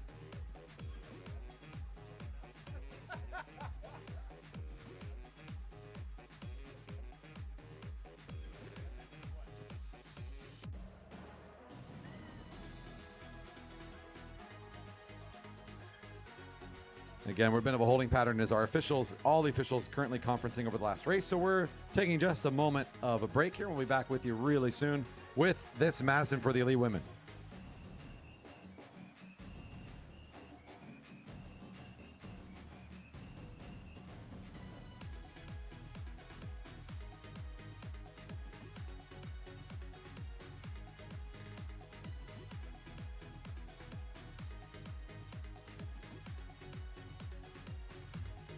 Cadence, wherever you are on the track, there's been some requests for fist bumps. We need you for fist bumps, Cadence.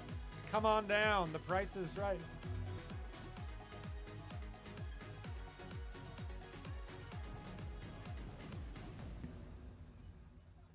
I'm sure your mom can work in some fist bump preem.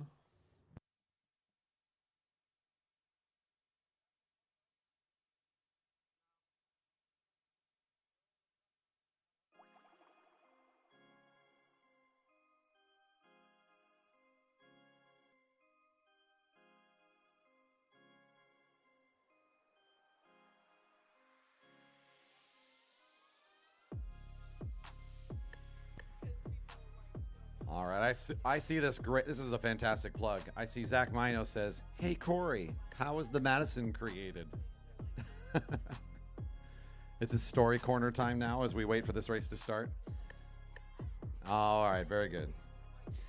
So there's this place, Madison Square Gardens. It's pretty cool. That's what the race is named for, by the way. There's this great long tradition of racing riders way too hard. Let's just put it that way. They would go for way too long. Bet lots of money. Riders would be on their bikes for kind of inhumane amounts of time. It was great fun. But it was a bit of a problem. So people decided to make a law in the state of New York for all this betting that was going on for these riders going in these these several day events. So they said, well, you know what? You can't have your rider on that long. They made some rules around it. Basically, they said, well, you know what? We'll just keep our riders on the track on this track for 6 days by just having them change partners. We'll have them swap out. So they'll be basically be competing in the same spot in the race, but the rider can take a day off and then come back. So they got around this little bit of a workaround here. The biggest place where a lot of this betting in this racing was going on, Madison Square Gardens, it became this idea, hey, we can do this partner race, make a team event. That sort of tradition carried on to today. We now see this fantastic competition, the Madison, a team event. We're not going to make them race for 6 days in a row here today. It might feel like it sometimes. These tend to be long races. But that's kind of the beginning of it. We're looking for Elliot Crowther over to the tent area. Crowther to the tent area, please. The officials tent. The Elliot Crowther just looking for some help as we are in conference on the last race. Thank you.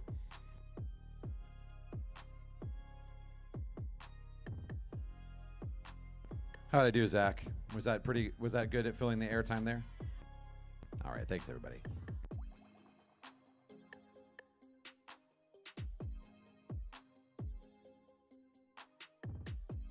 I'll call it the abbreviated story of the Madison. There's another story to this race in particular, so we'll talk a little bit more about that later.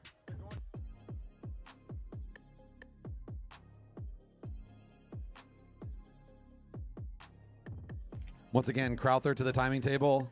Crowther, Elliot Crowther, number 14. To the white tents behind the official stand, please.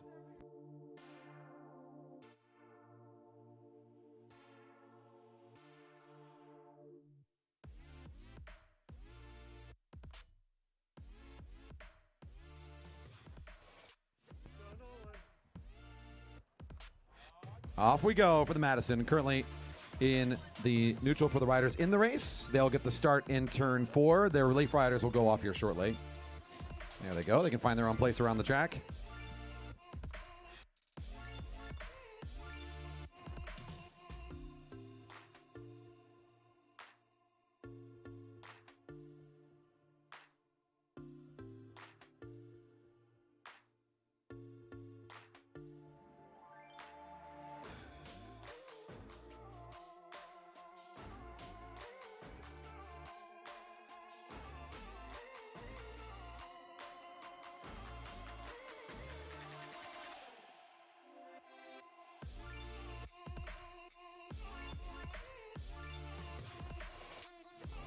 And the race is underway. This is going to be a points race format.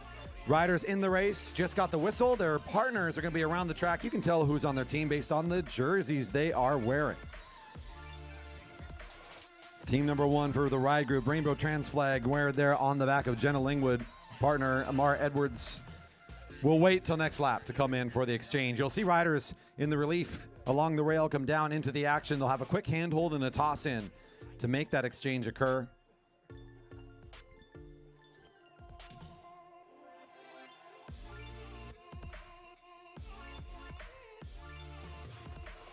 For my role in sort of compounding the issues of that International Omnium, I personally apologize in that final lap. That was a messy moment.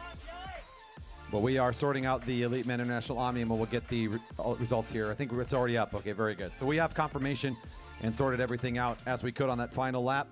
You can find the results at velodrome.org/live. Under the results button, you'll find that near the top of the page. And those have just been posted for you to peruse.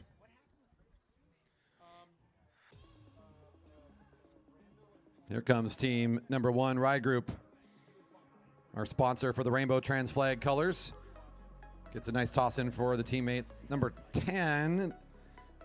The Yukon Gear and Axle sponsor is in the white with purple highlights. Team 10 has got Kelly Please in the action right now. She'll toss in her teammate. The naming of the race you might have noticed on the title card. This is the Ryan Triplett Memorial. Elite Women Madison. Jen Triplett at the time. Long time and highly competitive athlete here at the Velodrome. Friend to many. An excellent competitor. Made her presence known at many Grand Prix in her day. And unfortunate incident with her husband at the time, Ryan Triplett, who passed during doing one of the things he loves most, being an athlete in his own right, in a climbing accident. Tragic at the moment. We remembered it that same year with a memorial moment during the GP for the Elite Women Madison. It was an emotional moment for sure as we remember him and Jen and all of the great contributions they made to our world here at the Velodrome. And we carry that tradition forward. We continue every year to have this Elite Women's Field named in his honor. Number one, Team 1, Jenna Lingwood, makes the big jump here across the line as the bell's ringing for the first points.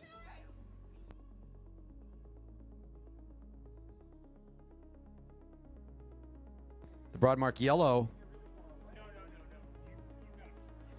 is chasing that down. It's Jenna Lingwood of Team 1 picking up 5. Becca for Team 3 gets 3 points. Kelly Please for 2. I think our pink team picks up the 1 point. Kind of busy on the back straight. Lots of teams making exchanges here, but it is Team 1 on the lead. Jenna Lingwood tosses back in. Amara back out a bit ago down the back straight. And it's now Amara Edwards for Team 1 off the front. Your early race leader.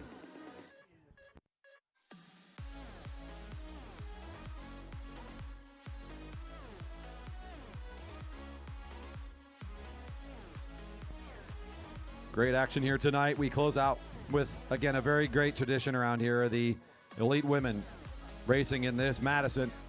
And it's now Program Director Edwards off the front. Riding in the colors of Team 1.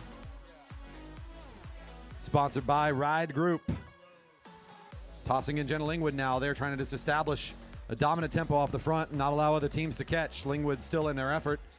Next closest team's making their toss in. Number 10 makes a toss on the wheel of the pink team, number 23. It's the Ravensbrush Studios team in the bright pink.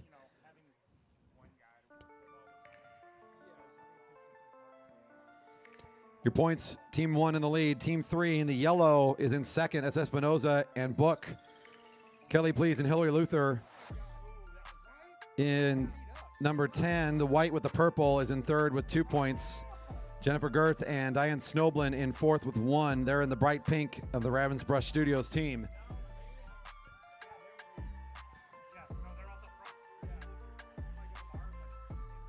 Pink making a nice chase here.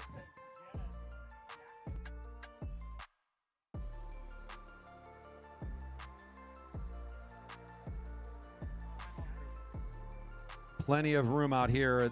Is Team 1 ride group gets the bell. The rainbow colors leading the way. The pink here, that's Diane Snoblin curling and getting the bell. Points next lap for them. Getting the bell. Points next lap for them as well. There we go. Looks like Team 10 makes the next move. That's Hillary Luther trying to close this gap down a bit, making a little bit of gains on Team 1.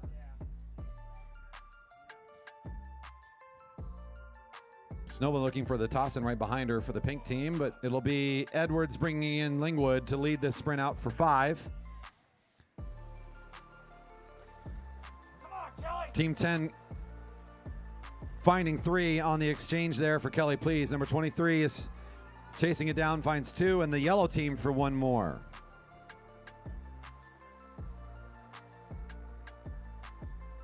It's now Lingwood back in the race at the lead of this in for Team 1. Corey, it looks like over the past couple laps, the team in white has closed down a bit. Using your exceptional judgment, how many more laps until they reach the front of the group here?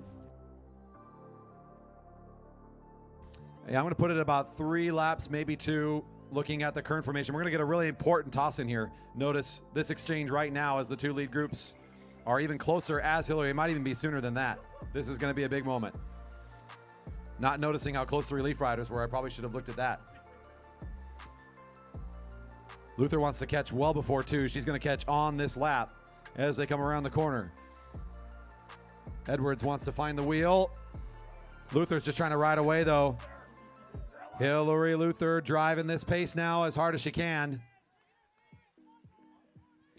This is for the white team. Yukon Gear and Axles sponsoring that beautiful kit down the back straight. Edwards in her best effort to hold on. Next behind her in the pink of the Ravensbrück Studios squad, that's team number 23, curling in 4th overall with 3 points. Another key exchange here. It's going to be back to Please and Lingwood now as they are right on top of each other.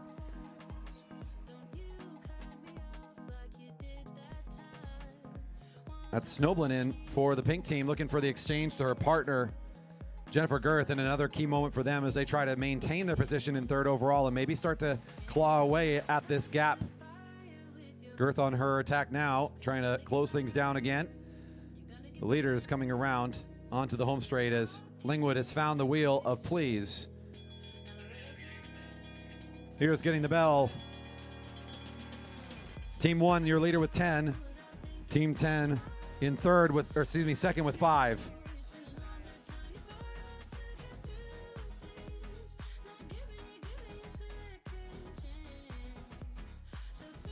Apologies on the stream. I have turned on a bit more filtering as we're getting a bit of spam action going on. It's like a new badge of honor. We're like popular enough that we're getting the spam action going on now.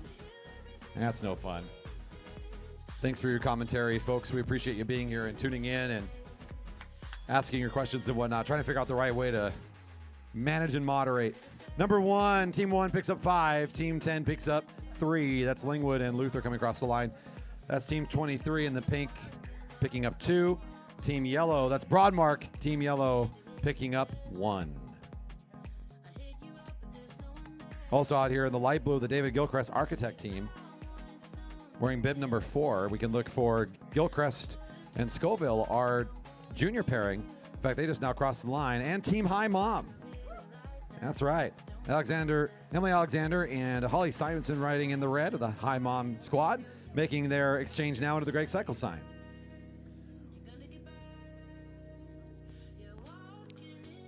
Edwards moving around the track a bit over there on the back straight, being followed by Team 10 now as it looks like Kelly's waiting to make some sort of jump. She'll do so now as she tries to put the hurt on this one-on-one matchup. Edwards will not let this one get away as she'll now find the wheel. Our leaders, Team 1 and Team 10, starting to exchange blows nicely here.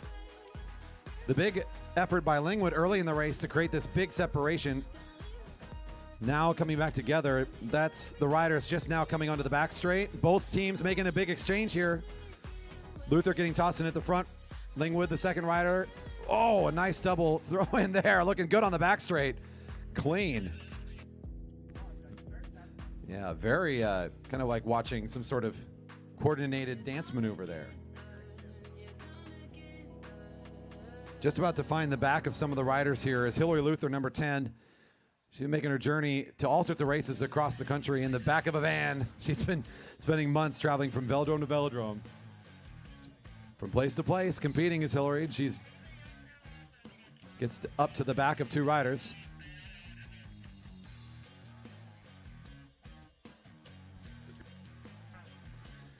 Our 2 teams that just got found by the leaders are down a lap and eligible for the next points. The teams that just got caught, red and blue, are eligible points. They have been caught down the lap. Team 1 on the front. Team High Mom finds themselves in the middle of the sprint, but not for long. The junior are trying to challenge Kelly Please here. It's Amar Edwards off the front, trying to find 5 this time for Team Ride Group. They're making good ground on her. They're probably they're trying to catch here before the points. That looks like Scoville. I'm not sure they're going to find in time. They're trying to get the 5 here. Edwards holding on. Ooh, it'll be Edwards for 5. Oh, it's Gilchrist and Please side by side.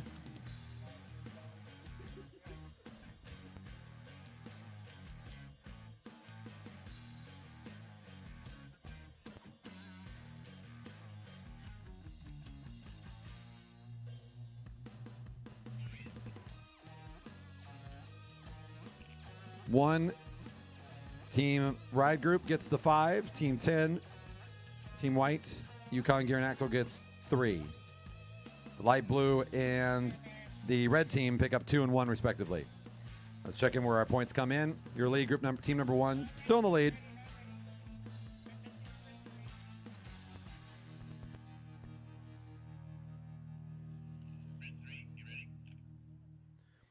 Getting one more of our sprints in there, and we'll get the points totaled out in just a moment. The lead group is under the Stanley sign in turn 3. They've caught a few teams, both the light blue of David Gilchrist, Architect, and red team Hi Mom has been caught. I wish I got to say it in that voice, you know, kind of overly exuberant, a little childish, right? Makes sense.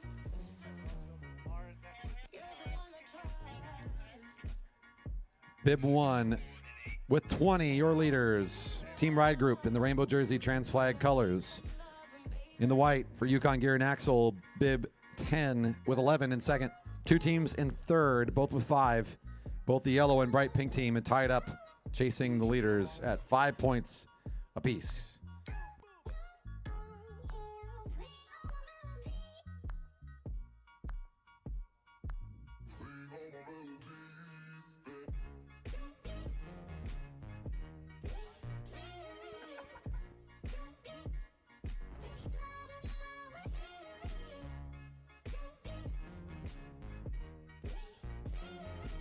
Double exchange on the back straight for the 2 lead teams. Let's check out where our chasers are. We've got the light blue of the David Gilchrist team. They've been caught by the leaders, so they're down a lap now in between the rest of the chasing groups. Team red in the middle of the back straight also chasing and has been caught. On the same lap, Team Yellow trying to break ahead a bit from Team Pink. Or catching up to Team Pink. My mistake is that's the teams in the tie right now. Miscalling the colors from the other side of the track. I think I can be forgiven once. Maybe not twice. Just one. Just once? Okay.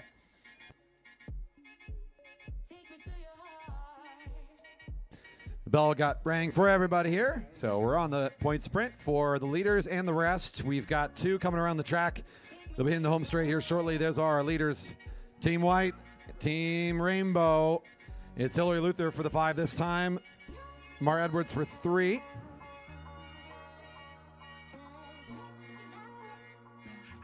The rainbow colors will toss in Lingwood, and here comes Kelly Please for the white team.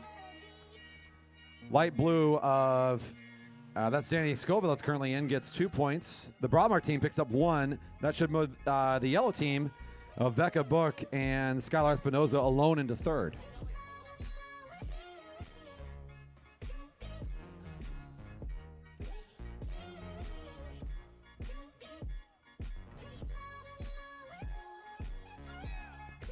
Your lead 2 here of Lingwood and Please.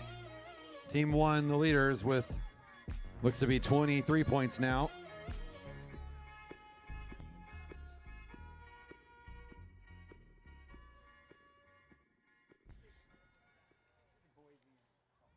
Your white team in second with 16. Further back on the track, it's that yellow team that's the next closest. They picked up a point. They're on the back straight now, making an exchange actually here. So still trying to hold on to position. As their closest competition is the pink team. Going back and forth. They're trading blows back here for third place. So this exchange here coming up very important for them as the race for third is close. Just 1 point separating the riders.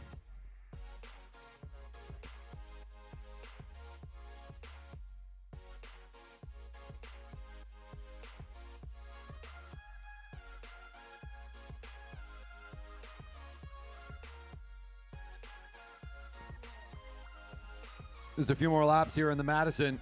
Your lead group's crossing the line now. It's been Team 1 and Team 10 in the lead. First and second overall for this entire race. Team 1 on top of the competition consistently. Another important exchange for them down the back straight as we're setting up yet again for some more points here shortly. Team 8 has been caught down another lap, so Team Red is back in and eligible for points. Important for the upcoming sprint. Team Red eligible for points. Team Red is eligible for points. Team Red is eligible for points. Please in second wheel spot behind Lingwood now. Bell's ringing also for the pink and yellow team, who are again the closest competition on the track right now. They're going to be fighting over just 1 point between the two of them. We'll see where they end up after a lap. Lingwood pulling away a little bit here, trying to find 5 more. Team 1 for the ride group picks up another 5. And Kelly, please, for 3. Team 10, and that's Team 8 in the red, finding 2. Here comes the yellow of the Broadmark squad. They want to hold on to the small lead they're building over pink. This will be good for 1 point. Becca Book riding right now in for the yellow Broadmark sponsored team.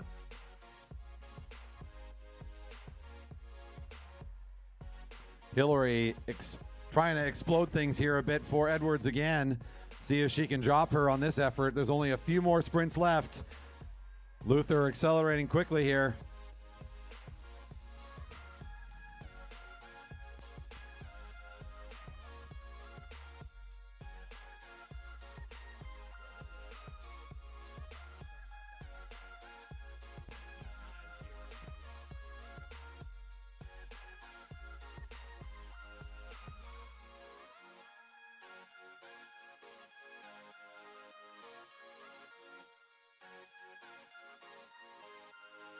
The toss in for our Team 1 gives Lingwood the speed needed to close the gap.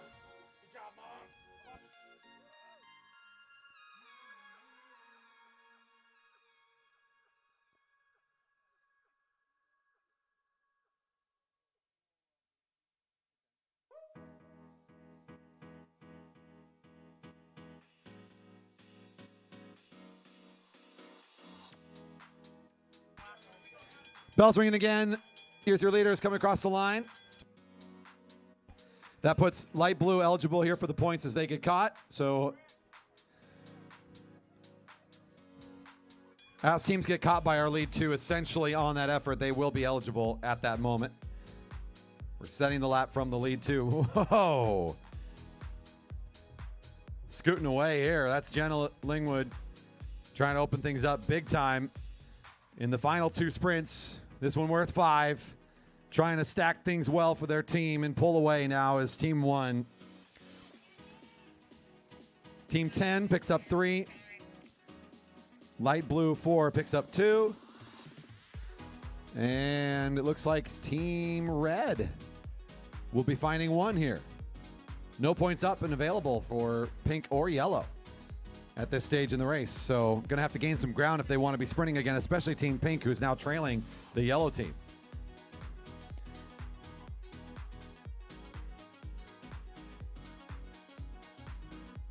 Closing in on it. We've got 1 more sprint left to go. One's waiting for somebody else to come up to be on the wheel here, as it looks like Edwards gets tossed in with a few more laps before the bell's ringing. And Kelly Please gets brought in for Team 10. The points look pretty much in favor of Team 1 now, though, as I think despite anyone's best efforts, besides lapping the field, with 33 points, Team 1 is in control of this ending. Team 10 with 22 in second. No one else within striking distance as Team Yellow with 7 and Team 23, the pink team, with 5. It's again the yellow team with 7, pink with 5. In this lead group of 3, it's the Team 4 is off the lap a few times, so they are not in the points race really for lead spots, even though they're at the front of the race. Been lapped a few times. Another exchange coming here as both Please and Edwards maintain tempo, but looking for fresh legs out of Lingwood and Luther.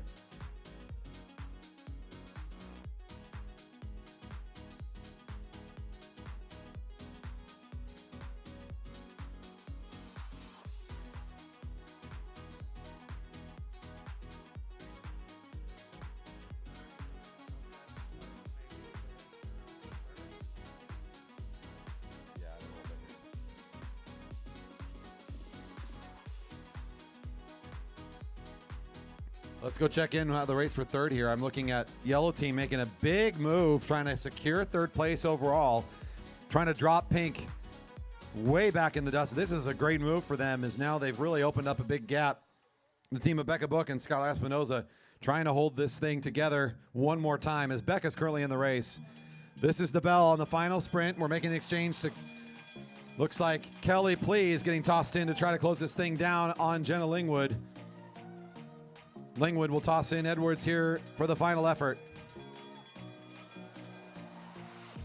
Down the back straight, Edwards up and out of the saddle. The big effort here. Not to be caught, wants to find the final 10 points. It's Edwards on the front, still holding off the grit of this rider. I'll tell you, I know personally, this is grit tonight. Edwards for Team Ride. Group Ride takes it. Number 10, Team 10 was second overall in this race. Jenna Lingwood, where you at? There it is, throwing up the hands with a great ride here in the Ryan Triplet Memorial Madison. What a great event for these two. Did pink catch yellow? Whoa! That's pink for the third place, just like that. Wow. I think that might have been the switcheroo at the line. Jennifer Girth, Diane Snowblend sneaking in. The race is still underway. A little bit early celebration maybe. We'll take a look at that. But we're here together to celebrate nonetheless. Team 1, Edwards and Lingwood take the top spot. Team number 1. Folks, the competition is wrapping down. That is the final of our rides tonight. The racing is done. We're going to stick around as a crew for a little longer because we want to celebrate and podium all of our champions from today. We've got several events to celebrate up there on the podium.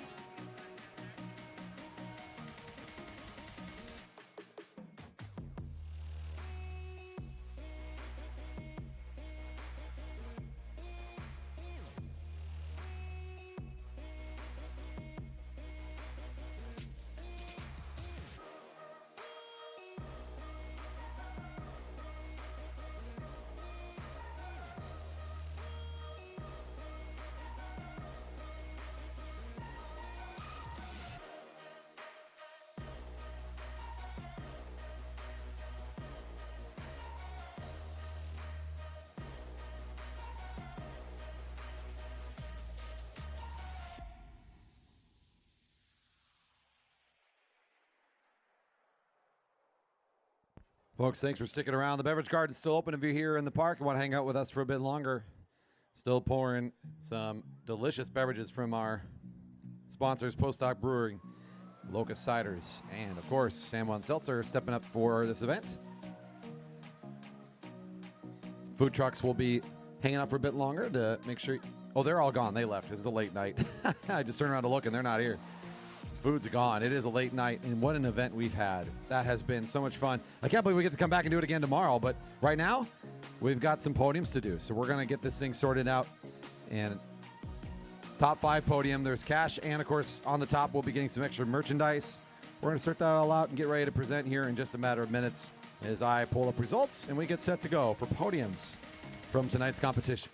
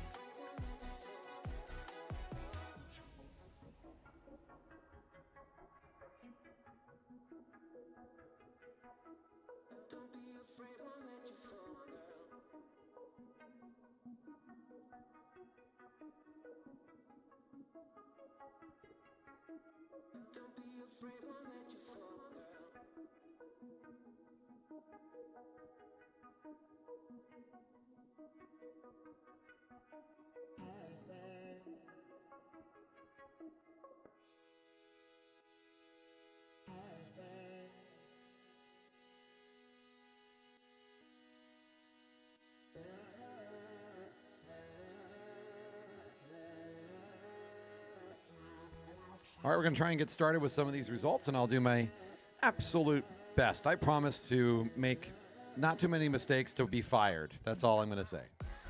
We do our best with what we got here. The Gregg's Elite Women Keirin is the first event on the schedule, so I'm going to call the Elite Women for the Keirin. It's a top 5 podium, folks, so top 5 places come on over for the Elite Women's Keirin. Top 5 to the podium.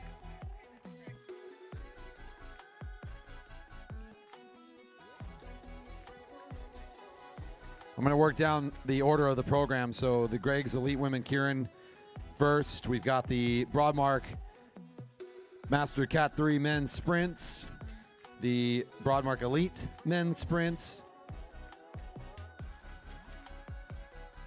The Therabody Masters Cat 3 5 Mile. The Vision Tech Elite Men International Omnium. Stanley Masters Cat 3 Tempo. The Bikeworks Elite Women 5 Mile, and finally the Ryan Triplet Madison. Just be ready. We're getting to get going here, and I think I got all the results ready. So we're going to roll through this as quick as we can. Top 5 podium, please. Top 5 for the podium in this one. Top 5. All right. We are calling top 5 for the Gregg's Elite Women Keirin. For Alto Velo Racing in 5th place, Skylar Espinoza. Burnaby Velodrome Cub in 4th place, Diane Snoblin.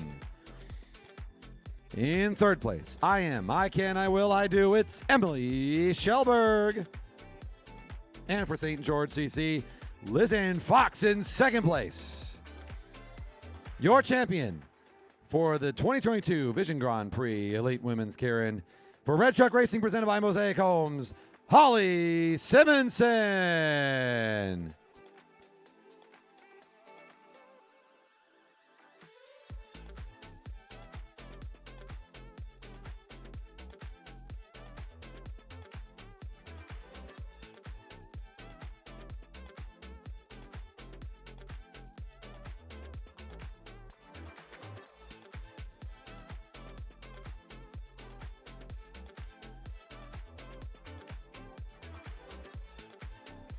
Congratulations again for the Gregg's Elite Women Keirin competitors for a fantastic series today. The Broadmark Masters Cat 3 Men Sprints will be next.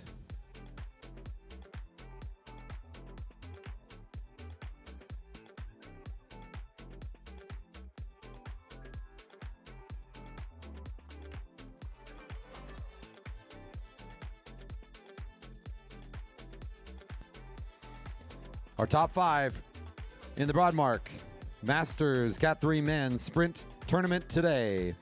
In 5th place for the Burnaby Velodrome Club is Uli Mayer. In 4th for Team Atomic, James Steele. In 3rd for Dyna Racing, Eric Waterman. In 2nd place, riding for Aerotech Racing, James Campbell Harris. And your champion today, the rider out of Center Cycles, your 2022 Vision Grand Prix champ, Daniel Tomko.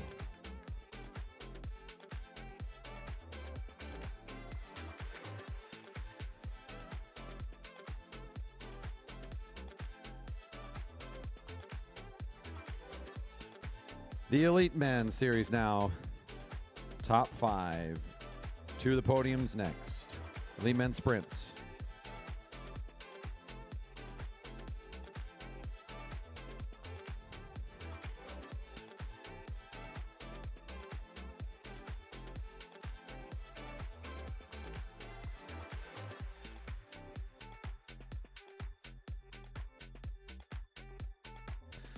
All right, your top 5 for today's Broadmark Elite Men Sprints.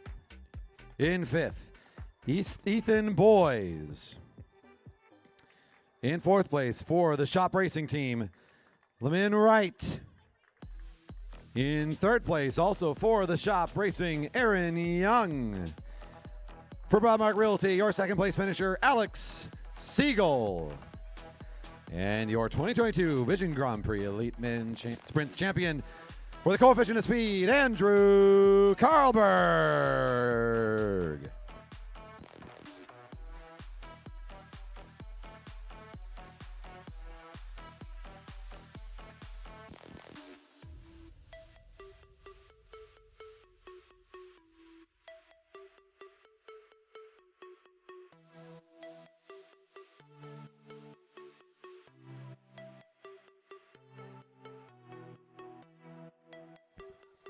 Masters Cat 3 5 mile up next.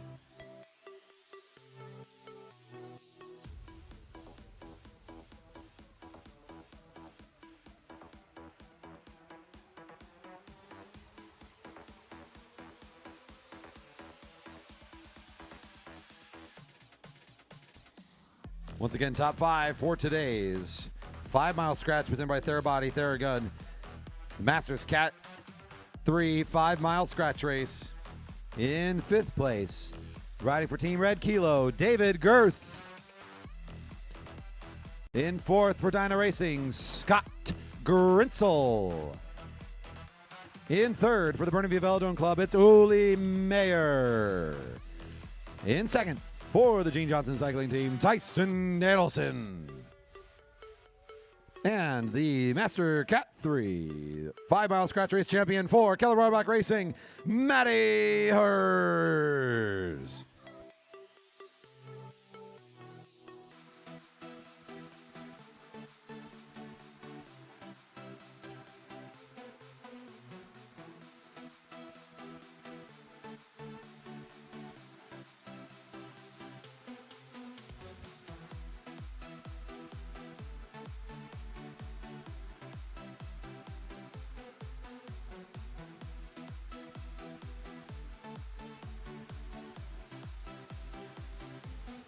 Up next, the Stanley Masters Cat 3 Tempo Race, top 5. Stanley Masters Cat 3 Tempo Race, top 5. In 5th place for the Tempo Race, riding for Dyna Racing, it is Scott Grinsel. In 4th place for the Jerry Baker Jr.'s team, it's David Magidson. In 3rd place, again for the Burnaby Velodrome Club, once again, Uli Mayer. And for Keller Roebuck Racing in 2nd place, Maddie Hers.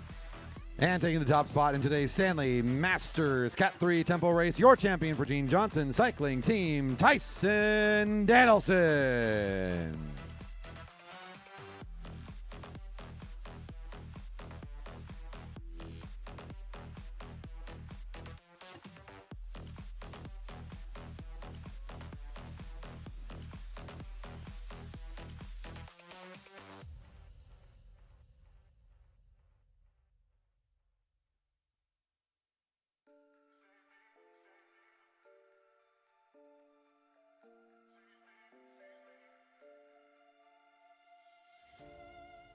And now for the Bikeworks Elite Women 5 mile scratch. In the Bikeworks Elite Women 5 mile scratch, your top 5. First riding for Burnaby Velodrome Club in 5th place, Diane Snobelin. In 4th, riding for Red Truck Racing presented by Mosaic Homes, Holly Simonson. For The Shop Racing, your 3rd place finisher, Annalise Ostrich.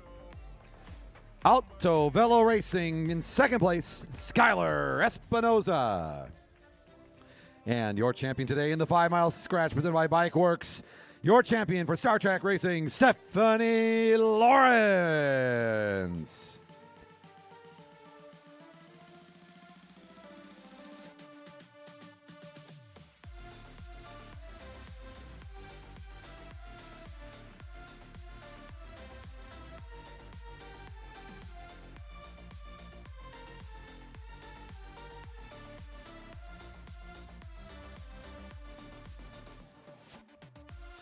The Vision Tech Elite Men International Omnium.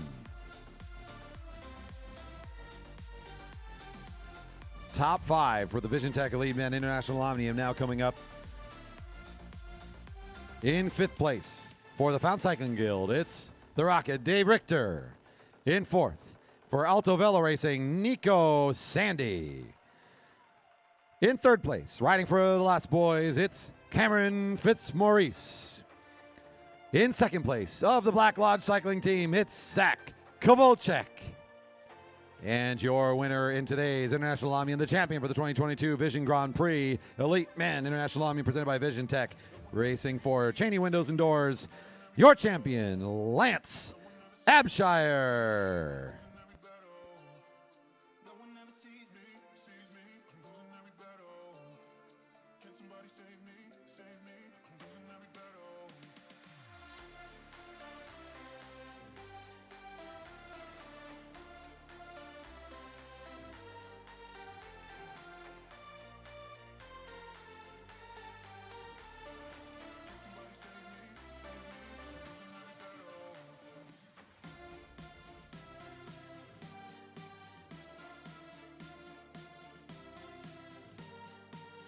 And our last official event here for competition would be the Ryan Triplett Memorial Elite Women Madison. We will also put the Masters team sprint record breakers up there. We might also, if Amara wants to, we can also maybe podium the crawl. I don't know. Yeah, okay. Coming next, the Ryan Triplett Memorial Elite Women Madison, please. The Ryan Triplett Memorial Elite Women Madison. Top 5.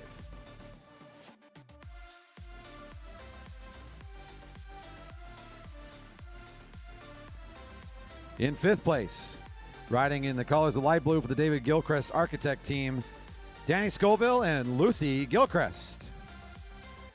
In 4th place, riding today in the yellow of the Broadmark team, it is the combination of Becca Book and Skylar Espinoza. In 3rd place, for the bright pink of Ravensbrush Studios, Diane Snoblin and Jennifer Girth. Your 2nd place team in the white of the Yukon Gear and Axle team, Hillary Luther and Kelly Please. And today, your champions in the Ryan Triplett Memorial Elite Women Madison.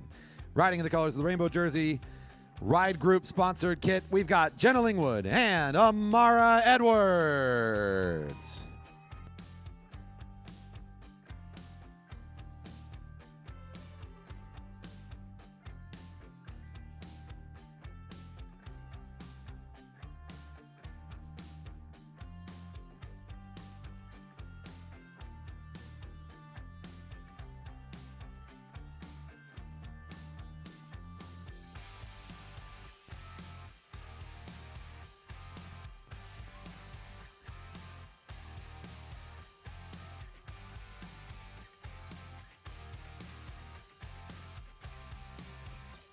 Next up, the team sprint record group for the Masters. Give me a moment.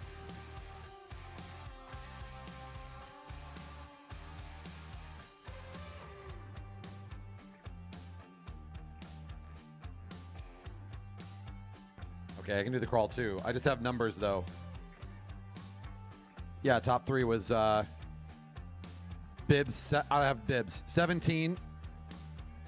10 and 22 were the top 3. Let's call them over and get them up there. Number 17, number 10, number 22. I was going to try and find the time for our record attempt today where it was posted. I don't know where to find that.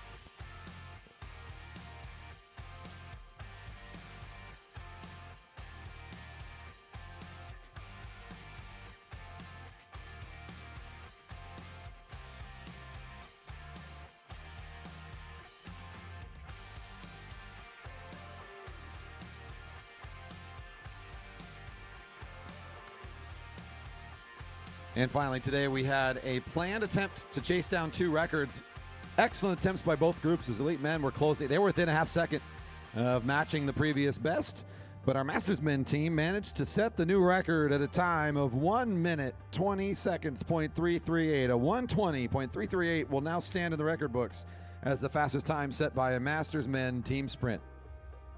The top 3 that made this happen today, let's call up number 25, Guy McClintock. Whereas number 42, Alex Siegel, and number 11, Ethan Boyes, up on the podium for your record-breaking ride today. Congratulations to the 3 of you.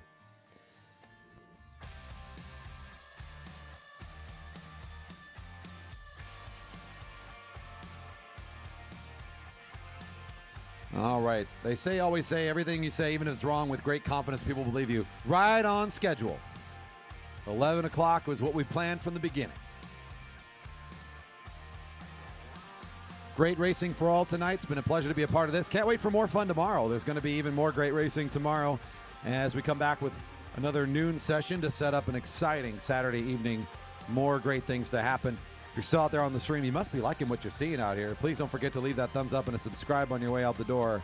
It has been my honor and my pleasure to be the voice of all the action here today. Again, my thanks to Nolan for jumping in and supporting me today. The crowd behind us was excited, excitable, and great today.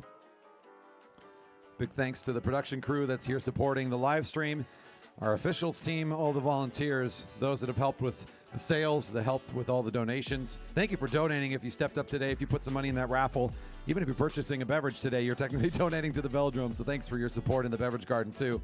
We'll be back with more great racing tomorrow. We can't wait for it. The 3rd session tomorrow at noon.